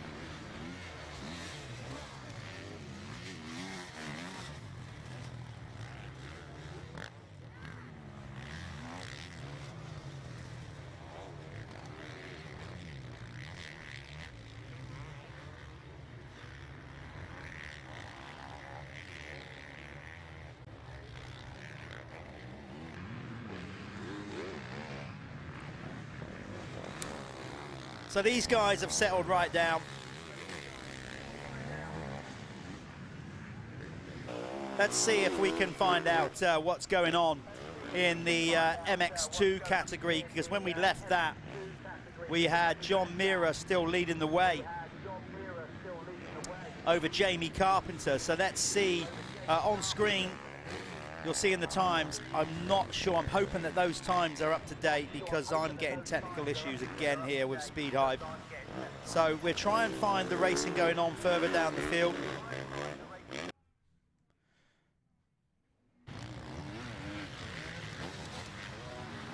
I'd like to see, if we can, if number 60, John Meara, is still leading the MX2 category. There he is. I don't know at this stage if he's still leading it. Let's see who's behind him. Saw him go through the shot. There's Carpenter and there's Hall. Okay, so John Meara is still leading the MX2, but we have a proper ding-dong going on now for second place between Jamie Carpenter, 184, and Lewis Hall, number 419. So if we can pick up riders number 184 and 419, that is the battle for second in MX2 going on at the minute. That's the riders hopefully we'll be able to find on screen in a moment. I just saw them go through shot, and it looked really close between Lewis Hall in third and Jamie Carpenter in second. So let's try and find them on track. There's Meara, number 10. I think they're settled in behind them. Yeah, they are. So they're going to be coming into screen any minute.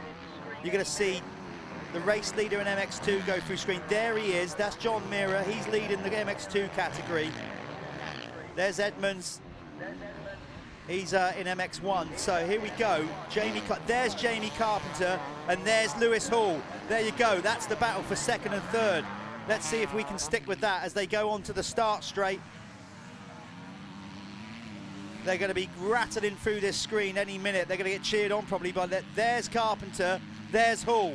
Right, let's stick with this if we can. This will be a good race because Lewis Hall is out there on a 250, two-stroke. And Carpenter is on a 250, four-stroke. So it'll be interesting to see. There's Callum Mitchell. He's back in, I think it's fourth. There's Lewis Hall in third in screen. Ahead of him, 184. This is the battle we want to stay on if we can. Lewis Hall, as far as I know, yeah, he's sticking. You can tell by his exhaust pipe. He's on a two-stroke 250. So it's two-stroke power against four-stroke power here. Husqvarna against KTM.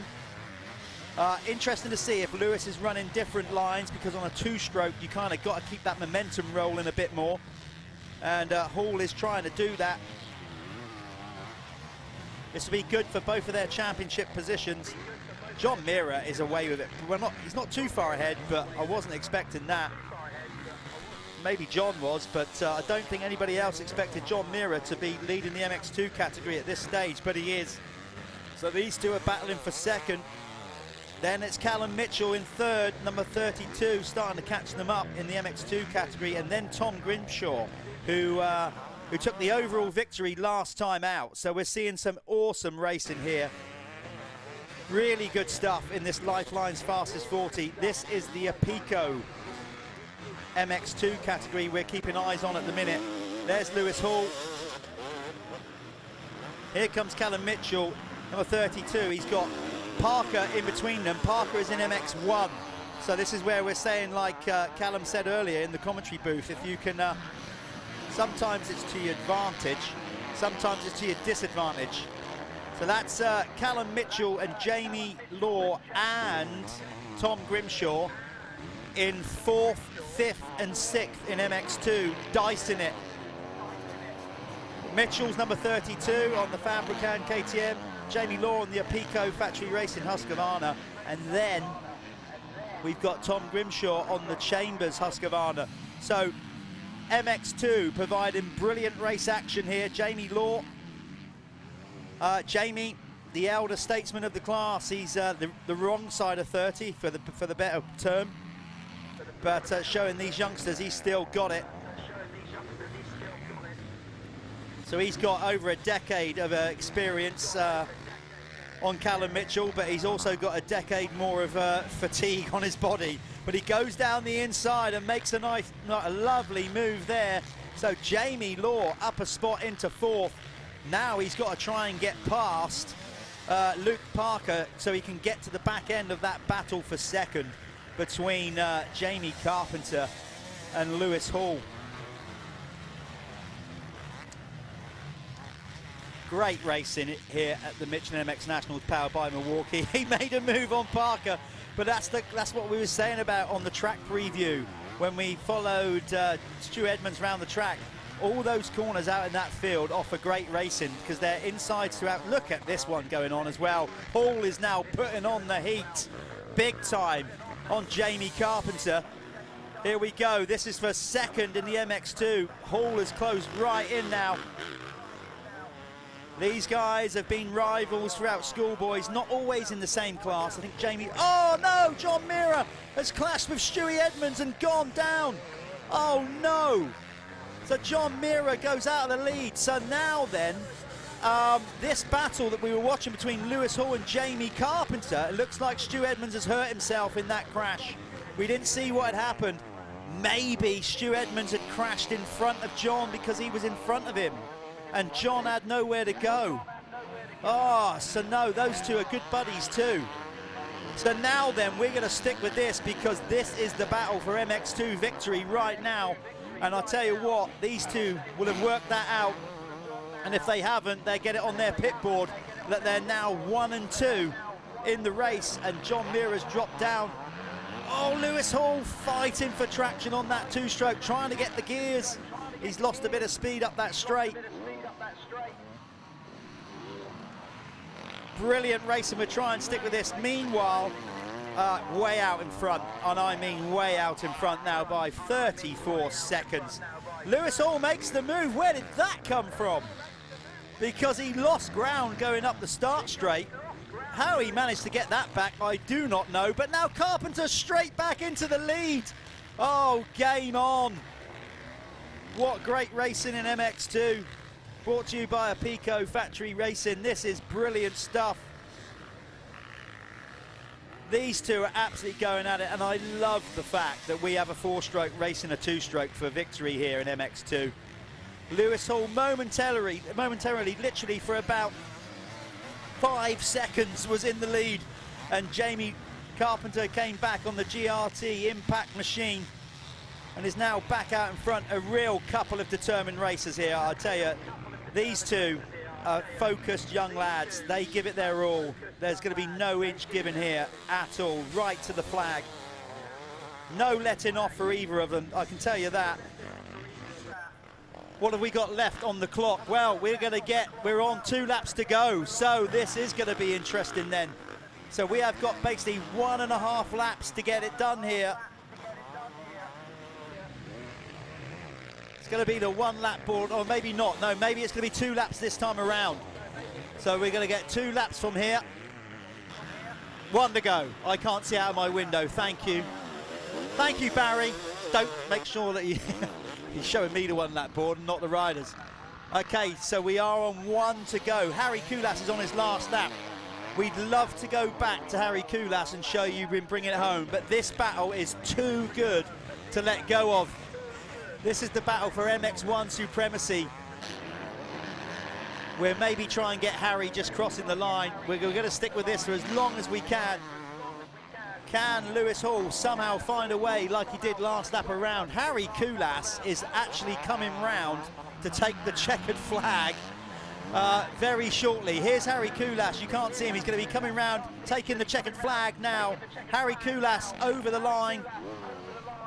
So Harry Koulas takes the race win. We've just missed him over the line. He's that far ahead. So the race is now finished. We're bringing these lot home. Let's get back to this battle. This is what we want to see. Koulas takes the race win. Searle gets it up to 2nd ahead of Adamson, but they even haven't crossed the line yet. So far ahead is Harry Koulas. Let's see what the gap is by the time. We're still, believe it or not, waiting for Tommy Searle and the rest of the MX1 category to cross the line. Here he comes off screen. I can tell you now, Tommy Searle has just crossed the line ahead of John Adamson and Brad Todd. They're all safely home. We are watching this battle to see who's going to win the MX2. Right now, it's Jamie Carpenter in the lead with half a lap to go. What does Lewis Hall do? Do you gamble? Do you risk everything, throw it away, or do you take a second and then try and make sure you come out and win the second moto? Track has just got rougher just in these 20 minutes alone. You can visually see how much rougher the track has got. Hall is not giving up by any stretch, but he's running out of time here. He's going to have to make a desperado move on the last cut. Oh my days. He is lighting up that two-stroke out of the corners, doing everything to try and get the power down. He's close, he's really close. This is going to go to the flag. Jamie Carpenter cannot make a mistake on the final corner. He's just got to get up and down that hill. Looks like Lewis might have just thrown in the towel there. He made a slight mistake. So Jamie Carpenter just has to bring it home here. Keep a tight line. Here he comes, Jamie Carpenter is going to take the MX2 race win for the GRT Impact team. Hall throws in the towel on the last corner and gets second. Let's go and speak to these guys, starting with Harry Koulas. We'll be back in a moment.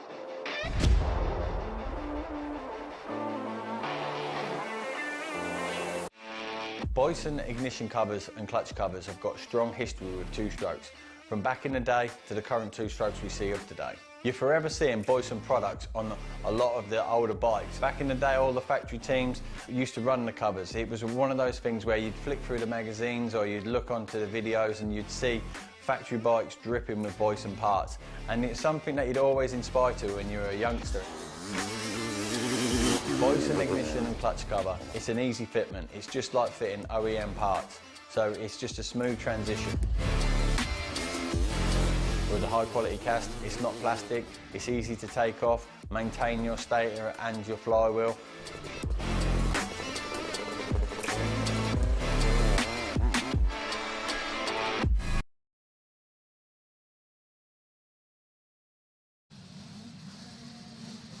Right, we're here with the Lifelines and Liat MX1 winner. He's been here so long, he could have got changed and got ready for the next race. Such was his lead. Harry, looks like you enjoyed that one. Yeah, really. I mean, it's always nice to get the whole shot, and then, yeah, obviously Tommy is fast. We've been fighting all year with him, and I saw Adamson was between us.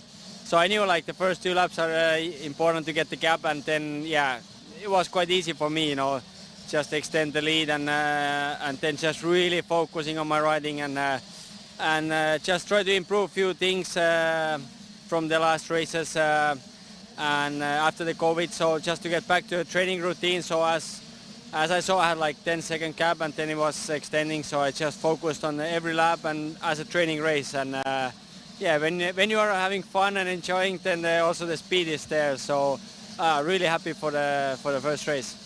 There you go, he's got the red plate, not on there yet, but he's now got the championship lead. That's what it's like when you're relaxed, you're having fun. Well done, Harry, we'll see you out in the second one. We're going back now to the 85 racing.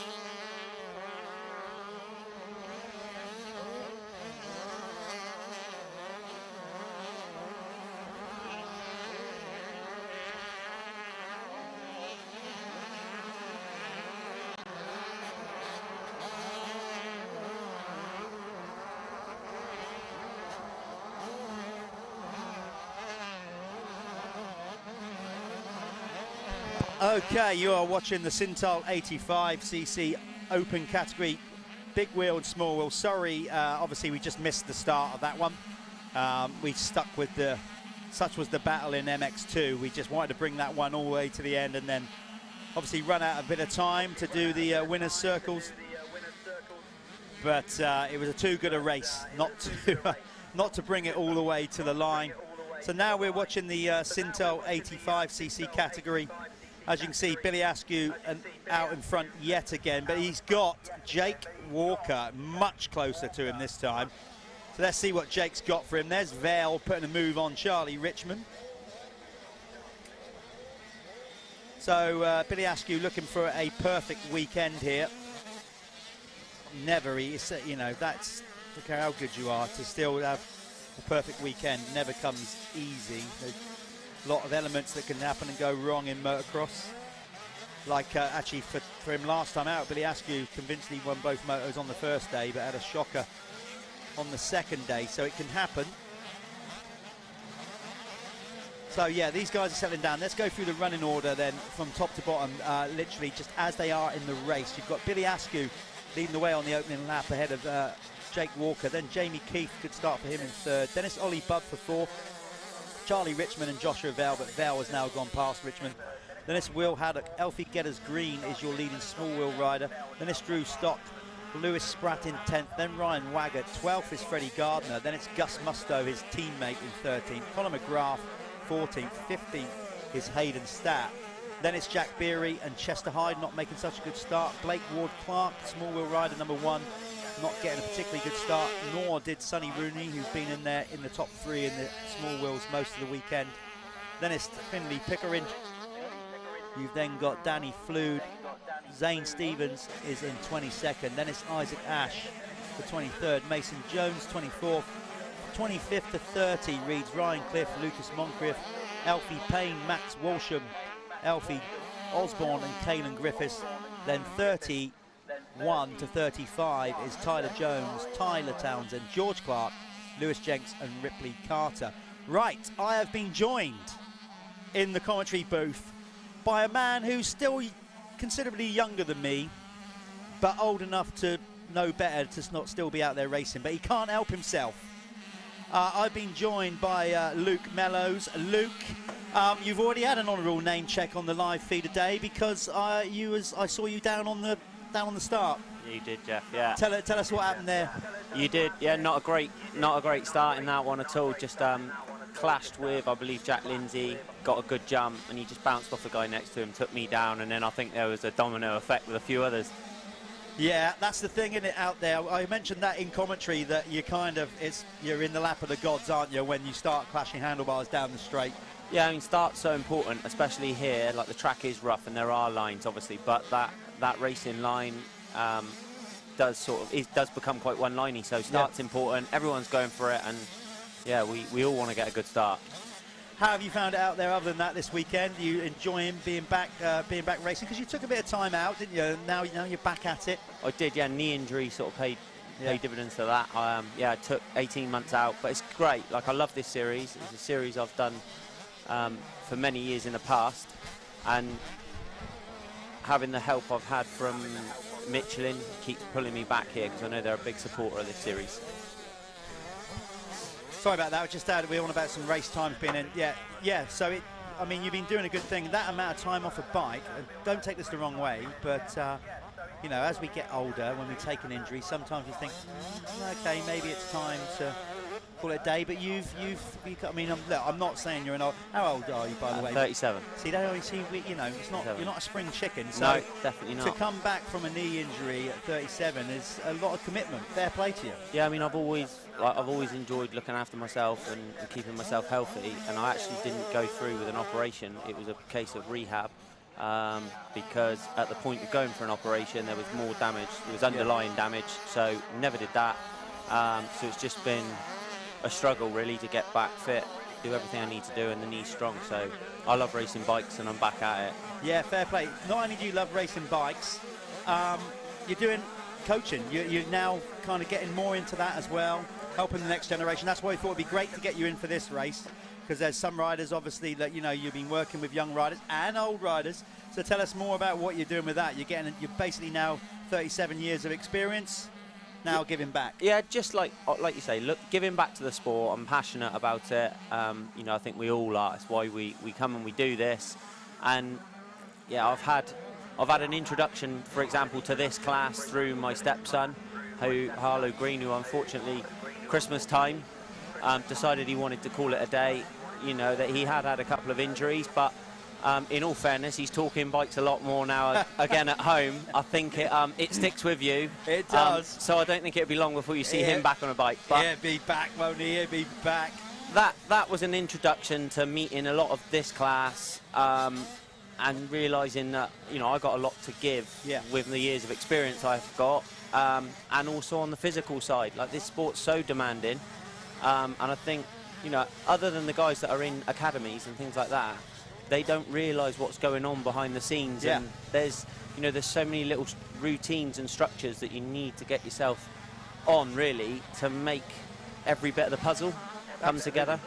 Well, yeah, well, obviously, you certainly haven't let yourself go, like I have, No. you know, because you're still riding, so that's what I mean, that experience counts a lot. So what kind of, you know, you just touched on it a little bit.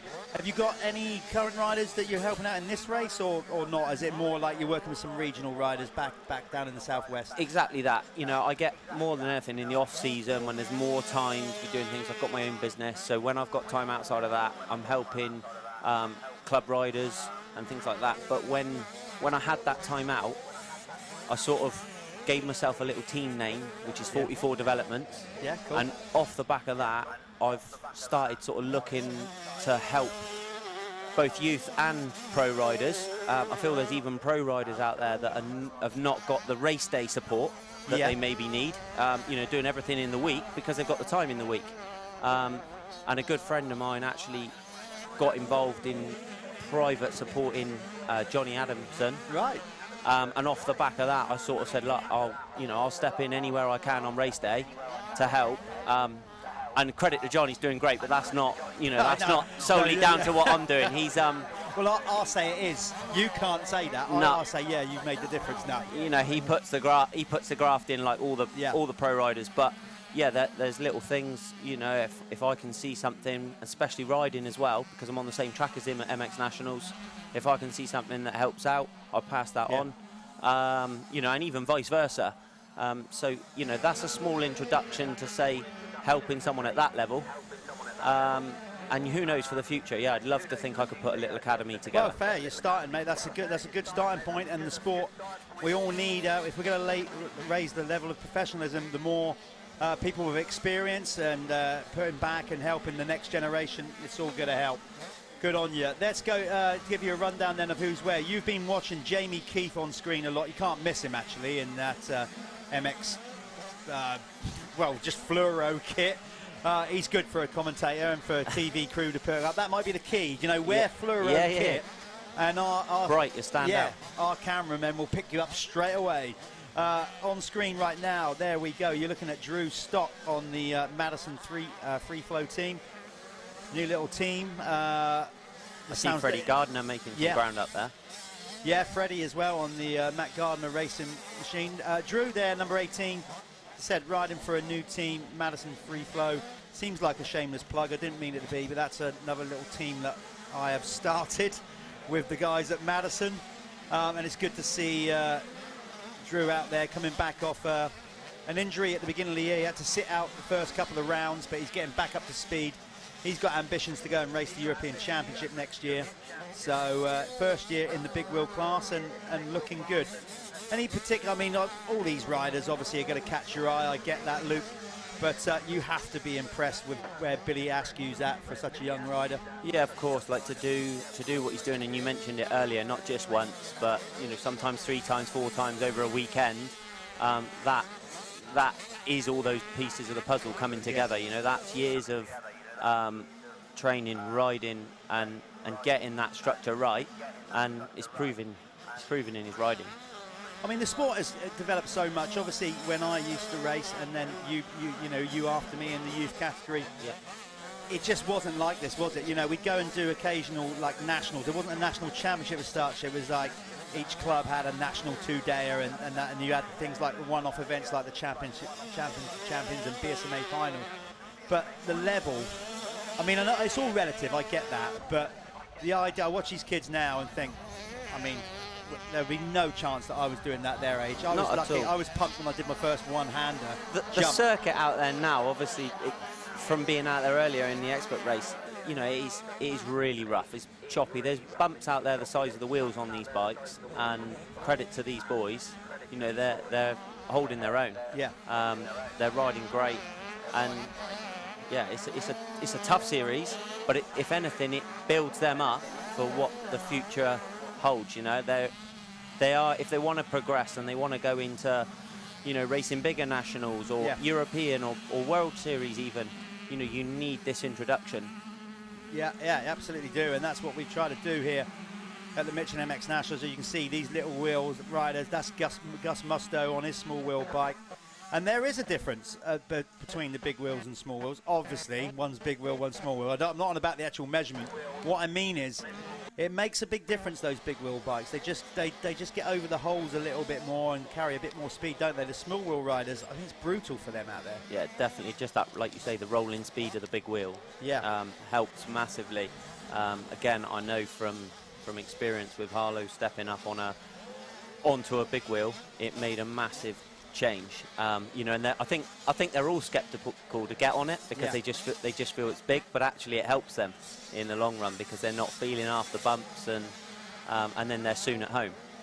I just watched while you're talking there, Elfie Getters Green in the all red just put a lovely move on the inside of Gus Musto, and then where's Gus gone actually? He's dropped right back. He's stumped him a little bit there. I think they have, because Blake Ward-Clark's gone by him. Gus looks like he's got a problem, doesn't it? Yeah, looks like he's dropped 2 or 3 bikes there. Yeah. In all fairness, like Gus, I know he's coming off the back of a big crash in the off-season, and confidence has been an issue. But this weekend, to be honest, he's had some great rides. So hopefully he picks himself back up from this, or if it's a mechanical, they get it sorted. Yeah, I mean, difficult to say. Look, he's rolling everything. You just saw him off the screen there. I really hope for Gus Musto's sake that's a bike issue and nothing that he's done to his body. But he's suddenly parked it up and is going very slow. He might come into shot in a minute. There's Zane Stevens, number 80, the rider. Yeah, there's Gus. No, it's a bike problem, isn't it? Yeah. He's lost his... He's cruising there, isn't he, on the pegs? Just seeing gear lever. I wonder if he's lost his gear lever or he's stuck in gear. He was looking down the left-hand side. The speed he's going would indicate that he's probably stuck in gear or lost his gear lever. Yeah, bike issue more so, which is, you know, good news in one way. It's not him personally, but yeah, could be quite heavily affecting his championship points right now. Yeah, there's Ryan Raggett. There's Elfie Getters Green. So let's see if I can separate the classes here on Speed Hive and let you know who's winning the MX2. There's Blake Ward-Clark, number 1. He's quite well up there, no doubt, in the small wheel category. Just get it back on and separate the classes out here, if I can. Please happen.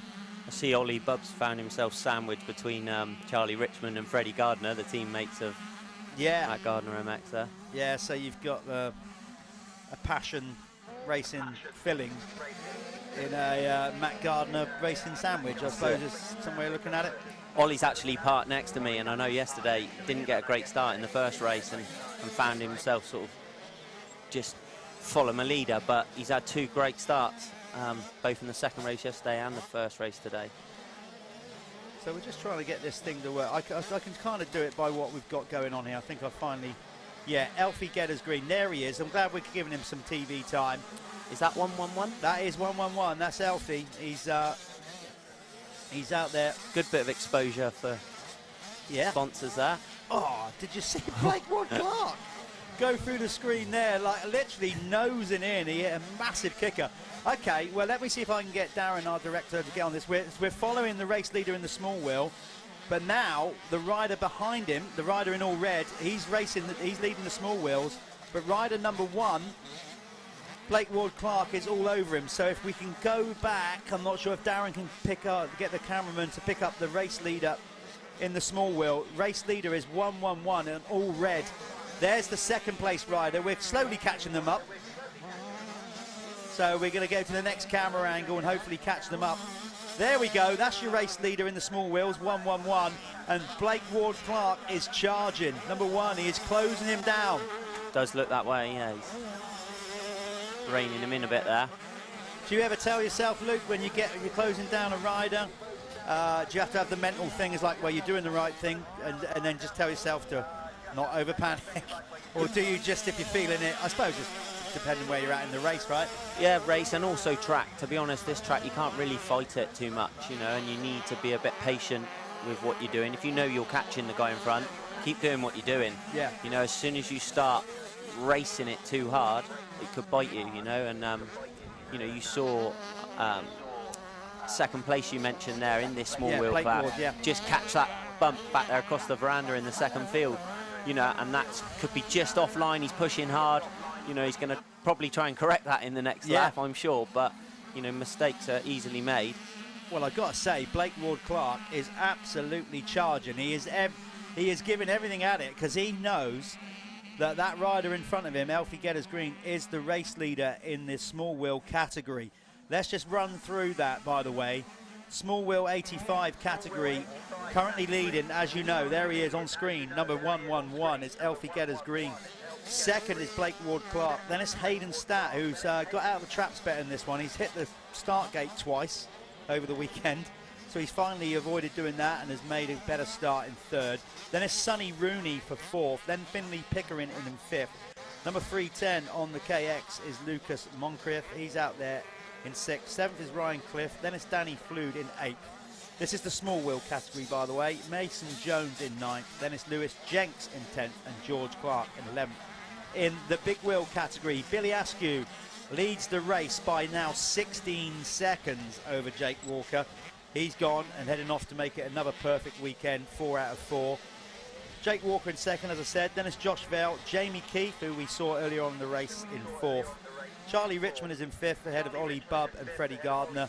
So Ollie Bubb still in there between the two Matt Gardner racing machines. Then it's Drew Stock in eighth. Chester Hyde is in ninth. 10th is Ryan Wagger. Then it's Conor McGrath in 11th. Lewis Spratt is currently 12th, ahead of Zane Stevens. Then Isaac Ash from down in Devon, ahead of Tyler Jones. Then Alfie Payne. Gus Musto is circulating in 17th, but I think he's still going round with some kind of problem. Probably a case of points there, isn't it? Yeah, I think so. Just salvaging some points. Then it's Caelan Griffiths for 18th. 19th is Alfie Osborne. Okay, so there we go. So, run us through your results so far then the weekend. Expert MX1 class, I've had a 10th, a 5th and an 8th. 8th is a good comeback from where you were. It down was, on the first, well, not even the first corner. You didn't even make it to the No, first I didn't get corner. that far. No, I'm happy with that. Like I say, the track's tough and the start is so important. I had a better start in the second race yesterday, and obviously 5th overall proved that. Proved good. Well, it looks like Alfie Getters-Green is going to get the checkered flag here and the race win. Let's get him to winner's circle. I'll go and do that. Luke, just stay there for a minute. I'll come back to you in a minute and we'll do a proper sign-off. Let's go and catch up with Alfie Getters-Green.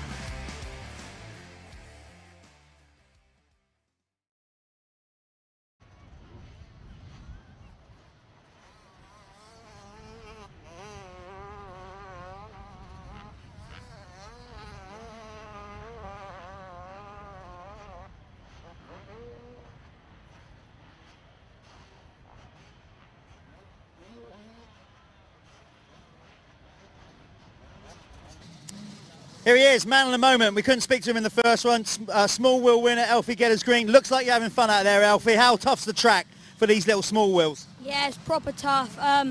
Really good fun though. First time here, loved it, yeah. It's your first time, is it? Right, okay. So, listen, how was it? You had a good race going on there with Blake Ward-Clark. Did you know he was behind you? Yeah, Yeah, I knew he was behind me, but you know, just try to keep my cool and just do what I can. Right, you've got an array of sponsors. Let's give them a good name check. Fox.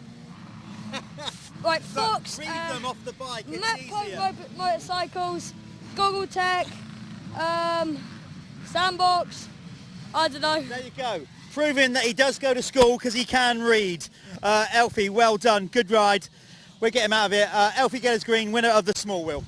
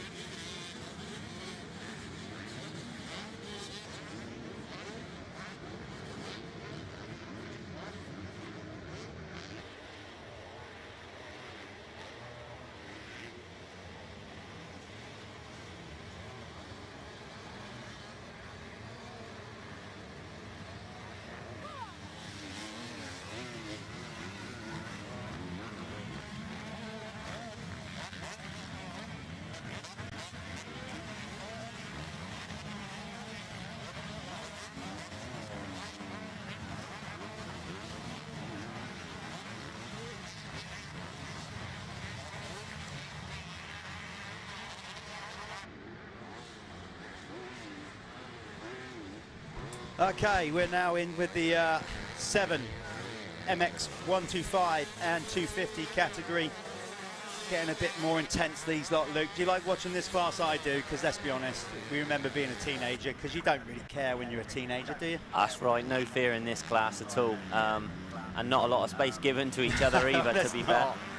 It's a great race for us to watch as well, because we're on a full-size bike. Yeah. And so are these guys. So the line choices and things like that are similar. So it's a good one to watch, see how the track's developing. Alfie Jones came in here and said the same thing as a few others. You know, the fact that there you are, 37 years of age, and yet you're saying that you can watch, you go out and watch these races because you might learn something from these kids, right? Yeah, definitely. I believe you never stop learning. But also, yeah, the track's changing all the time, especially sand tracks. Yeah. Obviously, the ground moves around a lot. So yeah, it's great to watch it, see how the track's developing. And if anything, Jeff, it's probably been one of the hardest things for me this year, becoming a family man, to get the time to go out and have a look at the track. Yeah. I've found at various rounds, say you have a mechanical or you have a problem, you're straight back to the van, you're sorting it out, and by the time you've cleaned yourself up, you haven't looked at the track, you're straight back to the line. And I had a bad day at, or a bad race, shall I say, on the Sunday at Landrake, the last round, and it was silly mistakes that I knew if I'd seen the circuit, just some bad line choices. So yeah, very important to get out and look what's happening. There you go, see, that's where it is. There we go. Bayliss Utting was the Planet Moto first lap leader. So a point goes to him, but he is now being disposed of by Mackenzie Marshall on the DK off-road machine. So Mackenzie on the KX250 making it work for him, and he's put in a good first lap and a half, and he's managed to get past Bayliss Utting on this one. So what you're seeing on the timing screen is not quite correct, because just after they crossed the finish line on the opening lap, number 555 disposed of number 421 to go into the lead. Hudson Roper, I now notice, is all over the back of Bayliss Utting as well on the Team Green Kawasaki, and then there's Charlie Heyman, the leading 125 rider. But look at this, Luke. I tell you what, Charlie. Put in the squeeze there. Oh, that was close, wasn't it? There you go. Nice move though into second, but look at this. Tyler Hooley is now starting to look more and more at home on that 125. Then obviously, you know, he stepped up from the 85, so his first year on it, and he's looking good, because trying to stay with Charlie Heyman is not easy no matter what bike you're on. Definitely not. You know, Charlie's definitely an up-and-coming talent. I believe he rides and trains also on a 250 two-stroke, which is going to make the smaller bike feel easier. But no, both Tyler Hooley and Ben Musto, actually, another rider that was, you know, in a championship, an all-year championship battle, I believe, last year with Tyler Hooley. Both of those boys have taken to the 125 really well. Yeah, like we said, Charlie, number 422, is currently leading the 125s. He's third in the race. He can't hear me, so he won't care anyway. But so far, he has a complete maximum score. He's won every race of this championship so far in the 125 category. He's now gone past Bayliss Utting. So it's going to take a lot. Not saying it can't be done, but Tyler Hooley, having said that, is getting closer to him. If anything, you know, like Charlie is not necessarily round by round getting further and further away. If anything, like Tyler Hooley and the guys, although they haven't beat him yet, actual track time on the track seem to be getting a little bit nearer to him. Yeah, they do. Yeah, and I mean, I don't know Charlie personally, but is it Charlie's first year on a 125? Yeah, pretty much. I think I can't remember. No, last year was on the. Yeah, it is. Yeah. So again, really impressive, because on an 85 he was pretty dominant as well. To go up and do that, you know, on a bigger bike, full-size bike as well. Yeah. Is only going to get better going forward, really. Nice move by Tyler Hooley doing the classic 125. What I mean by that is, and Luke will elaborate on this, a 125, you've got to keep that momentum going. Smaller engine, the minute you let it start getting to the bottom a bit more, you've got to work harder. So the technique in riding a 125. Yeah, and line choices are different. So obviously you'd be trying to carry that momentum around, probably using wider lines, more sweeping lines, you know, whereas the four-stroke could probably squirt up the inside a little easier, which obviously holds that line. You know, if you're up the inside, you've pretty much taken control of the track. Yeah, you have indeed, and taken control of the track he has, because he's also, just like that, seemingly blown past Mackenzie Marshall and into the lead. So Charlie Heyman is not only leading the 125 category, he is leading the race in its entirety. So the current running order is Heyman, Marshall, Utting, then Hooley. No, Hooley's ahead of Utting, then Hudson Roper. So we're watching this battle for second place in the 7 MX2 Youth 250 class.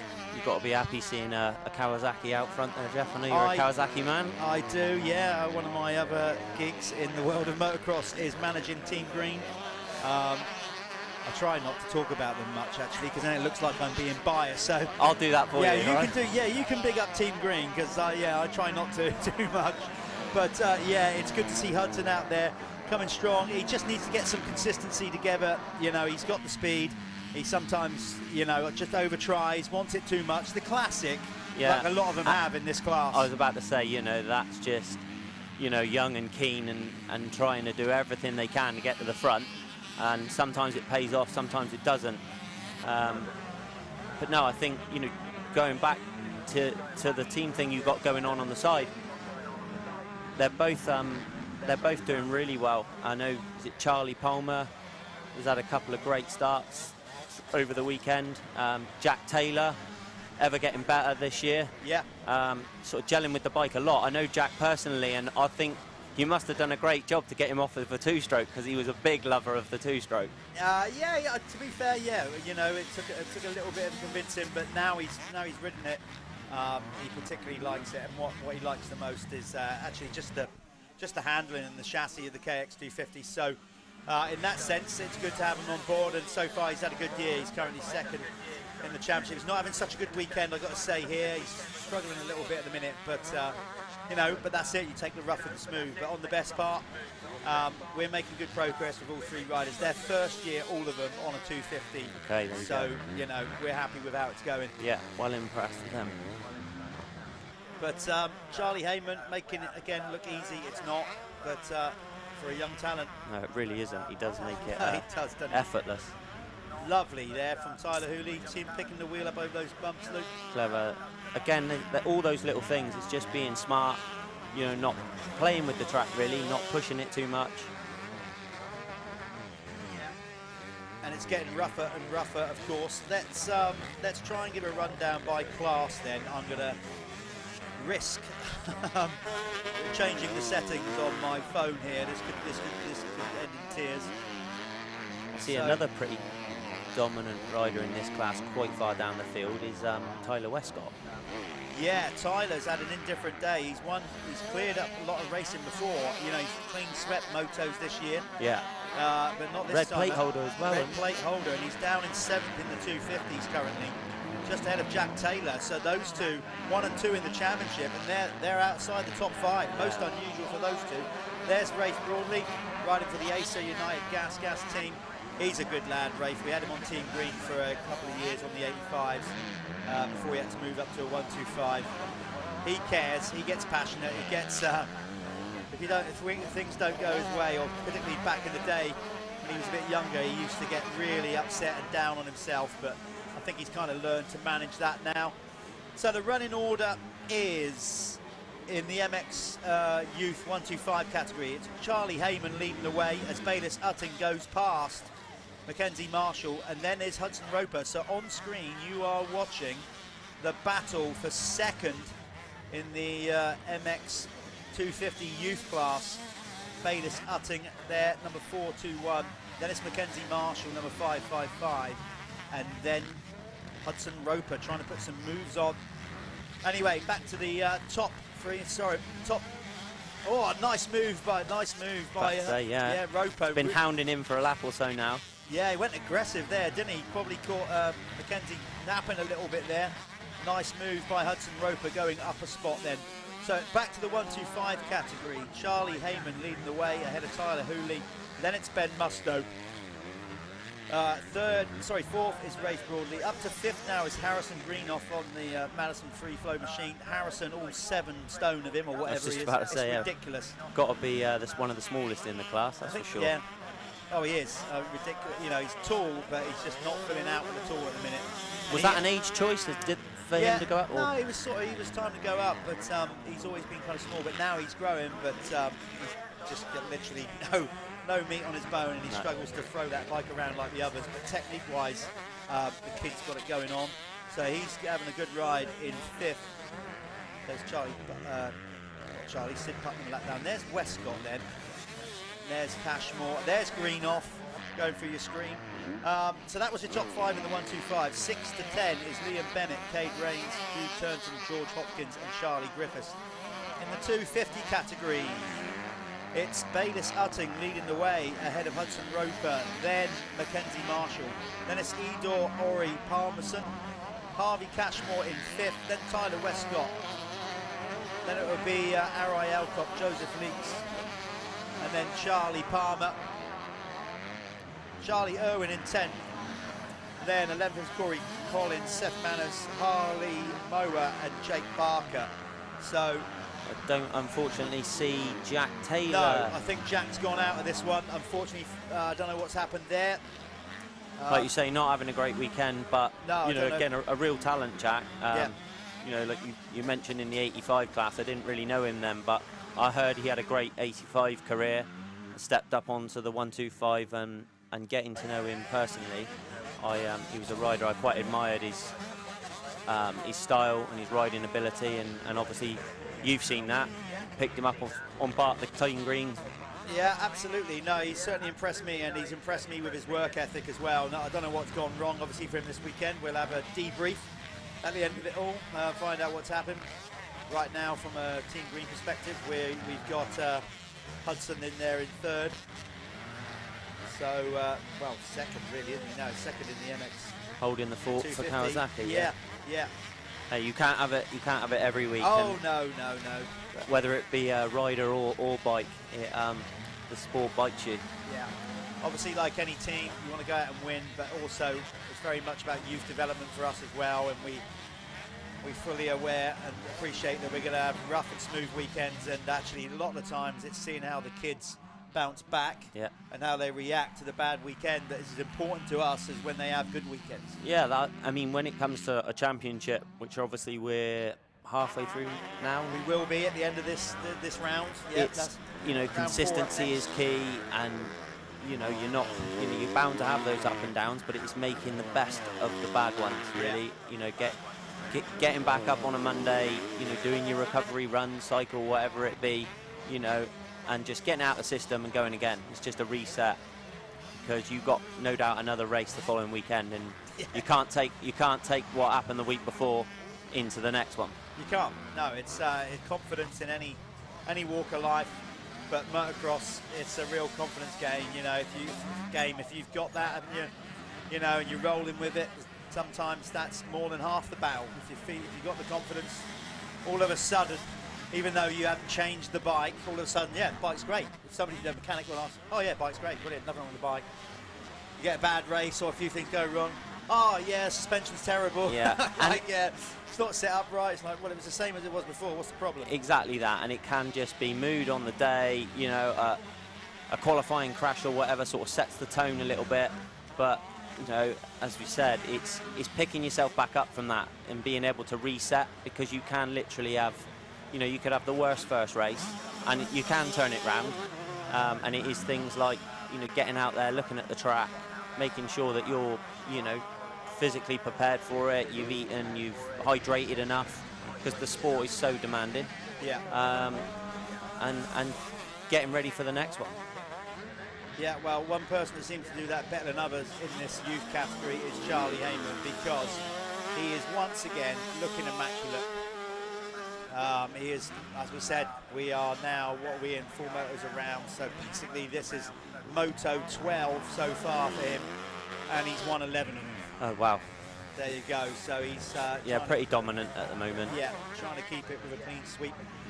Just nicely up on the pegs, even as you saw there, Luke, just getting out the seat that little bit earlier, taking the weight on his legs, then that bike move around, little preload over that, look, doing everything right, isn't he? There's Josh Vale, who's just been out in the 85s. You know, the bumps on this circuit, especially today, I don't know, you know, whether it be overnight rain, but they're very peaky, they're very steep, and they're not all the way across the track, they're very staggered, and they're created from obviously where we're braking and accelerating those bumps. So, you know, if you can just find a little line between bumps or down the inside of the posts, which you see Charlie's very good at, he's able to just turn off of things and find that clean line.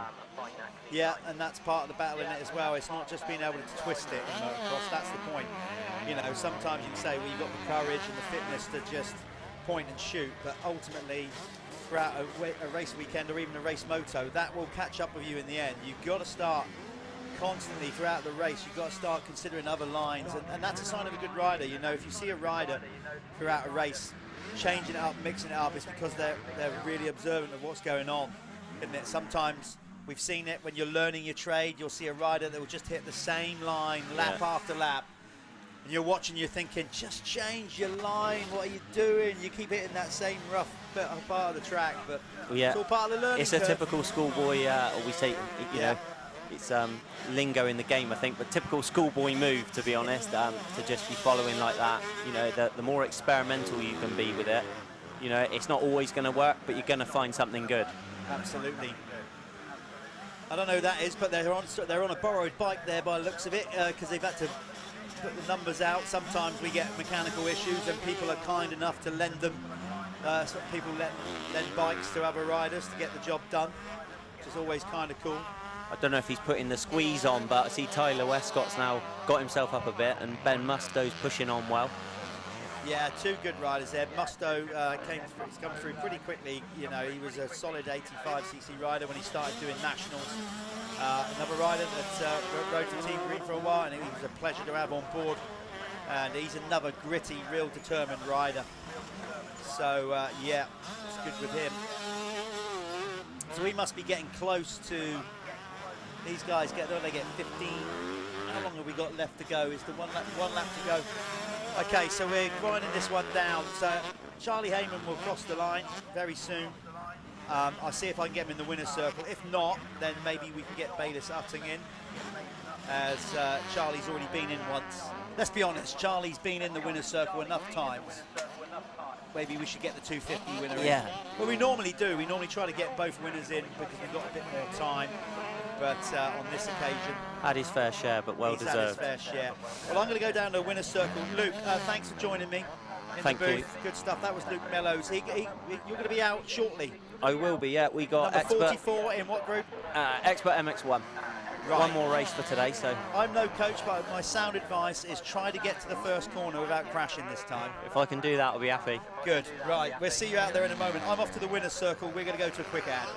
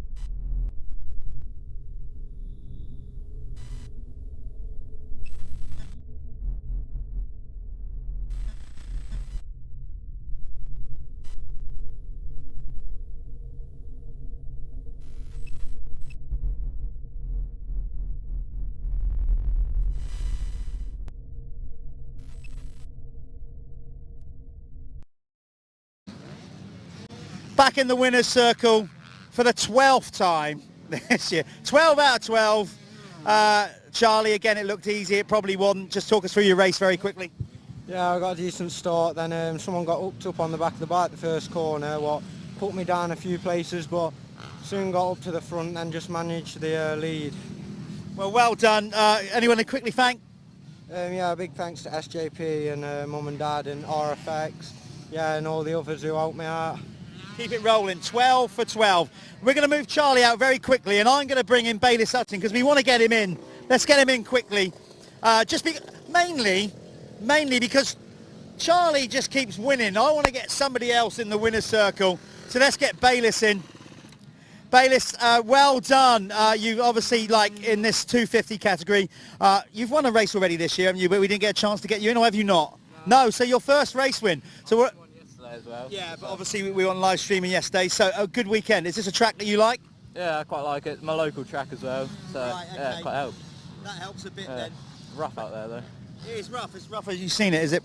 But you're getting good starts, and that's a big thing, right? So what's it like racing the 125s? Do they annoy you, buzzing around you, or you're not bothered? Kind of. There's a lot more quick 125s, so yeah. It's helpful though, because you can use them to, like, they pull you along more, so quite helpful, yeah. You've got a very unique coloured bike, colouring, and obviously a lot of sponsors to thank, so crack on. Main one is Gibbons Plant Hire. He helps a lot this year, and yeah, it's good. But, yeah.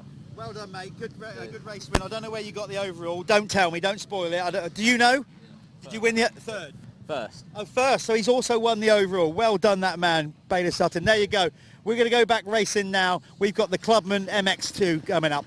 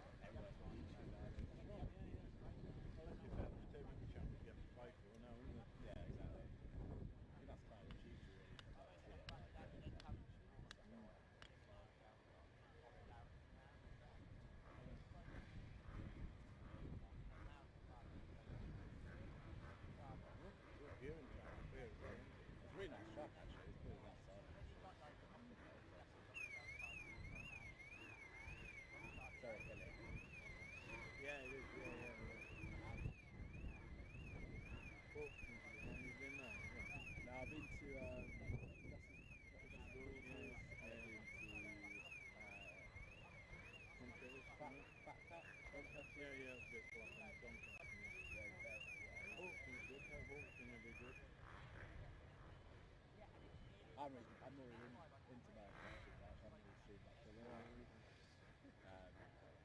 More into like my general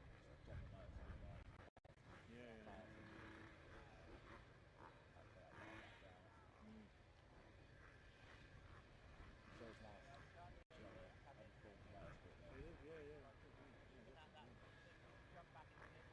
What expecting is the same. very different watching the racing, but yeah, it's interesting.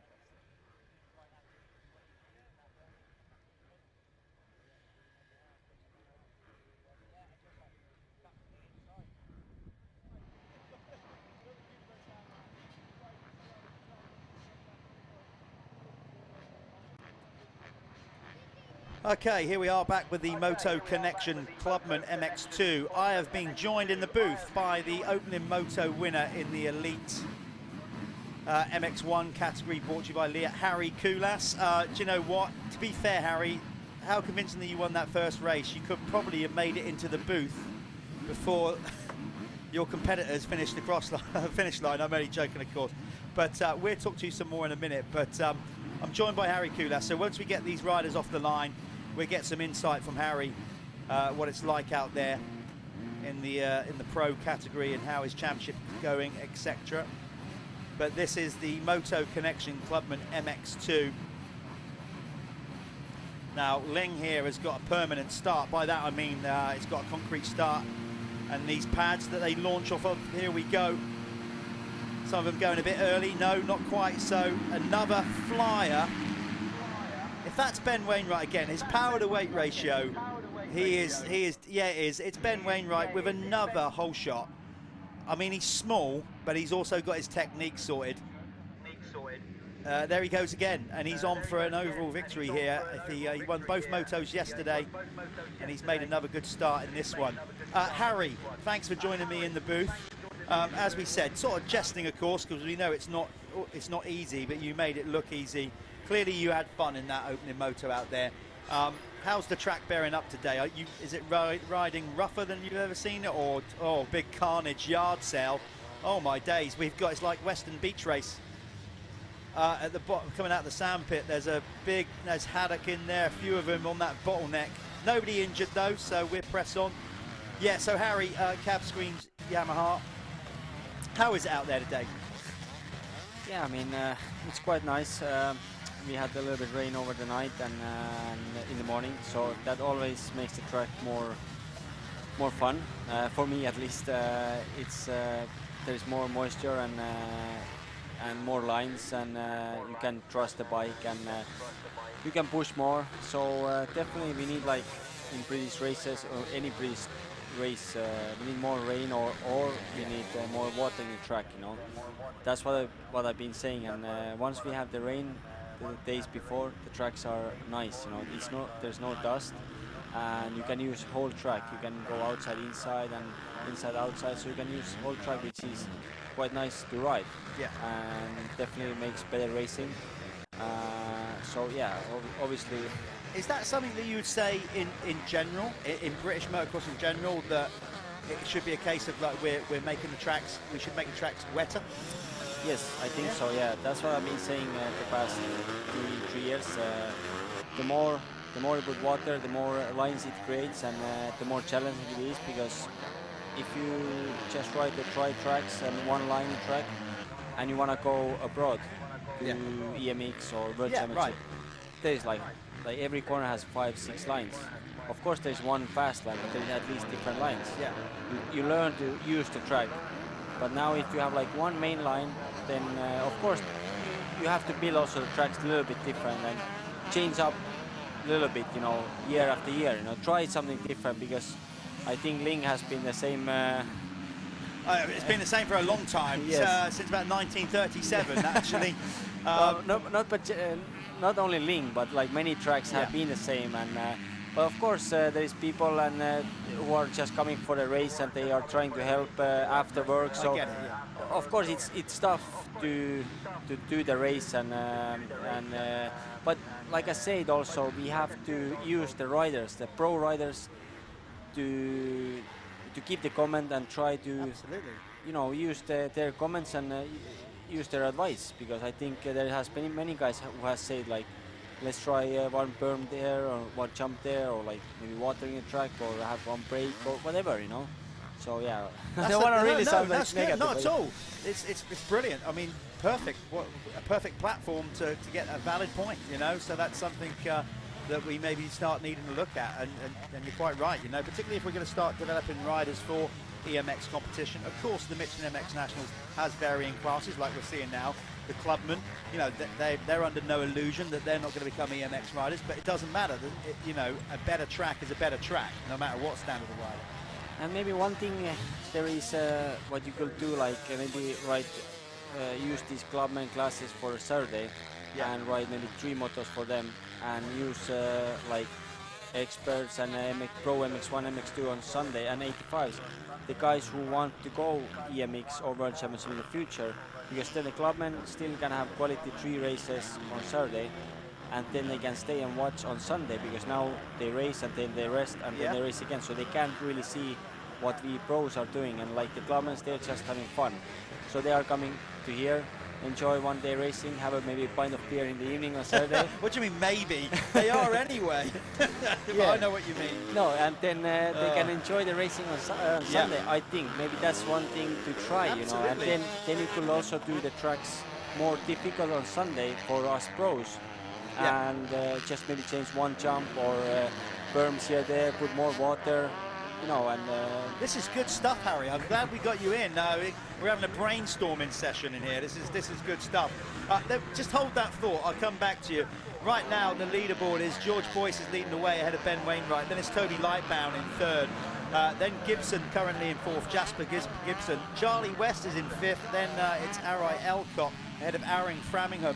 7th is Josh Hall. Then it's Elliot Cook, number 86 at 8th. 9th is Richie Roberts. 10th is Max Fletcher. Then it's Hayden Stevens, number 06 in 11th. 12th is Jamie Mottram. Jake Taylor in 13th. 14th is Josh Jones. Ollie Sheldon, number 28, is in 15th, ahead of Dan Holkner. Then it's Jack Loveridge for 17th. Mitchell Collins, number 173, is in 18th. 19th is Jack Radcliffe.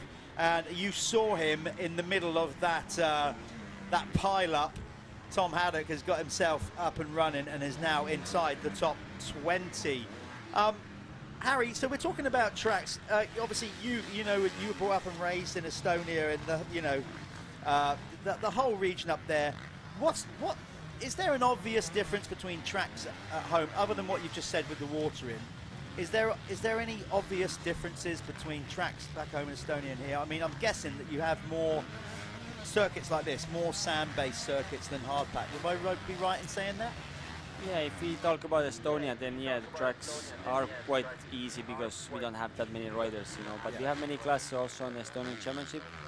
We race on Saturday because the sidecars and quads are racing Sunday. Okay, yeah. But definitely, I think the watering is a tiny bit better because they have the hoses and watering system ready. So we have breaks between the first and second race after time practice. So you have breaks here there that you can use the time to do something, either make flat the first corner or some jump or water the track. So, which is in England we have non-stop every championship. You know, I think that's also something else to look at. Yeah, to have a small break, and also when you have less classes a day, which I said before, I think that creates also that the spectators can come to the pit lane in the paddock, and we can give the autograph sessions, we can give the posters, they can see the bikes, the teams, the sponsors, and that in that way the money comes back to the team and to the riders, you know. Yeah. So I think that's also why the less classes, quality time, quality racing is better than doing it too much, you know. Well, it's something definitely for us to review. I know that conversations like that happen all the time, and maybe there will be a freshen up soon. We're getting to nearly our 10th year with the MX Nationals, and we've changed a lot of things, some classes, and we're always opening and willing to listen to what people have got to say. So maybe that's something worth looking at. Let's talk about your relationship with your current team. It seems to be a really good fit. I mean, you listen, you came over here. How many years when you first come to the UK? Remind me. First time I was 15 and 17, but then I joined with Cap Screens, Crescent Yamaha. Yeah. I mean, we were other brand that time, but yeah, with Cap Screens guys, I was first time 19, so this is 4th year running. Yeah. But just such a good fit. Yeah. It seems it. Yeah, of course, definitely. We had really good chat with my team boss and his 2 good mates, Simon and Ryan. They came to us in GP 2018, end of the season. Yeah. And we just had a chat in the paddock, I think 3 hours. And we just, because obviously I'm quite experienced, I've been factory team, so riding GP, so I knew what I want and to come to England, so I needed to have good package. Yeah. And definitely we, everything gelled like straight away. They knew that they have to step it up to start winning, and then I knew what I want.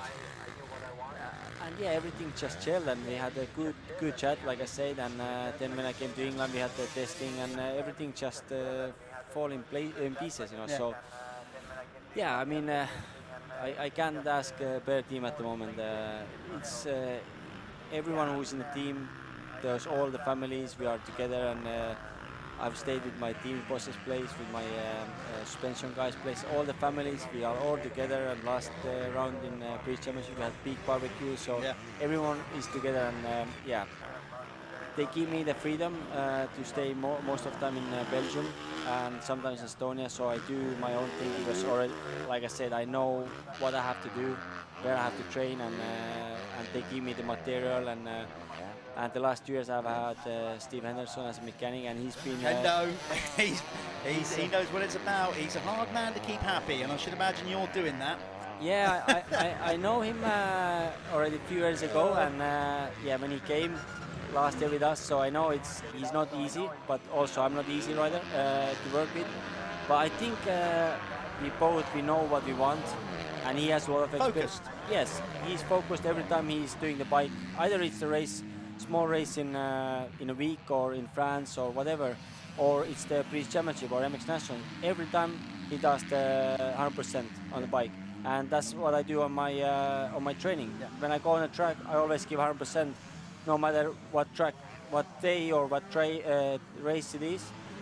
So I think we match a lot, like really good. Yeah, of course, the first year we had some arguments, but just to improve ourselves, you know. And then I think this year we have had really good working relationship. I was laughing just because I think most people have had an argument with Hendo at some point. But he's, like you said, he's red hot at his job. Let's go back to very quickly then, obviously, to this racing. It's great to have you in, Harry. Great insight. George Boyce is at it again. He's overtaken Ben Wainwright and is starting to check out a little bit. So George Boyce enjoying it out there today. Ben Wainwright is looking good though in second because he took 2 Moto wins yesterday. Toby Lightbound having a good ride here. You can see him on screen in third, but he is now coming under pressure from Jesper Gibson, and then Charlie West is not too far behind. You've then got Joseph Hall is currently in 6th ahead of Elliot Cook. And then it's Richie Roberts, number 111 in 8th. 9th is Aaron Farrington. 10th is Max Fletcher. Going back very quickly then, Harry, to the current series, you, by my maths, you've inherited the red plate after that first race with Gilbert not being here. I know, listen, you want to win the championship no matter what. Obviously a bit of a shame that Josh isn't here, but that's out of your control. How are you feeling it's going so far this year? Both racing, obviously, at the Michelin MX Nationals, but also at the British Championship as well. Is your season on track? Happy with how it's going? Yeah, I mean, we have to be happy we are healthy, so that's the main thing. You know, when rider is one piece, you can always then go next race and improve and keep doing the training and try to improve the next race. So that's the main thing, and if you're healthy, then that's good. As a result-wise, yeah, we have had really good races, both MX Nationals and British, and but it seems like yeah, some riders maybe don't give 100% at MX Nationals. Where I race, it doesn't matter if it's MX National or British, I always give 100%. But yeah, I mean, obviously we are, I think, leading this championship now. But yeah, like you said, it's a pity that Josh is not here, but we understand his excuse, and it's nice that he... Yeah, I mean, for them, a one-off, you know, not one-off, but obviously for a team, maybe they also want to see what it's like and whatever. Yeah. You know, you guys have got your goals, your agendas, they got different ones. It's a championship's a championship, and I know for Yamaha and for yourself, you know, like you said, you give 100% at the Michelin MX Nationals, and we're very thankful that you do, and keep coming along and entertaining us. But yeah, for sure, like the season has been good, because like once we joined Yamaha last year, they're giving our good support, and I really love to ride Yamaha, and I just really enjoy racing and riding every time we go out. And it's just like I try to have fun every day, and it's quite easy. Yeah. With Yamaha especially, and I think last year I gave the win for a long time for them, and this year we have won some races, overalls, and so far the MX National has been, it's been good. Like every year I start quite strong, and I have got the big points lead after two or three rounds, and I think now also it's quite big because Josh is not here. So, but we are halfway, so we have to keep our focus, and it's never over until you get it done, right? Exactly. So no matter what, I just give my 100% and try to enjoy every race, and we'll see what the second race brings today. It's great having you with us. We'll let you go and get ready. Thanks for joining me in the booth, Harry. That's Harry Cusses on the Cab Screens Crescent Yamaha. He took the opening Moto win in the Leah MX1 class fastest 40. He'll be back out there shortly going for a 1-1 scorecard. As we said, all the best, Harry. Thanks a lot. Back to the racing here then. George Boyce is currently a 3-second lead over Wainwright, who's closing in on him. I'm not sure, they must be being close to being on the last lap. Maybe Boyce has just backed it down a little bit. One lap coming round, so hold on, game on. George Boyce is, if he is slowing down, he's slowing down a little bit too early if he thinks he's got this in the bag, because Wainwright is now closing in on him. Number 10, your race leader down the hill. He's going to get the 1 lap to go board here. There he goes over the line. There's the 1 lap board being held out by Barry. And Wainwright is right there, and that's why, look, Wainwright, taking chunks out of him. Fastest lap, the Keck's fastest lap. So Ben Wainwright is digging deep here on these last couple of laps. Always interesting when a rider sets the fastest lap towards the end of a race. That's normally a good sign that they're quite fit. Either that or they held back at the start, I don't know. But it's always good when you're setting lap times quicker than anyone else on the last few laps. Harry's still in the booth nodding his head going, yeah, that's the kind of thing I'd do. This will be good then. I think Wainwright has got the run on him here. I can see a pass happening here because it looks like George Boyce is on the ropes a little bit to me. Oh, Wainwright, lovely round that corner. Yeah, he's closing in. He's got half a lap to make a move. Insides to outsides. Harry's in the box going, he's go wide, too wide. So just proving that Harry Cusses loves his racing. He's staying in the box and watching the racing. Got a little bit of a buffer there. Let's get it back. Here we go. Let's hope we haven't lost too much. This is all to do with the signal around this venue. It's not every so often we get a little blip on the camera connection. Apologies for that, but we're doing the best we can. It's a bit of a black spot for mobile networks. Lyng, great venue. If they could just pick it up and move it to a place where there's some good signal, or get a mast at the top of the hill. Can we do that? That would be good. Boyce, George Boyce is holding on here. I thought by the time they come back into the screen, Wainwright would have stuck a move on him, but not yet. And we're getting to the tight sections around Cadders Hill. So where have we lost them? Here they come. Right, this is going to be difficult from Wainwright here. I think he's got 1-2 spots to get this done. He's got to be close enough at the top of this hill to run it down the inside, and I don't think he is. It now suddenly looks like Ben has just run out of steam as well. He's pushed really hard, but he does. Actually, he's further away now than he was the lap before. I think George Boyce is going to hold on to this. Just a little bit of a kick. If he didn't know he was there before, he does now. So we're waiting for him to drop into view. It looks like it's going to be a Moto win for number 10, second of the day. I'm not sure if that's going to give him the overall victory, but he's definitely gone 2-2 today. It's George Boyce with a big double fist pump. Let's go and chat to him in the winner's circle. We'll be back then. Quickest lap of the race on the last lap too. Look at that.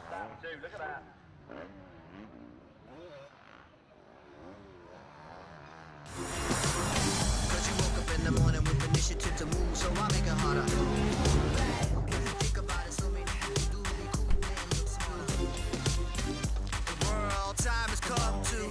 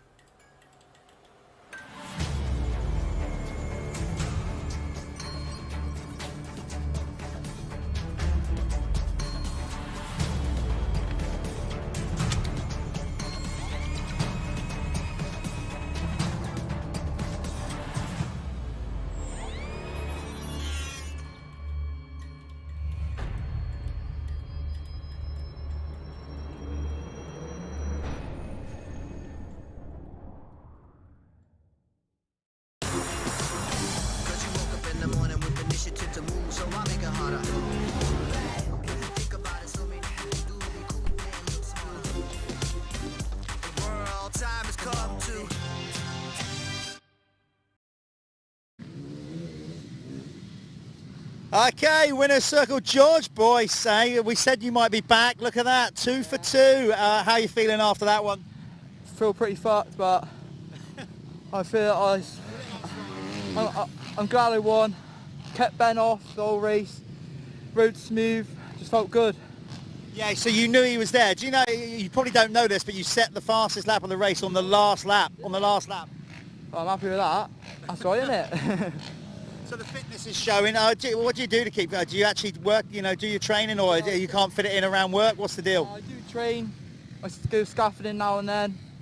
But yeah, I'm in the gym most nights and that, riding. Yeah, so. I can see it meant something to you because the big old double fist pump when you cross the line. I mean, it's a tough track out there to go 2-2 today.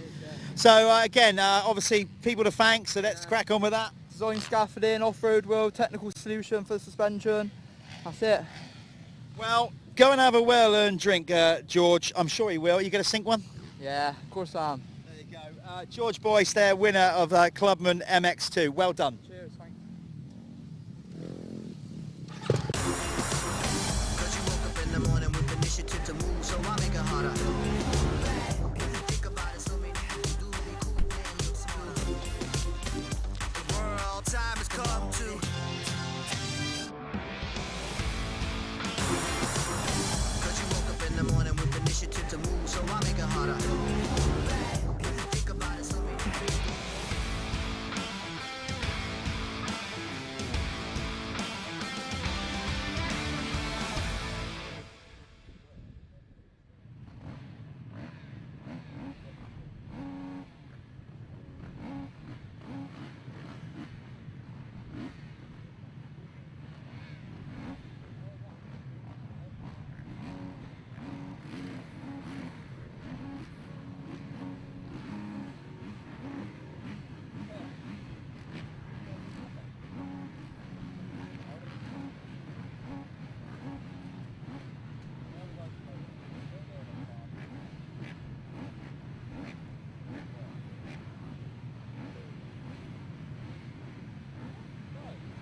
Okay, we are now looking to go with the Work Sports Insurance Clubman MX1 racing. All safely out the gate, no foolers this time. As they sweep into that really fast opening left-right combo, and then they go flat out down the back straight. We will soon pick them up. Here we go. It looks like Mitch Best, the Aussie, never been here before in his life. Not the UK I'm on about, he's been here before, but oh, Mitch getting, oh, I thought he was off the bike there. So Mitch Best with the whole shot. As we said, watched the live stream last year from the Michelin MX Nationals from his home in Australia. Thought, this looks cool. I'm packing my bags and going to race in the UK, and he's now here with us. And last time out at Landrake, he was convincing, taking all 4 victories. Not such a good weekend here though, but obviously new circuit for him, as they all are. So fair play to him. You know, he's coming here for a first time, so he's maybe not got the advantage of some of them, but he's made a good start here.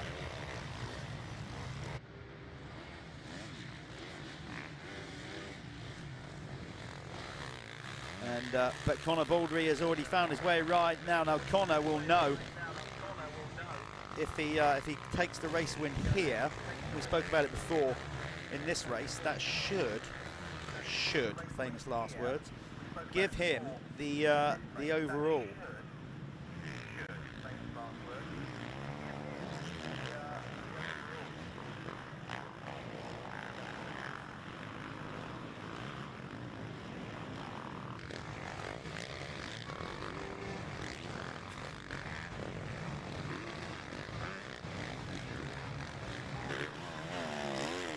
So, just watching Billy Saunders trying to make a move. Adam Reeves in there as well.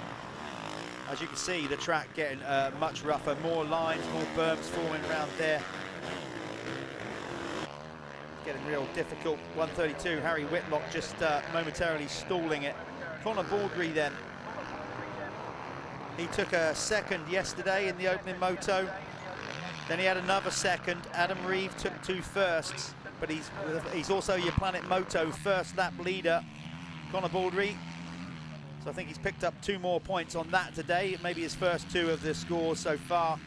That will go to that Spanish motocross holiday. The rider with the most points at the end of the year for being across the line on the opening lap first will win Spanish motocross holiday down to Spain in the off-season, which is a great prize.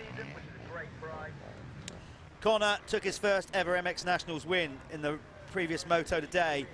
I think it might all hinge on this one. If he can get this one done, obviously, and that's never easy, there's no guarantees. You might be leading, but a lot can happen. But if he can get it over the line in this one, there's a very good chance that he will end up taking the overall victory.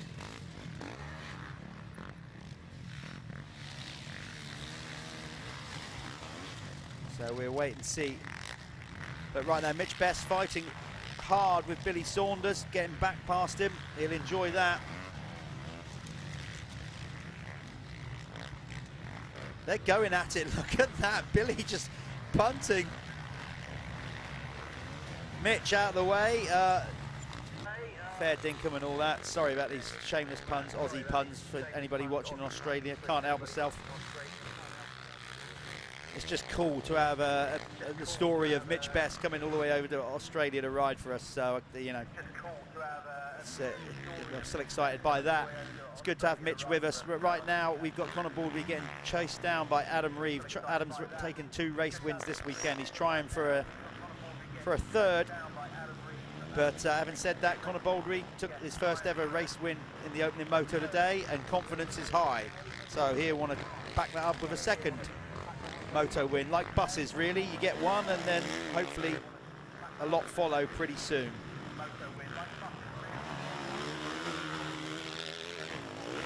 Track in good nick, as considering the amount of riding we had. Interesting point that Harry made and noted, Harry Koulas. You know, something we're always looking at is how to improve the Michelin MX Nationals. So good to get some honest opinion there from Harry. Regards of track prep and classes and maybe how we do things. Any feedback is always good.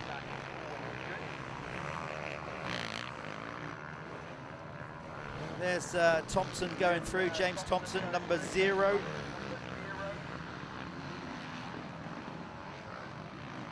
Unusual number to have, but you know, we do still see people riding it. Distinctive, I suppose. He is down in 6th position at the minute. Trying to make his grounds if he can there on Grant Martin in front of him, number 36. There you get a better scale of how the riders just drop into that sandpit. It's absolutely massive, way bigger than it looks on TV. I'd love to be able to get people at home stood on top of that, and you're like, okay, yeah, TV doesn't do that justice at all. But that's the nature of the sport, actually. Kind of fools up. TV flattens a lot of stuff out. So Conor Baldry on his way in this one, 5 seconds. He's looking good over Adam Reeve. It's amazing, isn't it? Like, he hasn't won a race all year. He's been trying, he's won one, and look at him now, like, confidence just spiking, and he's gapping the rest of the field quite nicely. So Adam Reeve's in 2nd, Billy Saunders for 3rd, then it's Mitch Best from 4th, Grant Martin, sorry, Grant. Thompson is in 6th, rider 0. Then it is Ben Parry. Michael Graham is in 8th, ahead of Tim Warnes, number 23, and Jordan Ambler. Good racing. Look at 36, Grant Martin getting rear end fishtailing everywhere as he comes out of that difficult corner, chasing down the Aussie, Mitch Best. Right, they're coming in thick and fast. You know, listen, I may be missing my co-commentator Callum Swan, but he has been replaced in force with a bunch of riders that are just literally, like, seemingly all coming in for job interviews, it seems, in the booth here. This next man might be up as a permanent commentator when he hangs up his boots, but he's still going strong. Martin Barr, good to have you back in the booth, riding for the Apico Factory Husqvarna team. How is it out there, Marty? You love a bit of sand. I wouldn't say it's deep sand anymore here at Lyng. It's a bit harder, but tell us how that first race went for you out there. Yeah, not so bad. As you can see in the video, you know how rough and choppy it is there. But it's down to like a real hard base in places, which can catch you out pretty quickly. But yeah, the first race didn't go so bad.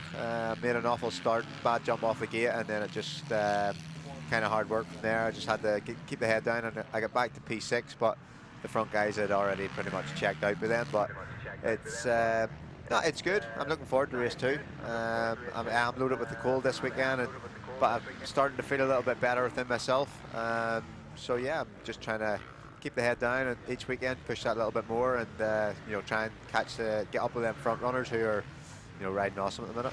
They are. I mean, you know, again, don't take this the wrong way, and I know you won't, but you know, it's brilliant that let's just say an aging generation is. I'm trying to be as polite as I can to you here. Is still out there. I mean, you got your teammate Jamie Law. You're still out there racing with the youngsters. I mean, you must love that when you get like a young gun come up behind you and put a bit of pressure on. And come on, don't tell me you don't think, right, there's no way I'm letting you buy your little tow rag. Does that ever enter your head? Come on, be honest. Yeah, for sure. You know, obviously we're all racers, and it never leaves you no matter what age you are. But you know, especially out there when the young guys is in front of me, and yeah, you don't want to let them get one over on you, not lie down to them. But yeah, as you say, there's a lot of fast young kids out there that are coming through. So, but yeah, it's the old dog still loves it. Yeah, they do respect you, really. Honestly, they do. They might not show it.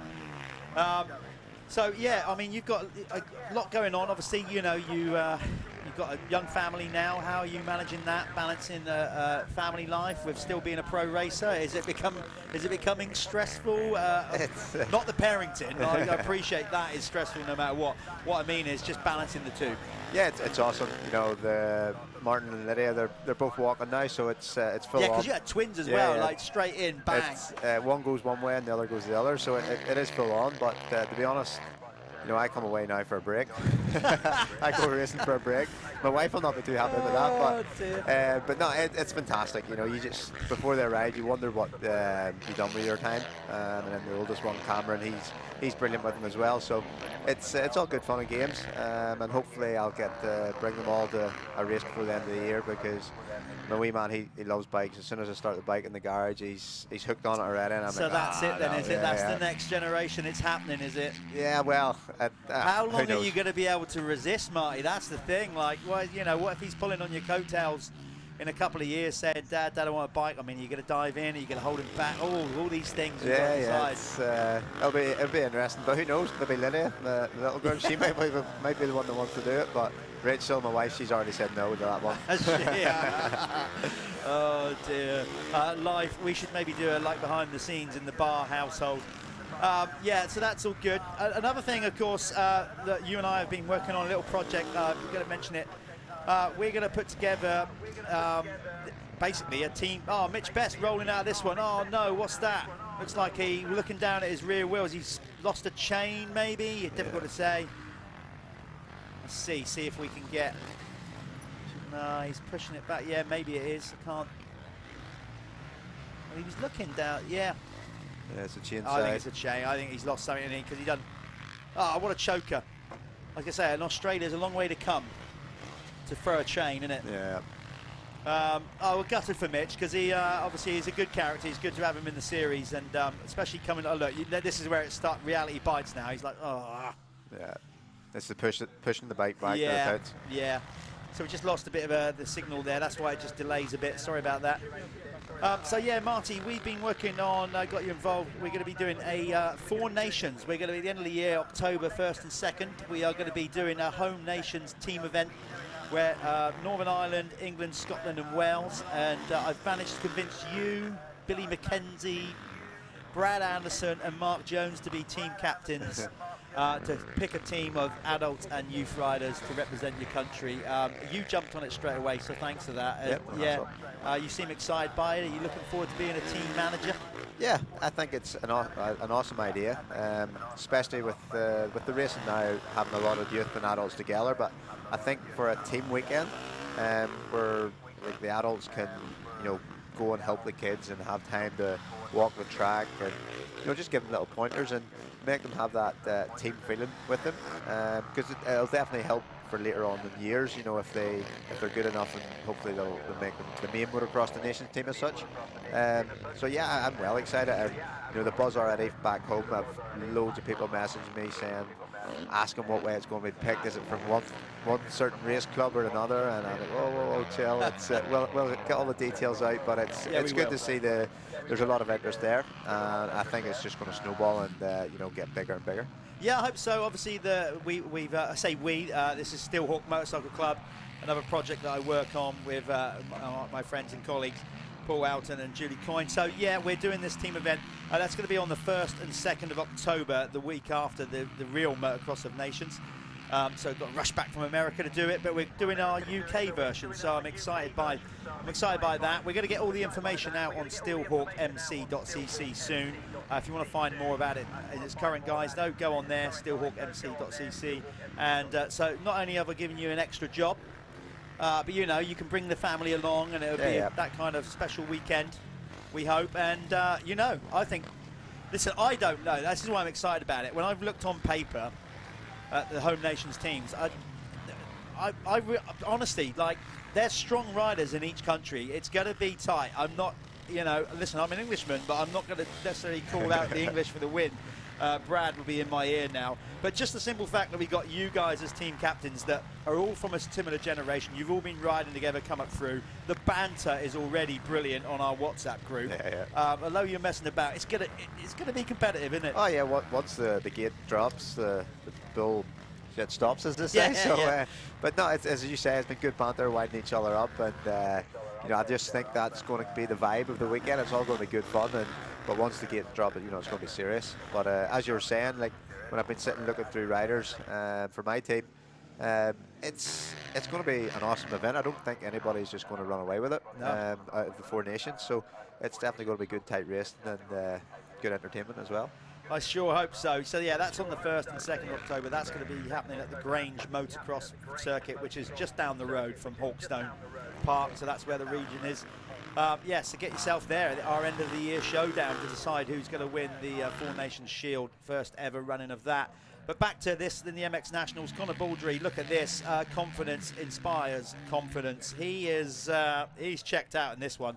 First ever race win about an hour and a half ago, whatever it was, and now he is sailing away with this one, a 17-second lead over Adam Reeves. Billy Saunders is another 3 seconds back, number 4. Then it's Grant Martin, we saw him on screen a little while ago, in 4th. 5th is Ben Parry. Wild card in this race ahead of James Thompson. Then it's Michael Graham coming down from Newcastle. We found that out when he said he'd come to Lyng. Not Lyng, sorry, Landrake was a long way for him, but then, as we said, we've got riders like yourself coming from Ireland, and Ben Edwards and Inverness. So a lot of travelling for people that commit to the MX Nationals, and we're thankful for that. Jordan Ambler is currently in 9th. Tim Warnes, by the way, was behind Michael Graham. And then it's Harry Whitlock in 10th.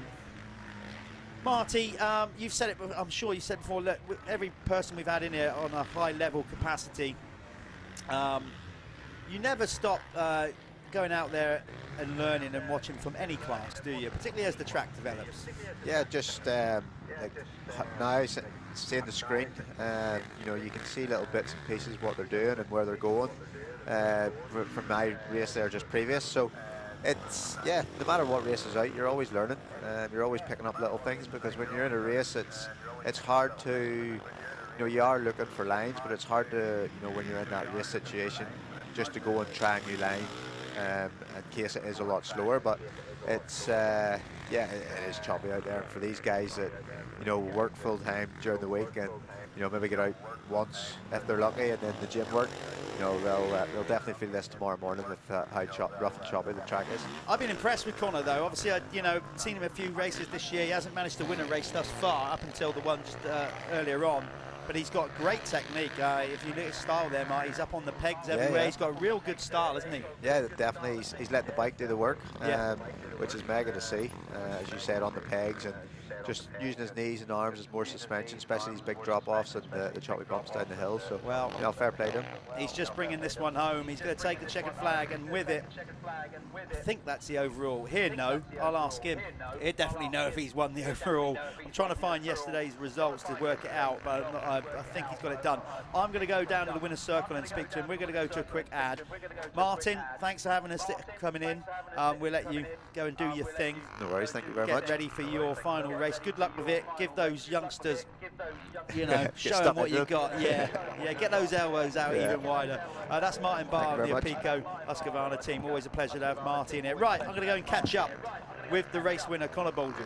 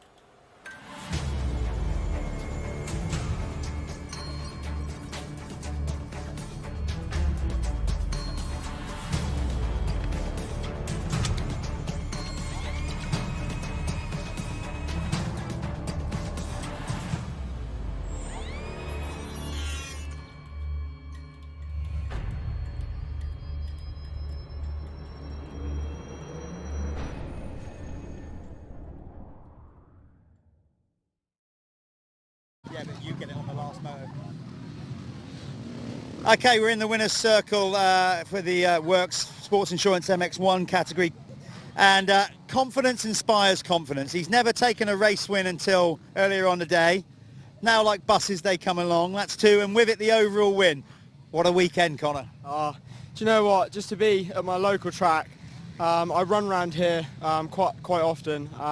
And to get it here just means so much. So yeah, I'm so pleased. I mean, you look in great condition. You've not got any sweat on. You've got hardly any dirt. I mean, admittedly, you made a move quite early on and stayed out of trouble. But still, I mean, watching it on the TV, it looks pretty brutal out there. Yeah, to be honest with you, I was behind Mitch on the first lap. And I knew I had to go early because if I sat there, I'd have just either gone backwards or just, you know, got held up. So I made a pass early in the outfield. Nice clean pass, and then yeah, I just, to be honest, just clicking the laps off, it felt really nice. I enjoyed that one, you know. The first one was a bit of a rush, but that one was nice. Well, you pulled out a nice big lead, and you took the overall win in style. You got family and friends in? Yeah, got mum, got my brother, got dad. I know. Yeah, so yeah, everyone's here supporting me, so it's nice. Congratulations on a great weekend. Thanks, Jeff. Thanks. There you go. Conor Baldry, he's your overall winner in the Clubman MX1.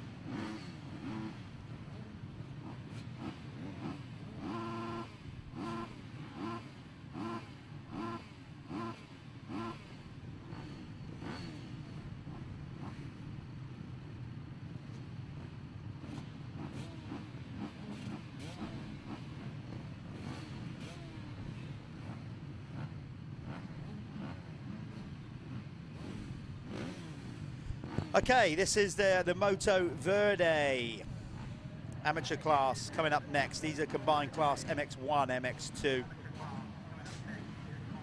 Before they come offline, very quickly, we are going to be doing a ride, well, basically, we're calling it an experience weekend at Hawkstone Park in 2 weeks' time. It's not necessarily a race. On June the 11th and 12th, we are basically hosting an experience weekend at the iconic Hawkstone Park. Basically a rare opportunity to ride the legendary venue in your own time, your own speed. You don't necessarily have to race. You can ride either one day or both and camp over Saturday night. We'll have a bit of a shindig. Basically, we can have groups from the youth, novice A, novice B, and expert and pro. So if you fancy having a tear around at Hawkstone Park in 2 weeks' time, under no pressure, just enjoying the venue for what it is, maybe getting your bike set up for the final round. Remember, we're going there for round 6, the final round, but always sneaky practice. Get on info at mxnationals.co.uk to get booked in. We've got youth classes, novice A, novice B, expert and pro, and that's happening 2 weeks' time on the 11th and 12th at Hawkstone Park. Get on to info MX Nationals. Right, gate drop then, here we go. Moto Verde Amateur Moto number 2, MX1, MX2 combined. Do you want to have a stick?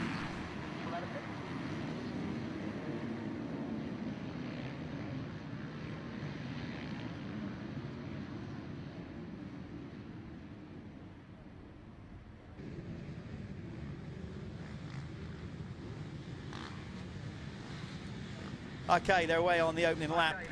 We are obviously going to wait, as we normally do. Ooh, look at that, somebody tearing around the outside.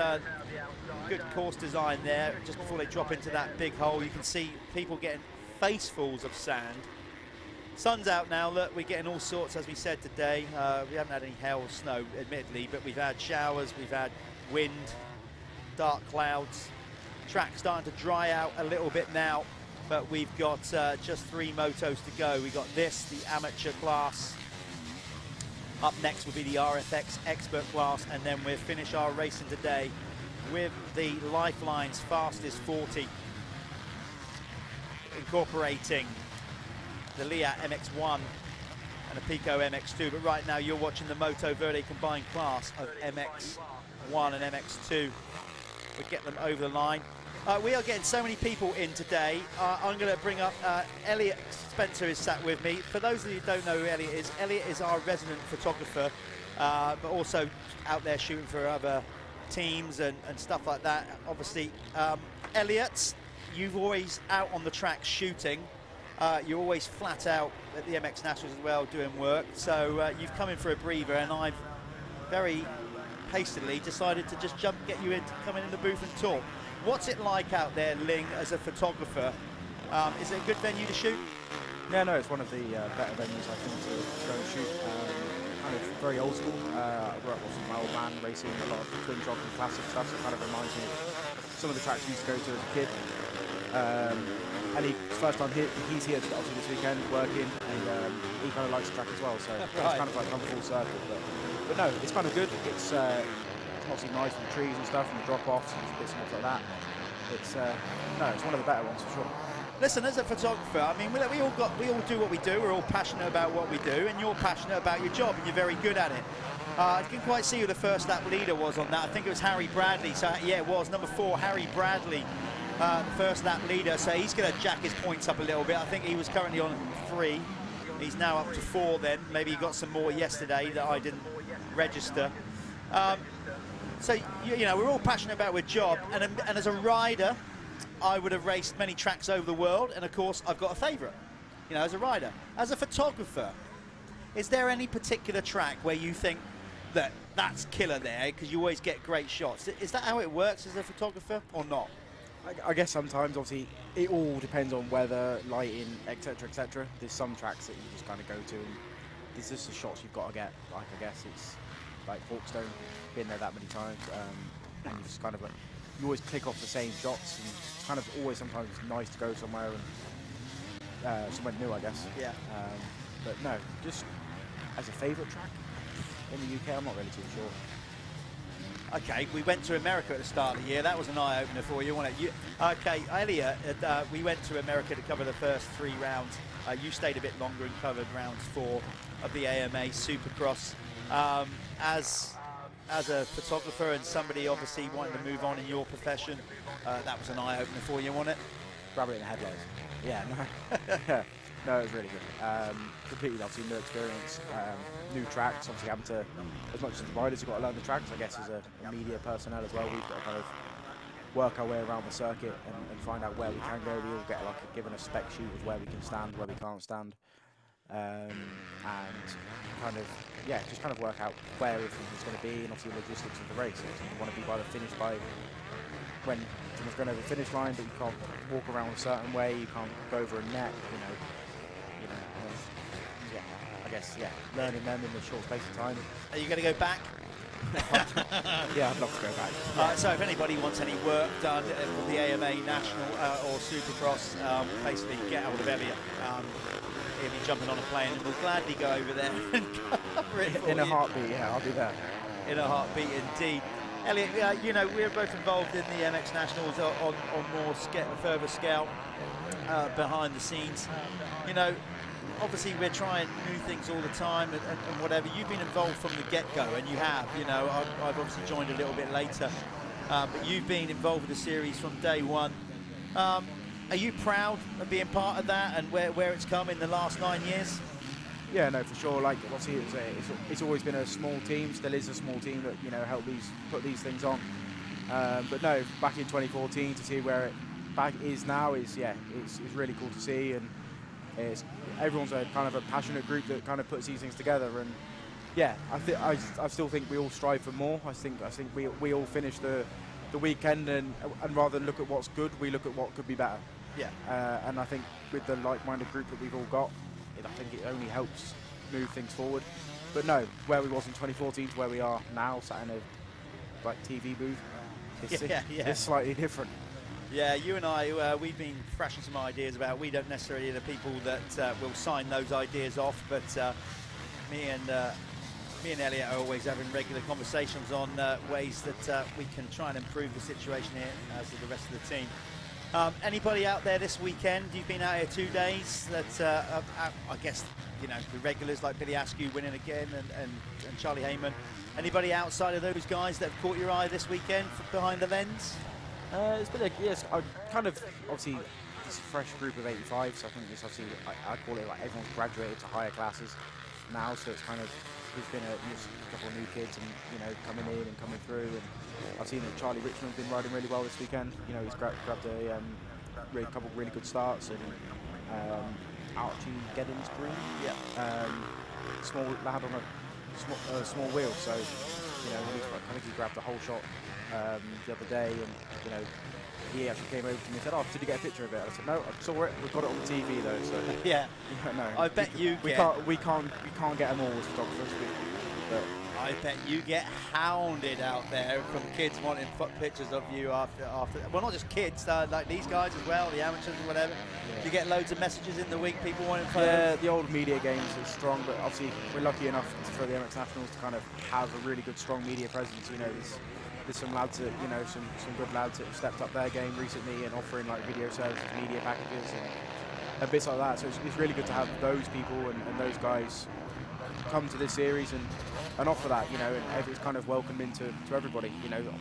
I think as a series, I speak on behalf of yourself and everyone else. We kind of welcome the media. It's only going to benefit the sport. Only going to grow. And if there's people out there having reels made for them on 85s, and there's I think Jake out there from Diffs. I think I heard him over here. He's making 26 videos. No way, really? That many videos this weekend? Just for riders. So that's awesome, isn't it? If you've got 26 individual videos going out from a series, and yeah, it sounds like he's got a busy week editing them, but surely that's only going to benefit the sport and benefit us as a series as well as benefit those riders. So yeah, absolutely.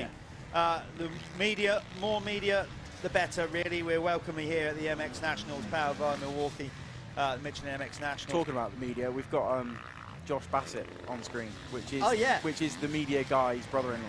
Yeah, the media guy, Mark Carter. In fact, is it Josh or is it Mark? You know, because he entered himself this weekend. I don't think Mark's admin skills are up to scratch. He's better with the camera. He won't mind us saying that. Let's give you a rundown then quickly of where we're at. About halfway through this race. It's Harry Bradley leading the way. He is leading MX1 rider. Out there in the amateur class, brought to you by Moto Verde. Dan Bruff is then leading the MX2 category. So they're 1 and 2 in the race, no mistake there. Callum Gordon took his first ever race win last time out, and I'm not sure if he's come down from it really. He was so shocked, he almost was speechless. But he's having another good ride, second in the class in MX2, third in the race. Then it's Billy Wynn, currently in fourth. And then, as we said, in fifth is Josh Bassett on the MX2 bike. Then it's Aaron Gardner, Josh McCorkle. We had plenty of airtime in the first race, and he's back on screen again now, number 161. Then Jack Seaborn, good to see Jack back racing. I've said it before, he took several years out of racing and has come back, so good to see him out there. John Kirk is currently in 9th, and then in 10th is Sean Springer. Not such a good start from Sean this one. Ross Millard is 11th, then Luca Pegg. Luca was dynamite around 1, going 1-1 in the 250s, not so good here. Then it's Harry Foster in 13th, 14th is Archie Hicks. Then it's Lewis Glynn for 15th. David Rushton, number 66, currently in 16th. 17th is Lewis Taylor. Then it's Kieran Clark. Lewis King London, who was one of our Dirty Hard Charger winners last time out. He had a big crash yesterday. Did he? Big crash. Yeah, no, he took a bit of a digger over the far side, and the bike followed him. But he got up, and it's good to see him back racing again today, and giving it another go. See, that's the thing, Elliot. You're well informed because you're out on the track all day over 2 days. I missed some of the racing yesterday because of other media commitments. So good to have you in here because you're the eyes out there in the field. One thing I would say, and I guess it's the same from what we said at Supercross in January, is the track is completely different to what it looks like on screen. Yeah. The size of some of those bumps out there now that these guys are hitting on TV, I'm looking at them going, wow, they don't look half as big as they do out there. Yeah, because you're right there in the field as well. Like you say, you get to see them. They're showing in your pictures as well. Obviously, Elliot's pictures will be on most of our social media in the weeks in between rounds and leading up to each round. But yeah, there's a good array of riders out. That's what we got in the Michelin MX Nationals, from youth riders all the way up. And the classes, of course, Elliot, you've seen the change. The amateur class and the expert class is something we've kind of brought in over the years. From my standpoint, they seem to be working. From yours? Yeah, no, for sure. I think there's lots of good level riders, and it kind of gives them somewhere to ride. And I think the amateur class was definitely a class that we needed to add this year. To split again, mixed race. I know everyone's not a fan of the mixed race, but it's either we had a mixed race or don't have the race at all, I believe. So yeah, I think it's better to have this good 40 good riders here, and it's 40 good riders that come through all the rounds.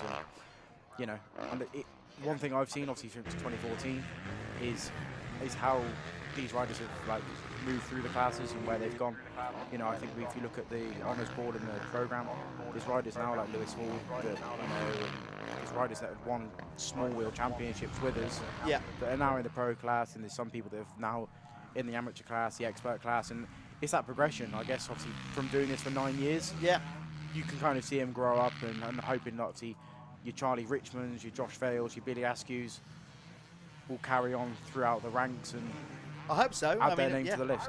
Exactly, like we've said. We even at the start of the show today, we had Alfie Jones in. Alfie come through, through the 85s, then ended up winning the Youth 250 Championship, whatever, and now here he is out there in pros and learning his trade and with us. So, yeah, we're going into our 10th year next year. Maybe we'll change things up again, new ideas, I don't know. We're always trying to keep it fresh here at the Michelin MX Nationals. There's a couple of ideas banging around there. Oh, there's plenty of ideas banging around. That's an understatement. Whether they're coming to fruition, I don't know, but we're always trying to innovate and be different and raise the bar for British motocross here at the Michelin MX Nationals. As we said before, by watching the live stream free of charge, of course, uninterrupted coverage. That came about through COVID, really, because we wanted to make sure we still kept the series going and people could see what was going on, and it went well enough, and now here we are, stuck in a TV, well, I wouldn't say, well, it is a commentary box, but a TV truck, which we've never had before, at the races doing our thing. Yeah, no, it's progressed a lot over the years, and I think it's only heading one way. You know, with the live stream and different things. Obviously, got the straight rhythm coming up next round at Cusses Gorse. Yeah. You know, there's already been kind of tapping people up for that, bits of interest and stuff. And I think we've got Woodcock looking to come back. That's awesome. The Bayliss brothers, I think, are in. There's a few others, I think, trying to tap up. Well, did try to tap up Charlie Beamish, unfortunately. He's injured now I with a saw broken that. arm, Oh, is that what he did? I only saw his bike on the track, didn't see him. Ollie's put a post up on Instagram. Oh, no. I think he's bust his arm, so get well soon to Charlie. Yeah, that's a shame. But yeah, we got the straight ribbon, as we said. If you're not sure what that is, that's where two riders race in a straight line. But it's not a straight line. It's a straight line littered with jumps and bumps and whoops and whatever. It's a brilliant spectacle, short, sharp races. And we will be doing that at round 4 on Saturday evening. Round 4 will take place at Cusses Gorse on the 25th and 26th of June, just outside, just north of Salisbury. That will be good. Another good event for you to get your camera out with. Well, actually, it's the one thing I haven't taken pictures of for the last 2 years. Is that right? You've been too busy working? We've been organising the riders and shouting at them to get on the start line. So, no, lucky enough, obviously, we've got other people we can help us out with images and videography and stuff like that. So, but trying to get a good group of riders, I think that's one of my jobs. And coming up to Cusses in a couple of weeks is trying to get a list of riders together, and so we can be ready to go on Saturday night. If we can get Dylan Woodcock there, obviously he's been doing AMA Supercross, making more of a name for himself. Maybe the Claytons and stuff like that. Yeah, you know, Jack Brunel, obviously he's had to go at AMA Supercross. So once Dylan's back from America as well. Yeah, Walsh. So get yourself there. That's Cusses Gorse, round 4 on the 25th and 26th of June. We'll be doing the straight ribbon on the Saturday night after Saturday's motocross racing. Should be good. Dan Bruff getting some good airtime on his Guts Racing. What's he on? Husky. We had him on the Rewind show in the week. It was good. He just clocked off work, and we got him on there to talk about his racing. So we're going to do Rewind shows. That's basically where we catch up, recap each round the week before the following round. So the week leading into Cusses, we'll do another Rewind show. The Rewind shows are good, and a little catch up, you know, looking back on the races, and again, another idea that's, you know, been brewing for a while, and just trying to give back, I guess. Yeah, we were trying to raise the stakes with the media, with the resources that we've got. Obviously, if you're liking what you're seeing, wherever you are in the world, whether you want to come and race, get registered for next year's championship once they go live. I think they might even be live. Just if you want to be involved in any way, shape or form as a marshal or anything, or potentially you want to get involved with your brand on the live stream, just hit us up, go on the website, or just email info@mxnationals.co.uk. We're not going to turn people away. The more people we can get into this brilliant sport, the more people we can get involved in the MX Nationals, the better job we're going to do. And that's what we want to do. We really want to keep trying to elevate British motocross. Obviously, we were one of the forefront founders of motocross in its inception. The first ever technically off-road motocross scramble race, whatever you want to call it, was in Surrey, in Camberley, near Camberley, back in God knows what it was, pre-1912 or whatever. But the first ever officially registered or recognised motocross race was in the UK. There you go. Bit of fact for you. Bit of history. History wasn't my strong point at school, I have to say. Is that why you rode bikes? That's why I rode bikes. And secondly, I really didn't like our history teacher. So I didn't really bother too much with that one. I thought I can always catch up on history later. It's not like it goes away, is it? No, it's not. So Harry Bradley leading the way, looking good in this Moto Verde Amateur MX1 and MX2 class. Dan Bruff leading the way in the 250. There's our race leader, the MX1 rider, leading the race, leading his class. Tucked in behind him, 11 seconds back, is Dan Bruff. Harry's actually got if you ask, anyone does see Harry Bradley, ask him about his caravan skills. Well, tell me more. I don't want to hear it from him. Let's hear it from your perspective. Recently, I believe he left for a race and didn't attach the caravan. It was left in the middle of the road. What, and he never realised till he got home? No, he did realise as he looked in his rear mirror and the caravan was still in the road and his van was not attached to it. Yeah, Harry sticks riding bikes. Obviously, he's not a member of the Caravanners Club, I'm guessing. I think he's applied. I think he needs the tips. He's better at riding a bike than he is towing caravans then, Harry Bradley. He looks good.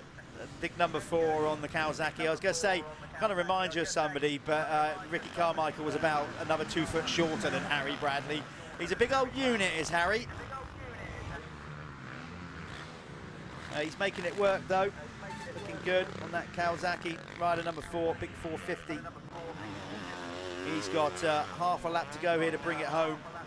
I don't know where that's going to get him in the overall results. Obviously, you can see all the overall results. We don't do the live stream all the way to the podium. So to find out who did the overall winning over both days here at the Michelin MX Nationals powered by Milwaukee, get yourself on Speed Hive or go on our website, and that will drive you to the results on Speed Hive and all the championship positions as well. Here he comes, Harry Bradley down the hill. Nicely up on the pegs, just wheeling it over the line. It's a race win for him. A subtle little, a kind of little half celebration there, kind of got it back on track. Probably because he has, I don't know if he's won the overall or not, but I don't know. There's Dan Bruff, good ride for him. Callum Corden, whoa, giving it some beans right to the flag. I think that was to try and hold off Billy Wynn more than it was to try and overtake Dan Bruff. Wow. Only 4/10 of a second between those two as they cross the line. There's Springer coming home. Right, we're going to go to an advert. I'm going to go and catch up with Harry B.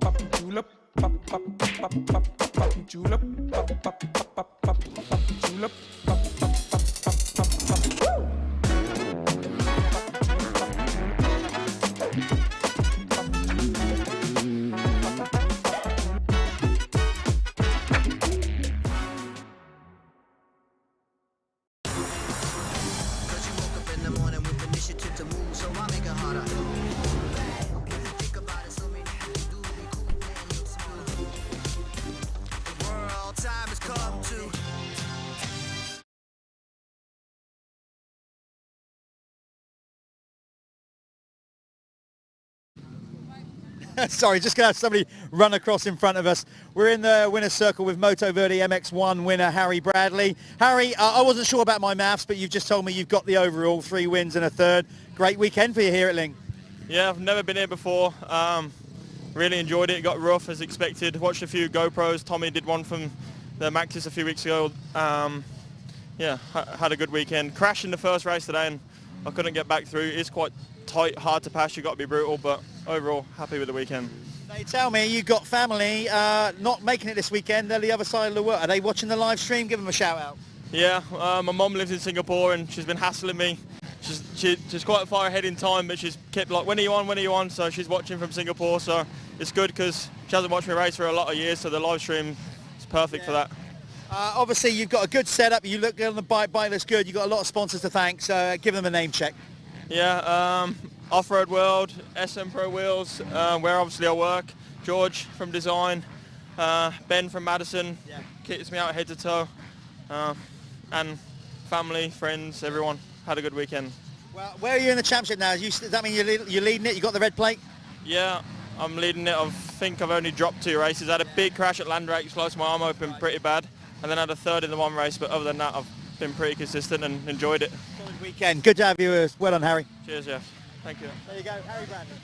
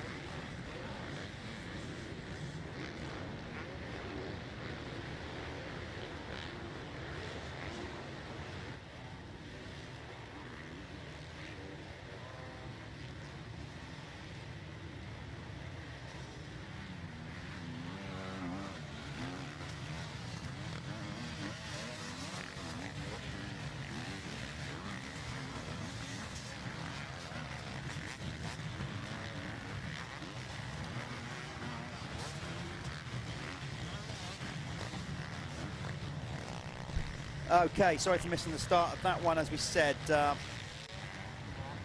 normally there's two of us doing this, me and Callum Swan. A lot of Callums right, involved with the MX Nationals in some way, shape or form. Yeah, so Callum will be back with me for the remaining 3 rounds, but he took the opportunity to go to California to watch the opening round of the AMA Pro Motocross and to launch his new brand, Zaffle, over there, and we wish him the best of that, best of success with that. It's basically like a raffle service that will hopefully raise loads of money for motocross and for charities and Wings for Life and things like that kind of thing, really. So good on Callum for getting that started on top of his work sports insurance brand as well. But Swanee will be back with me for the remaining 3 rounds, starting back at halfway stage of the championship. Round 4, as I mentioned, will be at Cusses Gorse on the 25th and 26th. Who's going to be the first lap leader here then? Planet Moto.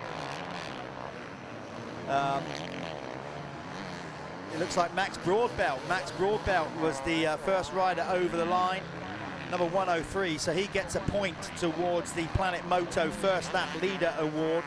Obviously, we've got all the Kex Fastest Laps Awards as well, so in all classes throughout the weekend, whoever set the fastest lap of the weekend in race trim is going to get the Kex Fastest Lap Award and a voucher for underwear. And then, of course, we can't do it on the day and announce the winner because it takes us ages to go through the lap charts. But between motos, and we announce the winners on the Rewind show, we've also got the Dirty Hard Charger Award. Basically what that is a rider who's made up the most positions in a race. And we've got 3 categories in that. We've got the youth categories, so that's 85, 125 and 250 youth riders. Then we've got the adults, that's anything from the clubman, amateur and experts, this class.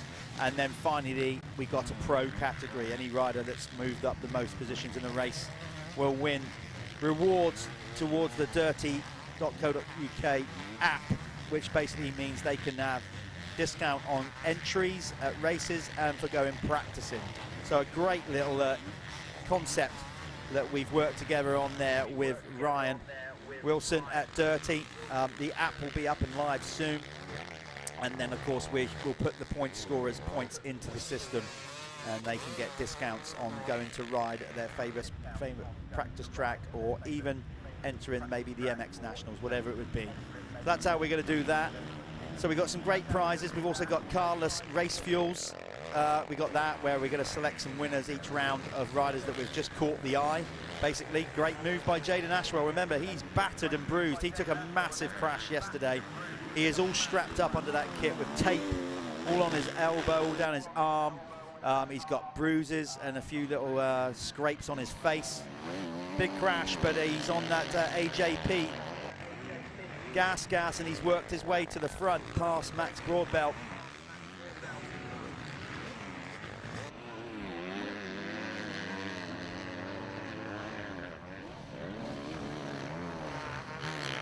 So Ashwell in the, getting a bit jiggy with it round there. Another rider from Foreign Shores coming over and racing with us, Jaden Ashwell. He's from Zimbabwe, an amazing place that is. Josh Bentley. Oh, eventually muscles Max Broadbelt out of the way. Yeah, Jaden Ashwell is from Zimbabwe. I've been fortunate to race in Zimbabwe in my time. It's an unbelievable country, I have to say. Some of the tracks they have out there is absolutely amazing, or they were back then. I even did a race at a place called Harare South, if I remember rightly, and not too far away were, I think, water buffalo and giraffes just in the next field. It was most bizarre. But brilliant circuits they have over there, and it's great to have Jaden over here with us, riding for the AJP gas team. Those guys doing a great job, good setup, the Prosser family, and of course Ben also has the ESP graphics company as well. That's why the bikes always look mint. Jaden doing a good job of it out there out front right now. So I'm guessing he's sunk some painkillers, and whatever he's done is working, because he looks much more lively in this one than he did in the first one this morning.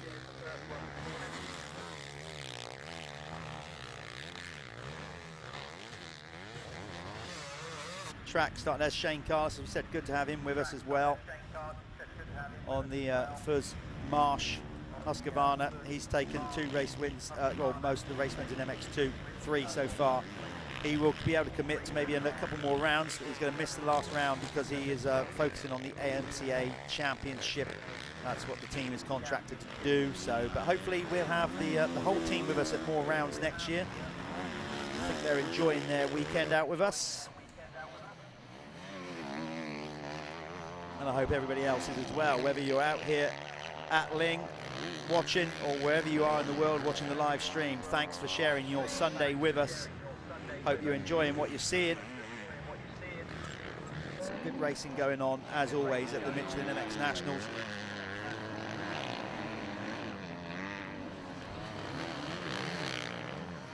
As Carlos up the inside, Broadbelt is not going to give him too much resistance, and there we go, he's up a spot. But he, of course, it's 250s and 450s racing together.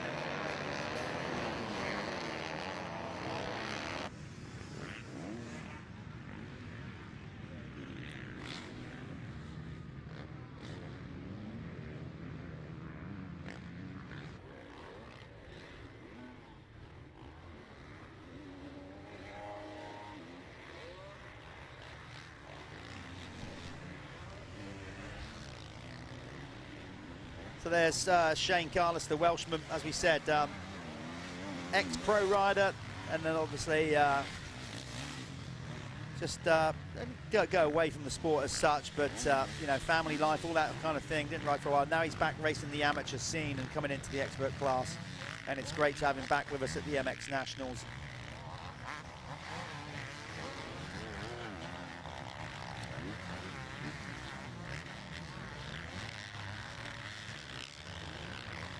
There's Max Broadbelt, another rider I think local to the area. I certainly remember Max from a few years ago. I think he lives up and around these parts. Looking very comfortable out there on track in that red, distinctive red Fox gear. He's currently in, well, back to 4th now in the race. But arguably I think he's in 3rd position in MX1 category. Sean Southgate, there he is. He took, fight in the front end into that rut. Into that berm, just about holding on to it. He's had a difficult week. You heard him in winner's circle earlier on. Moving house is one of the most stressful things you can do, isn't it? Apparently that's what they reckon. And he's been moving house this week leading into the MX Nationals. So I think he's just glad to be out there and not shifting boxes around.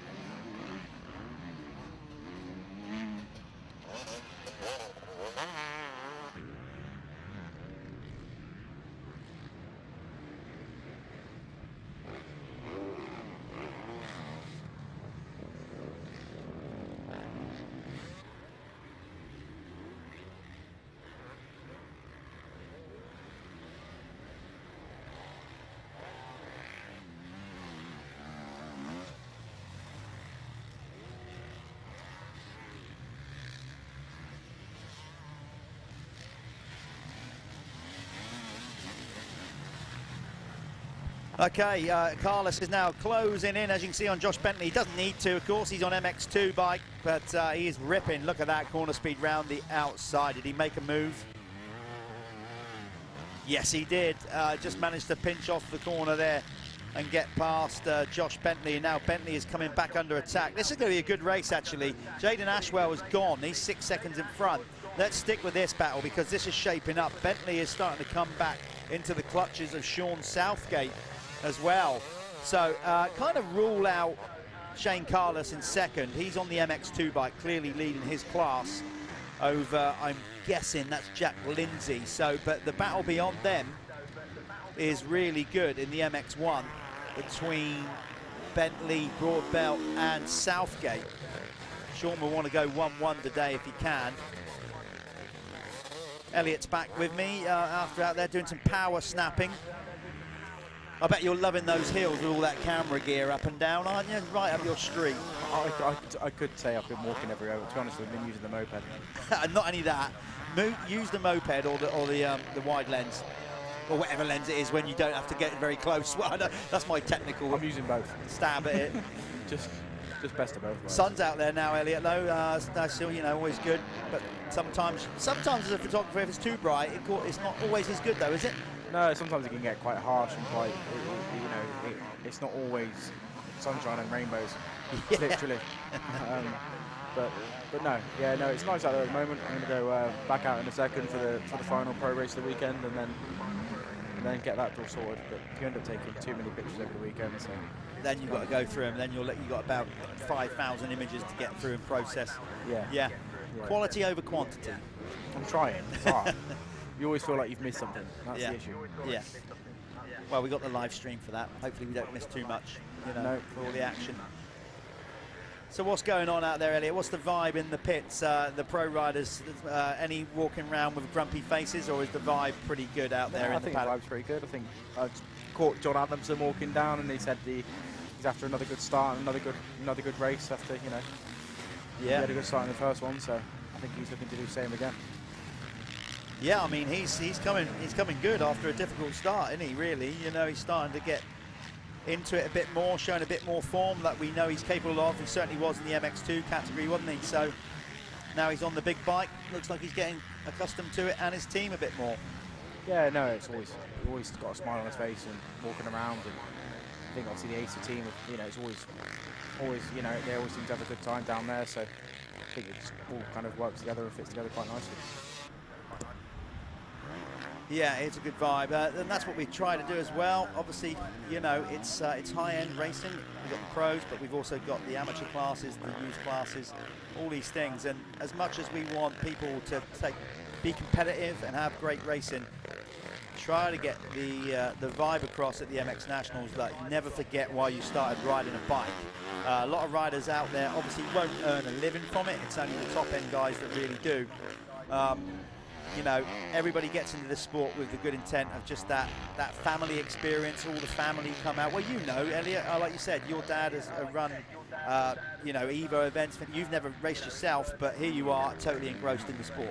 Yeah, no, it's been part of my life for a long time. So, you know, it's, yeah, I guess when you're actually from an outsider, probably looking in, they probably just think you're all a bit weird travelling around the country, travelling into muddy fields, but I guess we don't know different. Yeah. So, no, it's always, you know, good family atmosphere, as well as, you know, a bit of serious side of racing and also a bit of fun.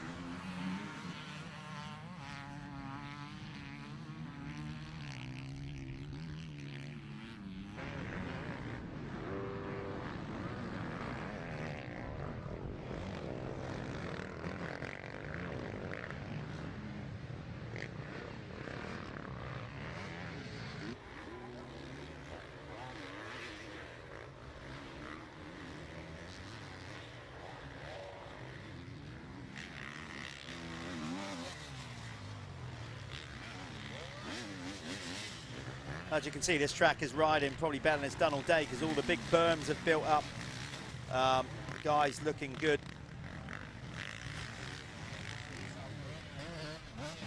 I see that Southgate, you know, now is getting on the back of, is it Broadbent, you know, trying to pass him for third. So, you know, I think it will help his overall call. I think he's on for the overall after Ashwell's crash. Yeah. In the second race yesterday, coming down Cadders Hill. So. But it's good to see Ashwell kind of going out on top, you know, after a tough hit yesterday. Yeah, well, he had a third in the opening moto yesterday, Sean Southgate. Then he took the second moto win yesterday. He took the first race win today. So, yeah, I'm not sure exactly, but I'm sure by picking off Broadbelt will definitely seal the deal with that. Yeah, I think he's on for the overall. I think... well, he's going big up there.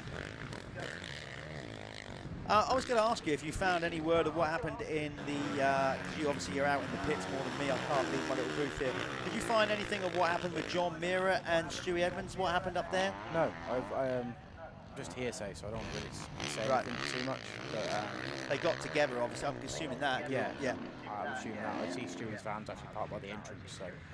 Yeah, well, he was holding his wrist, so I think he might not be. Southgate's down. Southgate down. Oh, this might affect the overall if he don't get that bike up quick enough. He's got electric start though. That's all right. He didn't lose the place. I think he's still good for the overall. That's how quickly it can happen. Change though.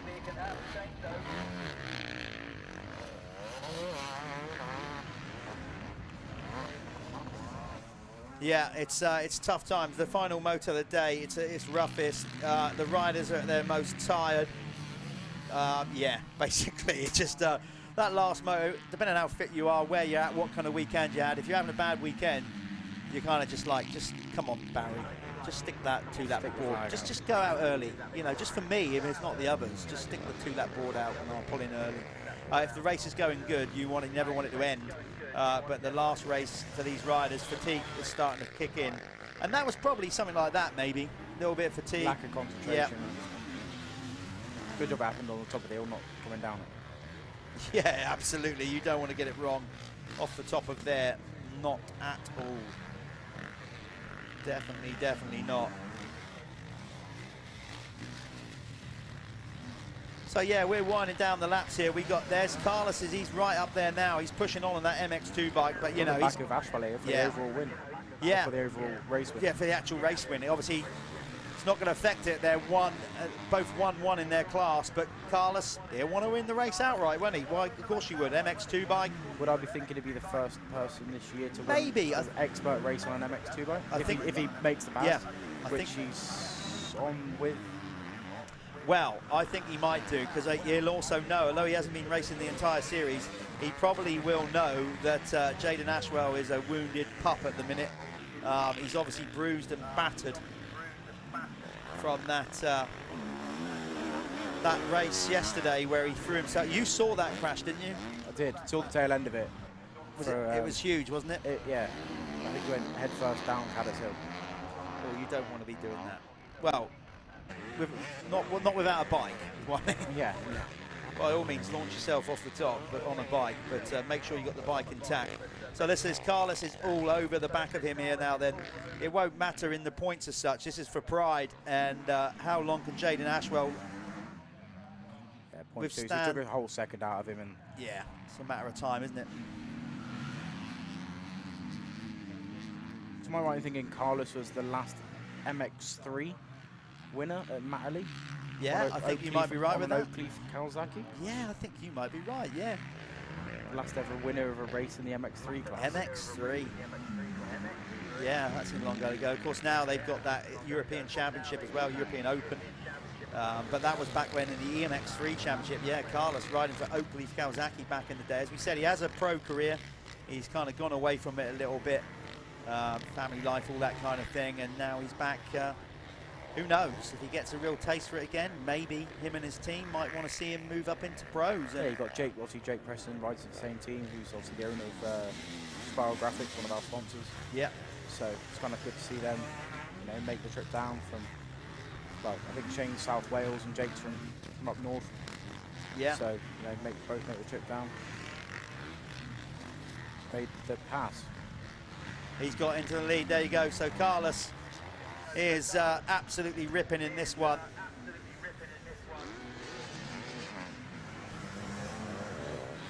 He's, like I said, he's an ex-pro rider, so he's got the skill set, but he's also keeps himself fit, racing the AMCA Championship.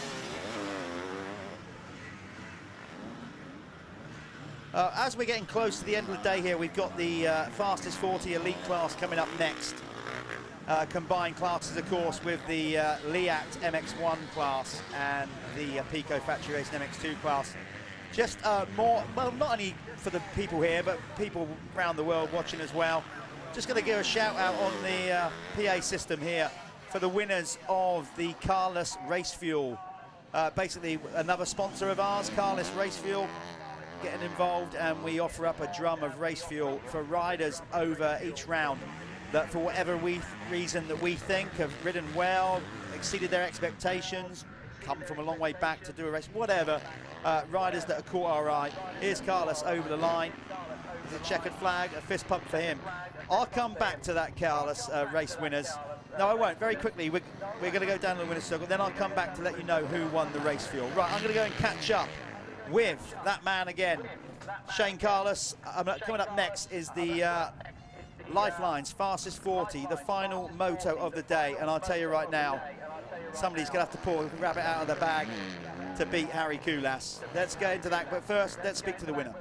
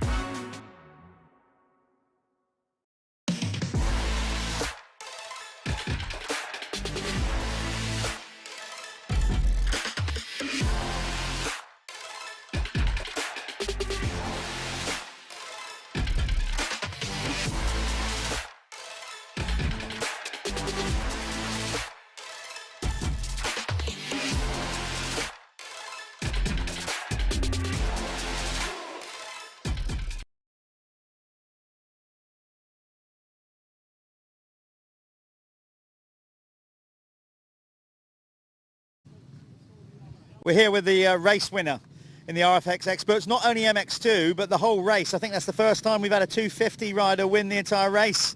You should come to these races more often, Shane. Enjoy that? Yeah, to be honest with you, I love that. The track just seems to flow much more, and yesterday, well, the fast boys have been out and just made the track just more rideable, bigger bumps so you can like wheelie and double them, but yeah, feeling really good. So these days, what are you doing with yourself in the week between racing? What you know, you're not a pro racer anymore. What do you do? Yeah, so I jacked it in riding professional in 2013. Yeah, so I've got 2 kids now, Jake 8, Brad 4. Got my own company, got a couple of boys working for me in the middle of building my own house. Yeah, so but just still love the bikes and just thought I'd drop down to amateur. Obviously these pro boys are different level, to be honest with you, but I just don't want the stress and the pressure anymore. I just rather come and have some fun and win some races, and these amateur boys are fast. That's exactly what you've done. Obviously, we're really hoping that going forward, you and the team can do more races next year. So give them a shout out, because you're a working man, and any support is obviously welcome. Yeah, so big shout out to Michael Keenan, FUS. He's the team owner. Then we got Paul Mason, Gear Tech, which helped us out with setting the bikes up, the engine, and many things. And then obviously our main sponsor is Marsh MX. Really good friends of mine, and obviously this couldn't be done without the help of these 3 behind me. Great having you here, mate. Have a safe trip home. Say hello to the family for me, and hopefully we'll see you at some more rounds. Yeah, lovely. Thank you very much. There you go. There's the MX2 winner.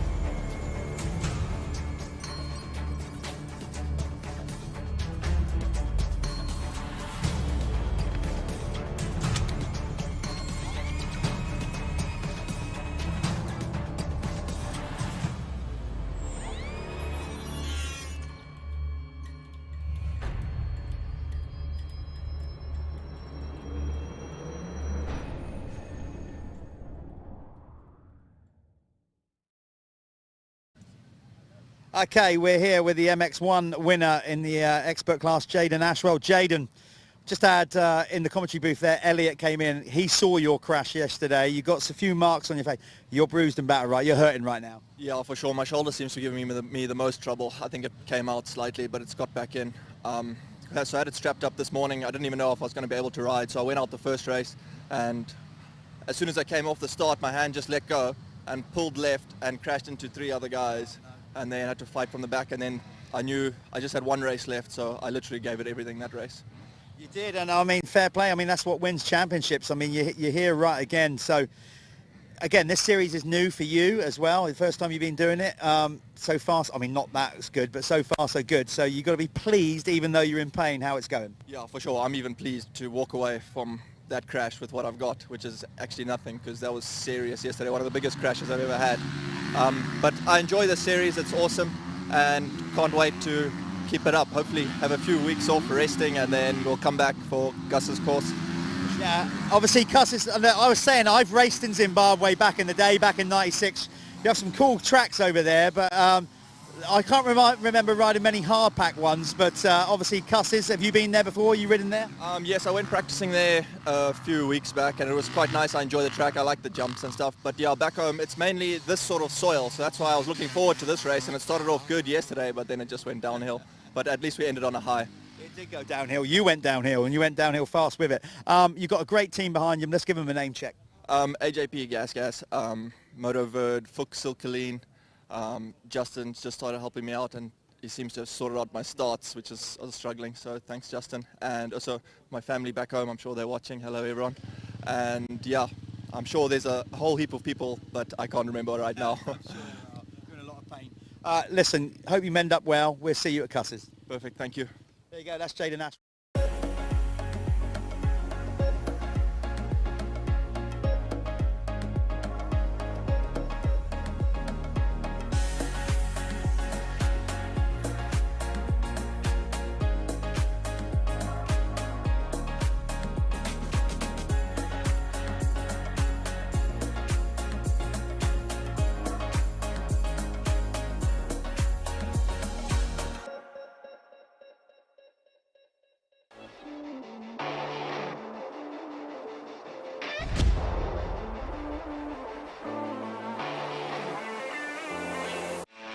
Boyesen ignition covers and clutch covers have got strong history with 2-strokes, from back in the day to the current 2-strokes we see of today. You're forever seeing Boyesen products on a lot of the older bikes. Back in the day, all the factory teams used to run the covers. It was one of those things where you'd flick through the magazines or you'd look onto the videos and you'd see factory bikes dripping with Boyesen parts.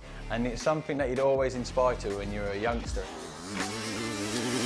Boyesen ignition and clutch cover, it's an easy fitment. It's just like fitting OEM parts, so it's just a smooth transition. With a high quality cast, it's not plastic, it's easy to take off, maintain your stator and your flywheel.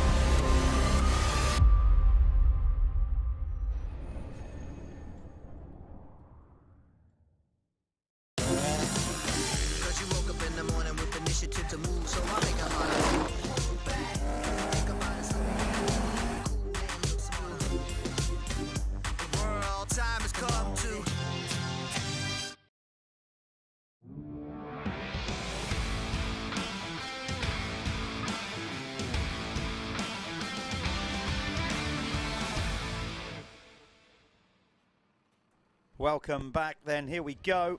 The final race of the day here at round 3, final race of the weekend at the Michelin MX Nationals powered by Milwaukee. There's Tommy Searle on camera in that very snazzy Monster Energy lid. His mechanic wheel is there with the branded bottle.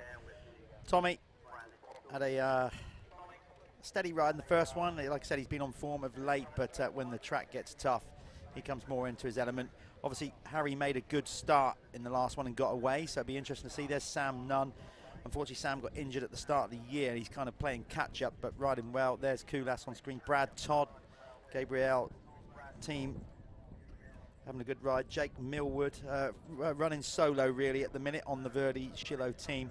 Again, a shout-out to his younger teammate, Carl McNichol, who was in a car accident. Hope, Carl, if you're watching this, we wish you a full and healthy recovery. Jamie Carpenter, he just about took the race win in MX2 on that GRT impact machine ahead of Lewis Hall in the opening moto. That was particularly good one to watch. Callum Mitchell, as we said, local rider. We had Callum working with us doing a little piece for ITV News, which was cool on Friday, and he had a solid moto in the opening one, coming in 3rd.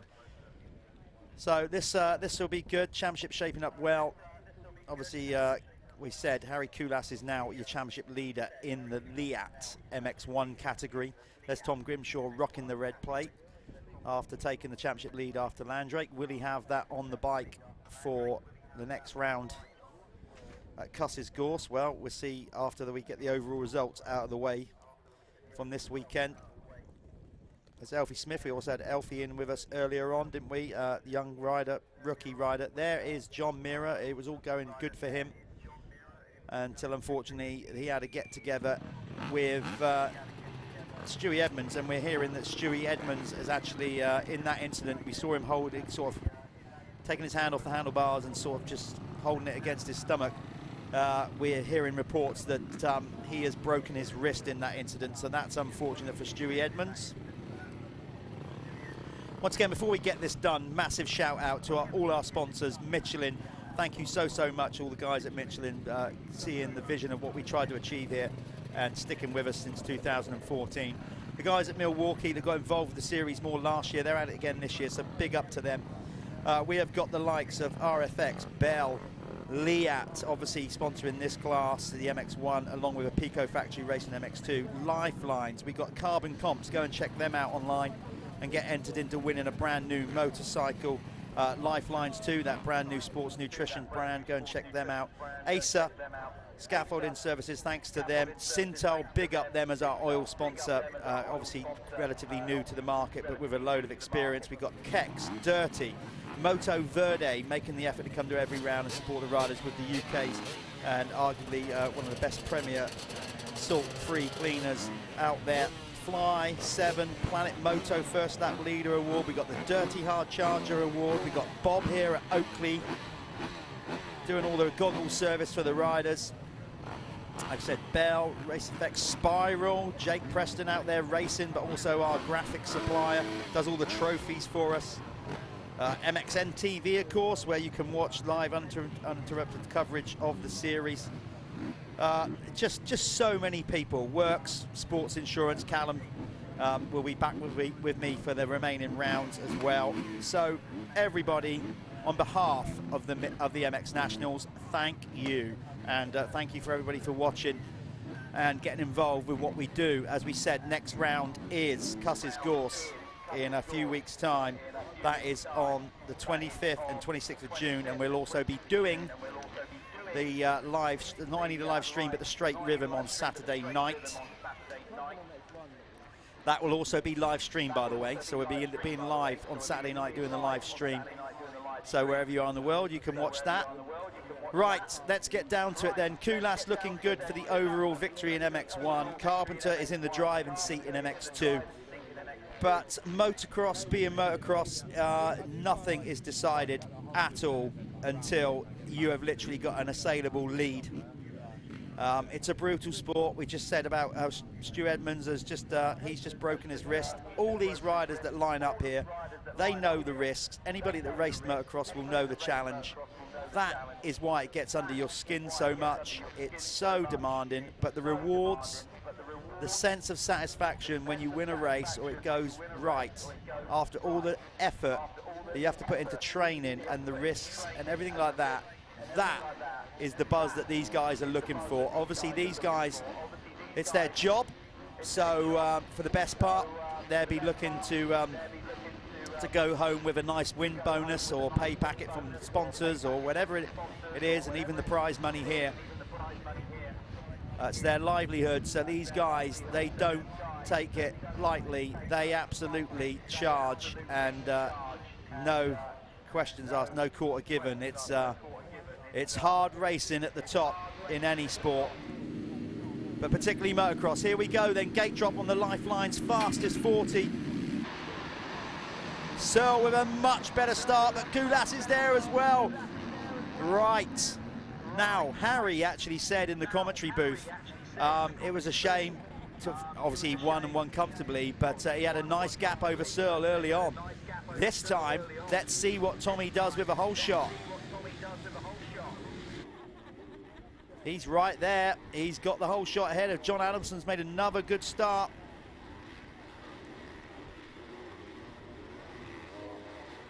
Right, this will be good. This will be good. Track's a bit drier. Let's see what Cusses has got. Oh, he had a really good start in the first moto, just checked out. This one, he's going to have to work for it. Is this more of a case where Tommy Searle gets his head down, absolutely hammers out some laps and tries to break Cusses getting anywhere near him? I wonder if he's already had a little sneaky look over his shoulder to see where Cusses is. Probably not. Tommy's got so much experience, he probably wouldn't bother with that. Just knows he's got a clean track. He's getting cheered on. Get a clear track and just go for it. You know, with a clear track, it can make such a difference. You can almost, providing you keep up a good pace, win the moto on the opening lap if you're good enough. Kind of like what Harry Cusses did, if you remember, in the opening moto. He would, by the end of the lap, was already about 5 seconds ahead. And that's hard to claw back. And look at this, Tommy Searle is getting away. And John Adamson on that Acer United Gas is not just going to be an easy guy to get by. Cusses is going to have to work it here. He goes for it, but John's got the inside. You can already see, I wouldn't say desperation, because Harry's pretty cool. It's not desperation, he hasn't tried anything crazy yet, but you can acutely see that he doesn't want to spend too many laps behind John Adamson. There's the move, lovely inside out move. Wow, put it to him. So, as I said, I was saying in the opening round, trying to get the message across. Maybe I didn't get it clearly. And Valerie Webber obviously commented on it. And I was basically trying to highlight how in the first moto, Tommy kind of knew there that if Harry had gone down the track, he kind of like didn't have to try and chase him. As long as he got a second, that would have given him a shot of the overall, because if Tommy Searle wins this one, then Tommy Searle will win the overall with a 2-1. If there's a tie on points, whoever, no matter what the position's for, whoever has the better second race wins the tie break. That's how we do it in motocross and here at the Michelin MX Nationals. So if Harry Cusses wants to win the overall, by that actually win the meeting and take home the #1 trophy, he now has to get past Tommy Searle to make it happen. And that is why I think, I don't want to give it too much of the commentator's curse, but that's why I think we are going to have a bit of a humdinger here between these two. They've been at it recently. You know, all varying championship racing, not just the MX Nationals, the Evo British Championship as well, all these others. But of late, Tommy's been on fine form, so his confidence won't be dented at all by that second place in the opening moto. And this is it. Let's see how much Tommy Searle wants this. He is not where he wants to be in the championship. He didn't have the greatest of starts on that Crendon fast track Hitachi Honda. to the point where his team manager, three-time world champion Dave Thorpe, openly kind of called him out a little bit on it, saying he expected more from Tommy. Since then, that's what he's got, no doubt about it, because since DT was, let's just say, not as impressed as he could have been with Tommy's performance at Fat Cat, Tommy since then has certainly turned it around. So it'll be interesting to see, like I said, how much he wants this championship and how much he's willing to fight for it after that bad start. Kulas is in the driving seat, obviously in the championship at the minute. He currently now has the red plate after the round, after the first race, because as we said, Josh Gilbert, the championship leader, basically chasing down a dream along with his team and going having a stab at AMA Pro Motocross, and he showed really well for himself and his team on Saturday over there in California. So he's basically relinquished the chance of leading this championship, and Harry Kulas is now the rider that is leading it. But Searle will want to nip that in the bud. Obviously, if it stays like it is, Tommy's not going to gain any points on Harry, but he will win the overall here today, and that's a big thing, because more often than not, riders' bonus deals, you know, in their contract are done on overall victories, points make prizes, all that kind of stuff. Remember, this is their job. It's not just racing for pride here. The better the result, the better the prize money and the bonus money in. I don't know for sure what Tommy's deal is or anything like that, or Kulas's, nor do I wish to know. All I know is they are professional racers and they're paid to win, and they want to win. So this will be a good one. John Adamson is currently in third. Brad Todd back in fourth. Then it's Martin Barr, who we had in the commentary booth earlier on. Then his countryman Glenn McCormick on the Chambers. Husqvarna is currently in sixth. Then it's Jason Mira on the Phoenix Tools Even Strokes Kawasaki. Then Jake Millwood riding for Verdi Schillo. Then Tony Craig, the Scotsman, still going strong, very much a family man, but still deciding to get out there and ride in the pro category, coming all the way down from up there in Scotland. Then it's Gav Stevenson, 11th, and leading the MX2 by the looks of it is Lewis Hall. So Lewis Hall, again, another rider that might be looking good for the overall. Kulas trying to drive it down the inside. Wow, this is going to be literally relenting pressure now. And I am intrigued to see what Tommy does here. You know, he's been battling hard in the last few rounds. Obviously, like I said, since he had that kind of, basically that little push on from Dave Thorpe when he didn't get anywhere near the results he was expected at round one. He has then completely came back, being the ultimate pro that he is. Remember, he's been our most successful rider in the UK for a decade or more, finishing up in the World Championship runner-up, I think 3 times, maybe is it 4? I'm sure somebody will leave a comment below. There's a lot of facts and figures that go through my head in MX Nationals. I can't remember them all, but what I do know is Tommy has been our main guy in British motocross at the sharp end of world motocross for some time now. Obviously not racing GPs anymore. Also at that age now, started a family and just concentrating on the UK scene. But when you finish second in the world to the likes of Caroli and Jeffrey Hurlins or whatever, you're not shabby, put it that way. And Tommy has got a wealth of experience. It looks to me, talking of experience, that Harry Kulas, don't think he's giving up, because he's not. I think strategy here is playing a part. Harry is just having a little breather, because every time he's right behind Tommy, remember, he's getting absolutely roosted with dirt and little pebbles and grit. So he's just having a little reset, probably seeing what Tommy's doing, checking out his lines, and maybe reserving a bit of energy for the big push again later on. That's what a lot of these pro riders do. They don't always push for 25 minutes plus 2. Your body, you have to be supremely fit to go flat out for 30 minutes. I think I've only ever seen a handful of riders be able to do that. Ricky Carmichael was one of them, super fit and whatever, maybe Tortelli and Everts and all that, but trust me, if you've ever raced motocross, to go to your absolutely maximum capacity for 30 minutes, you have to be stupidly fit.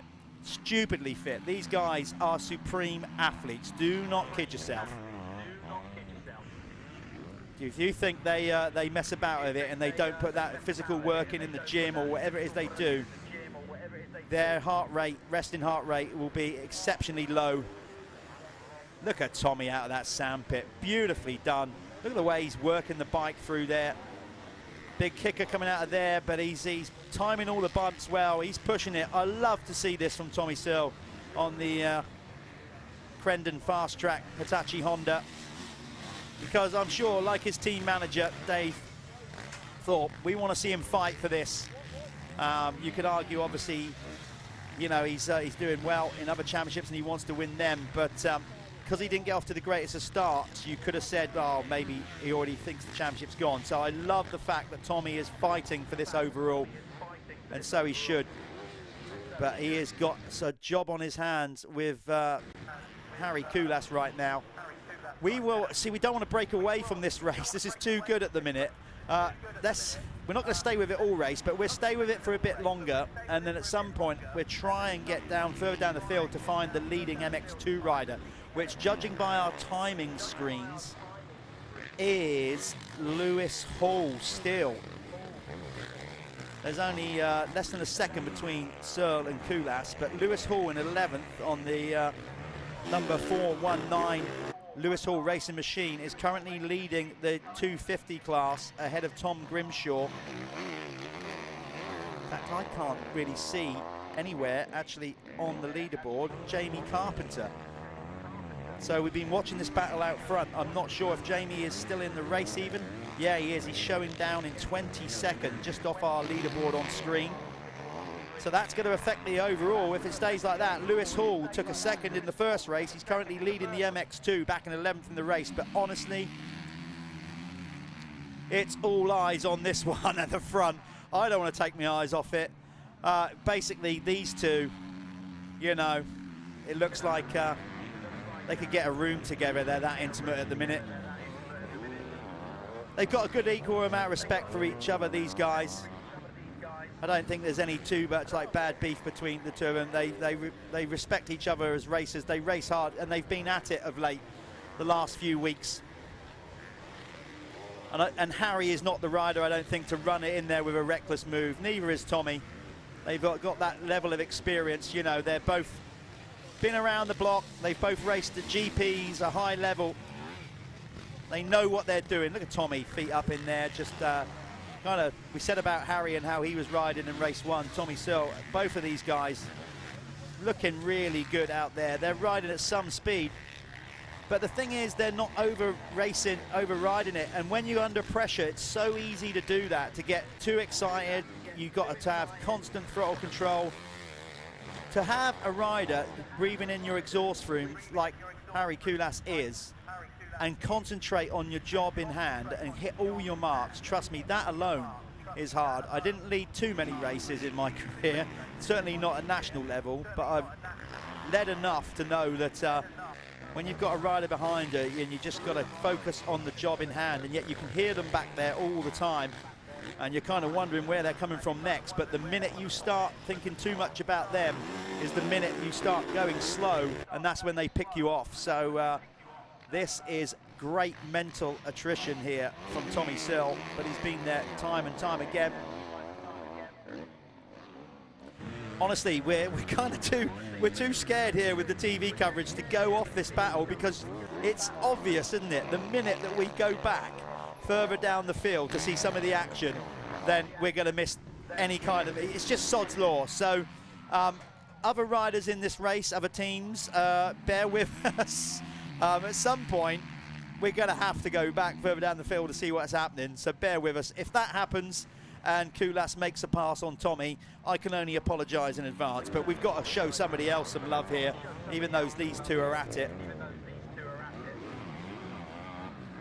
So, running order, John Adamson having a good ride, looking very settled for a third, potentially overall at the minute. Brad Todd, it's between him and Brad Todd for third overall. Better ride from Martin Bart back in fifth. Millwood looking a bit more lively as well. Then it's Petrov. ahead of his teammate on the Phoenix Tools even strokes, Kawasaki in 8th. Then it's Glenn McCormick, Chambers, Husqvarna. Lewis Hall, number 419, is your leading MX2 rider. He's now gone up into 10th in the race, but he's got Tom Grimshaw only 2 seconds back. And then you've got Tony Craig dropping down the field. No wonder. Tony is one of the eldest riders out in this class, and as we said, doesn't race full-time all the time anymore. It's just great to have him down here with us. Then it's Callum Mitchell in 13th in the race, ahead of Gav Stevenson, Sam Nunn, then Jamie Law. Dan Thornhill's in 17th, Liam Knight in 18th.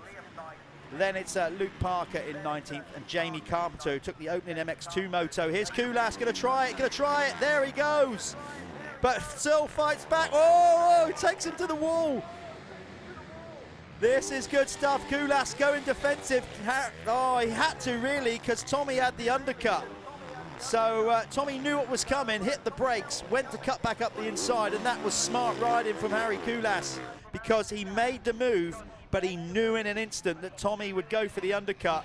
And all's fair in love and war. Got to say, that wasn't anything overly aggressive. He just pinched Tommy to the edge of the track, and Tommy had nowhere to go. So let's see if Searle is going to retaliate now. He's getting cheered on. Kulas with a great move. Finally getting it done. Talk about patience.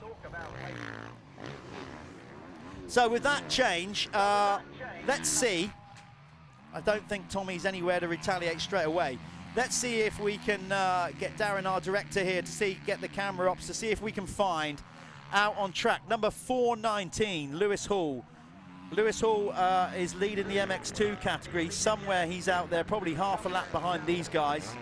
So we're going to try and pick up number 419. He is leading the MX2 category. He's on Husqvarna. And then you've got Tom Grimshaw just a couple of seconds behind. So maybe now we'll be able to turn our attention to the MX2 battle. They're currently riders 419, Lewis Hall, and riders number 16, Tom Grimshaw. They are your leading 2 riders in MX2. So bear with us, we're going to try and find them. There's Grimshaw, so just ahead of Grimshaw, number 16 should be Lewis Hall. There was McCormick. So Lewis Hall now up to 9th. He's flying. So he's gone past Glenn McCormick. There he is. There's your race leader in MX2 on that 2-stroke, by the way. 250. Lewis Hall. He'd love to get a pro win, overall win. He's had a pro win before in a race, but I don't recall him taking his overall pro win. So like Tom Grimshaw last time out, but look how close they are. There is Callum Mitchell, not far behind either. So what you're looking at now on screen, Tony Craig is not necessarily in this race, as we said, with the MX2. He's on a big bike, MX1. There's your second place rider, Tom Grimshaw, and there's your leader, Lewis Hall.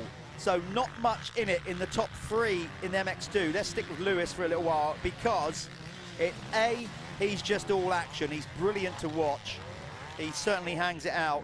But secondly, he's out there on a 250 2-stroke. You can see by his exhaust pipe there, see how it's completely different. Big expansive pipe chamber that comes round on a 2-stroke. 4-strokes have very tiny header pipes. Oh, Lewis nearly losing the front end. He's giving it some. Behind him with the red plate, there he is, your championship leader in MX2. Tom Grimshaw chasing down Lewis Hall, and Callum Mitchell on the Fabricam machine. Local rider is there in 3rd, not too far behind. Meanwhile, at the front of the field, Grimshaw goes past McCormick. I wonder if McCormick's just thought, well, I'm not in the race with you. I'll let you by so you can have a stab at Lewis Hall. They're teammates, maybe, I don't know. But either way, he's done his teammate a favour, because now Tom Grimshaw has clear real estate to 419 Lewis Hall on that LHR racing machine. That's Lewis's own private team. Puts the team together himself, just him on it, pulls all the sponsors together himself. He now stepped back a little bit from chasing the European and world dream, and is just concentrating racing here in the UK. Gone on a 2-stroke just to make it more cost effective for himself, because 2-strokes take a little bit less money to run than a 4-stroke. particularly if they do happen to go bang and blow up. It's a lot cheaper to build a two-stroke than it is a four-stroke. So Lewis opting for the two-stroke, and he's making it work right now. The gap at the front of the field, Searle is still within striking distance, 2:08. Oh, Grimshaw goes into the lead. So Lewis Hall, not sure if he's made a mistake. He seems to slowed up a little bit, but Grimshaw has gone past Lewis Hall. How that is going to affect the overall? Well, Lewis might still be good for the overall win, because in the opening moto, Tom Grimshaw scored a 5th and Lewis Hall was 2nd. So a 2-2 at this stage. There's Tom up on screen. You can see what he looks like without his crash helmet on. There's Tom Grimshaw on the Chambers Racing team. Lewis, well, by my mathematics, and I say this time and time again, don't take them as given, but a 2-2 currently, I think we'll give it to him, because Jamie Carpenter won the first race, but Jamie is down quite a ways in this one.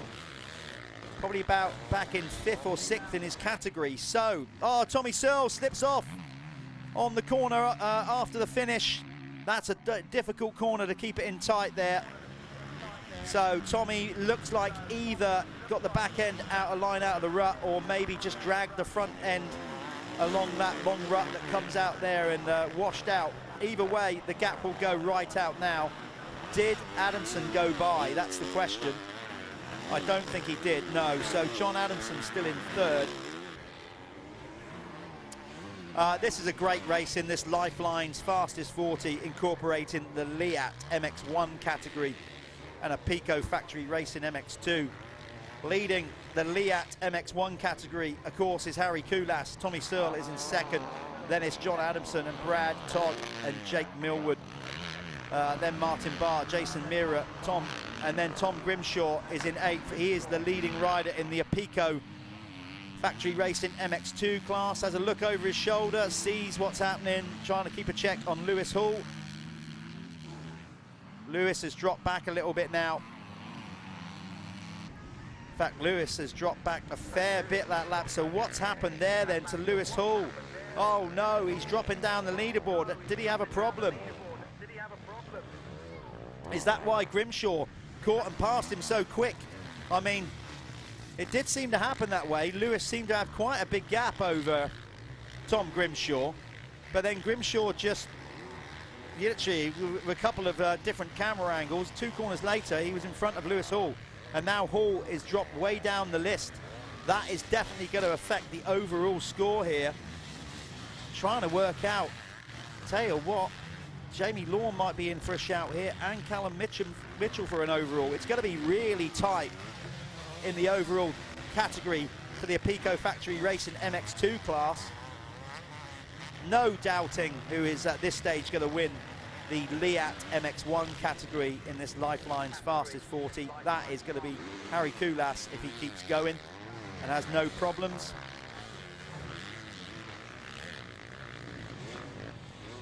We've got 2 minutes 35 left on the clock in this one. So not long left. That costly mistake by Searle dropped him 15 seconds on Koulas. So Harry away with it in this one, going for the 1-1 score. There's Callum Mitchell getting a little bit sideways as he tries to zigzag his way up that hill.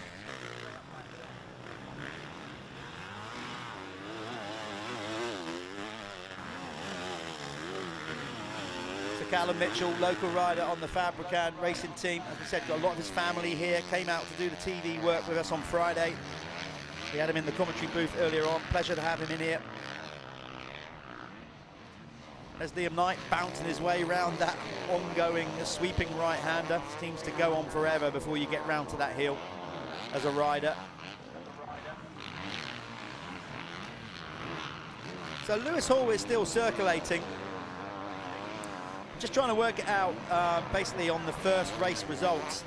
Jamie Carpenter took the race win in the opening moto ahead of Lewis Hall. Jamie Law came in 3rd. Then Callum Mitchell was 4th and Tom Grimshaw was 5th. So, yeah, you work that one out, folks. John Mira was 6th, Sam Nunn 7th, Elfie Jones 8th, Tom Murphy 9th, Rossi Beard 10th. So Mitchell's looking good, as is Grimshaw. Grimshaw had a 5 in the opening moto. He's now currently on 1 in this one. Mitchell had a 4. He's currently on 2. It's going to be tight, the overall. Very tight. Good racing here, though. We've been blessed again with some brilliant race action at the MX Nationals. Round 3 here at Lyng. Thank you very much to the Norwich Viking Club for letting us come and use their venue. As we said, loads of history here. Bikes have been riding around here pre-war. So, do you know what? I tell you, it wouldn't be a bad idea going out there with a metal detector, would it? I bet you'll find somewhere in the dirt out here, you'll find some nuts and bolts and some gear levers and clutch levers. Literally, I'm sure there's loads of like motocross fossils in the ground here at Lyng, because we've been coming here a long time, and you can see why we come here. It's a proper motocross track. Off cambers, sweeping corners, some sharp ones, you know, steep drop-offs, high speeds. It's got a lot to offer a ride around here at Lyng. Harry Koulas, as we said before, making it look incredibly easy.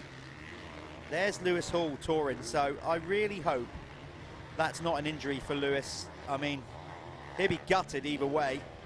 Maybe it's a bike issue, but I saw him just cruising round, so I don't know what that is. I know at round 1, Lewis Hall had to basically suffer. He was suffering so bad with blisters on his hands. I mean, literally, it's like he put a cheese grater over them.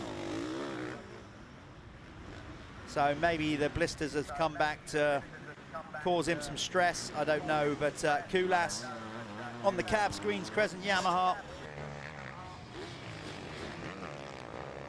looking immaculate. He's now got a 19-second lead over Tommy Searle after Tommy Searle's mistake. He is going to be getting the 2 lap to go board next time around.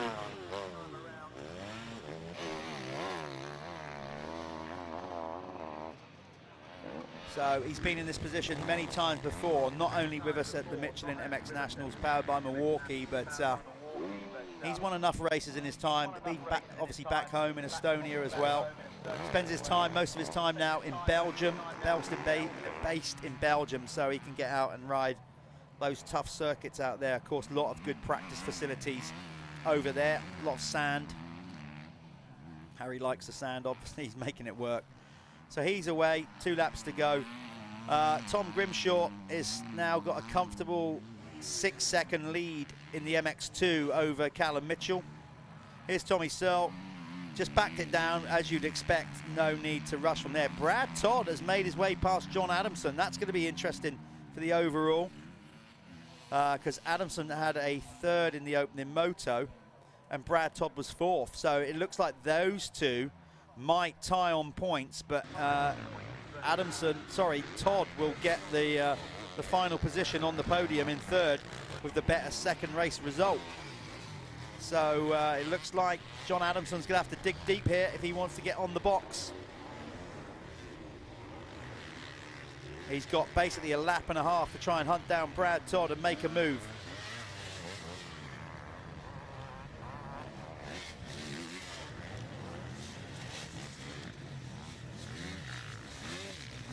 I absolutely love the way that John Adamson went round that corner. Just preloaded in, wheelied onto a bump before and literally jumped round that corner, using the berm as almost a double jump. Awesome, that. His confidence is getting up, there's no doubt about it. He'll be, if he can't pick off Brad Todd, he'll be disappointed he didn't make the podium. But still, it's a much improved ride from John Adamson, because like you said at the start of the year, he was suffering. Brad Todd is actually starting to close on Tommy Searle. Tommy, I'm sure will fight for that second to bring it home, 2nd place.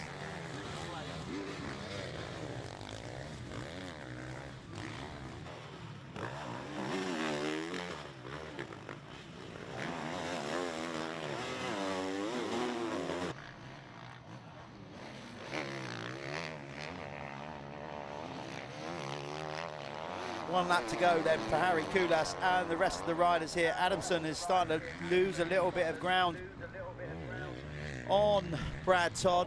Brad in turn with 1 lap to go. I can't see Tommy Searle throwing away second from there.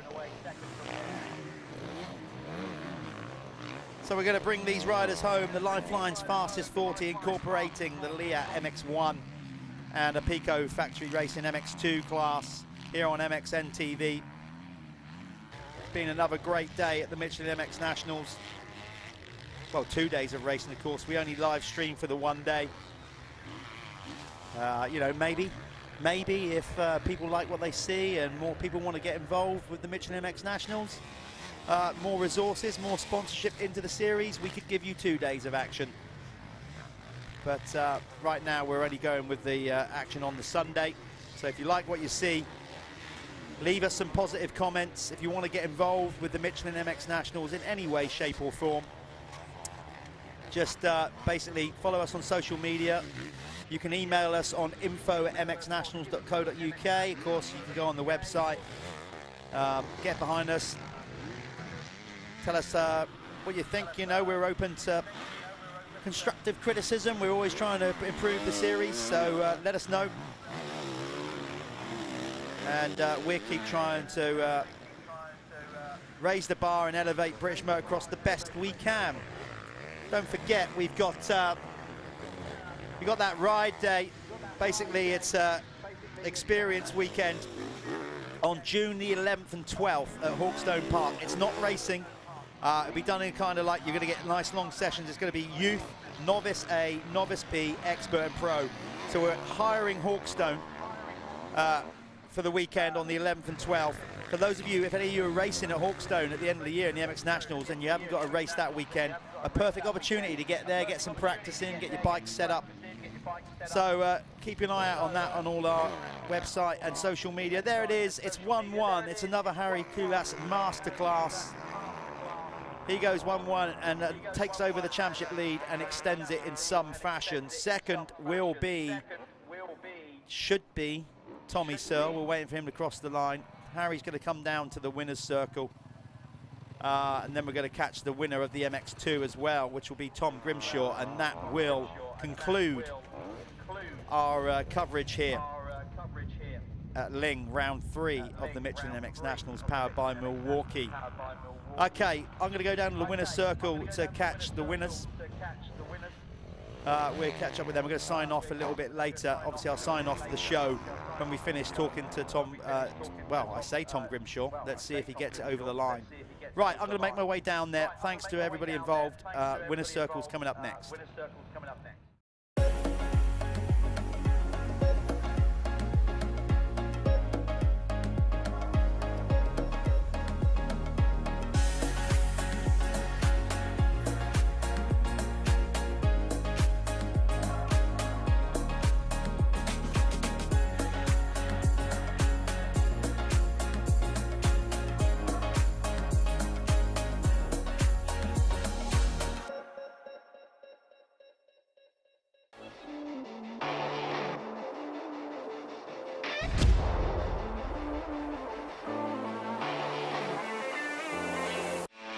Boyesen ignition covers and clutch covers have got a strong history with two-strokes, from back in the day to the current two-strokes we see of today. You're forever seeing Boyesen products on a lot of the older bikes. Back in the day, all the factory teams used to run the covers. It was one of those things where you'd flick through the magazines or you'd look onto the videos and you'd see factory bikes dripping with Boyesen parts. And it's something that you'd always inspire to when you were a youngster. Boyesen ignition and clutch cover, it's an easy fitment. It's just like fitting OEM parts, so it's just a smooth transition. With a high quality cast, it's not plastic, it's easy to take off, maintain your stator and your flywheel.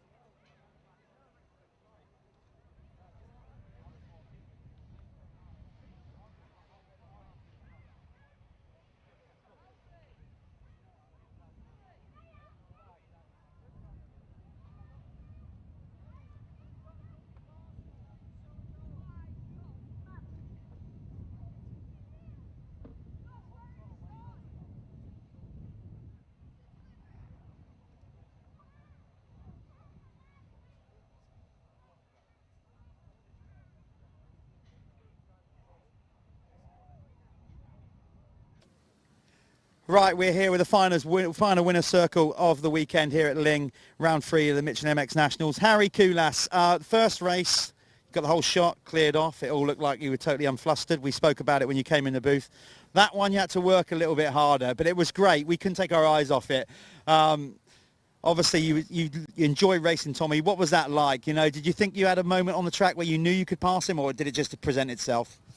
Yeah, I had few spots, but like I said before, when the track gets drier, there is less lines, there is less grip, you know, and that's the thing where we could have quality racing, you know. Like now it was just quite on the limit, and I saw I'm a bit faster than Tommy, and I needed to pass him to get the overall. So and yeah, like in the pit lane corner there was like a nice deep line in the first race, but as the day goes on, it gets drier, sun gets out. Yeah. You can't use that line because the sun doesn't pack together. So that's the thing, you know, what we could work on the future. But anyway, yeah, got second in start, and then or third actually, sorry, and then yeah, made the pass on John on the first lap, and I had good line in the end of the lap.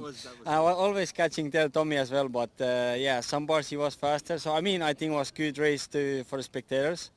It definitely was. We couldn't take our eyes off it. And yeah, of course, it's good to smile here because I got the win. But yeah, I think Tommy crashed in the end, or he made some mistakes. No, he crashed on this. Oh yeah, so yeah, it was a bit easier for me to breathe and to ride easy to the finish line and get the win. So I mean, yeah, of course it's nice to get the win, and with clean racing.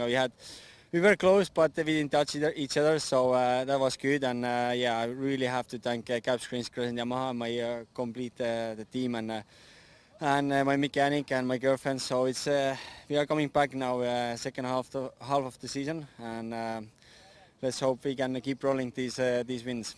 Well done on an overall win. Give it up for Harry Koulas. Harry's going to go, and he's going to be back in a minute for the podium. Stick around, folks. We're going to be doing the podium anytime soon. Harry, we'll talk to you in a bit. Everybody watching around the world on the live stream, thanks for tuning in. Hope you've enjoyed it. Thanks to all our staff here, all our marshals, all our medical team, Alpha Live for another great production. And, of course, for you guys at home, and also the Norwich Viking Club for letting us come here and tear up their track. Big up to them. Hope you've enjoyed viewing it. We're coming back round 4 at Cusses Gorse in a few weeks. Remember to log on to mxnationals.co.uk for all the information. We'll see you at round 4 at Cusses. And, of course, don't forget, we're doing the straight rhythm on the Saturday night there as well. That will be going out live. Thanks for tuning in. Hope you've had a good day. We'll see you in a few weeks' time. That's us done. We're out of here. All the best.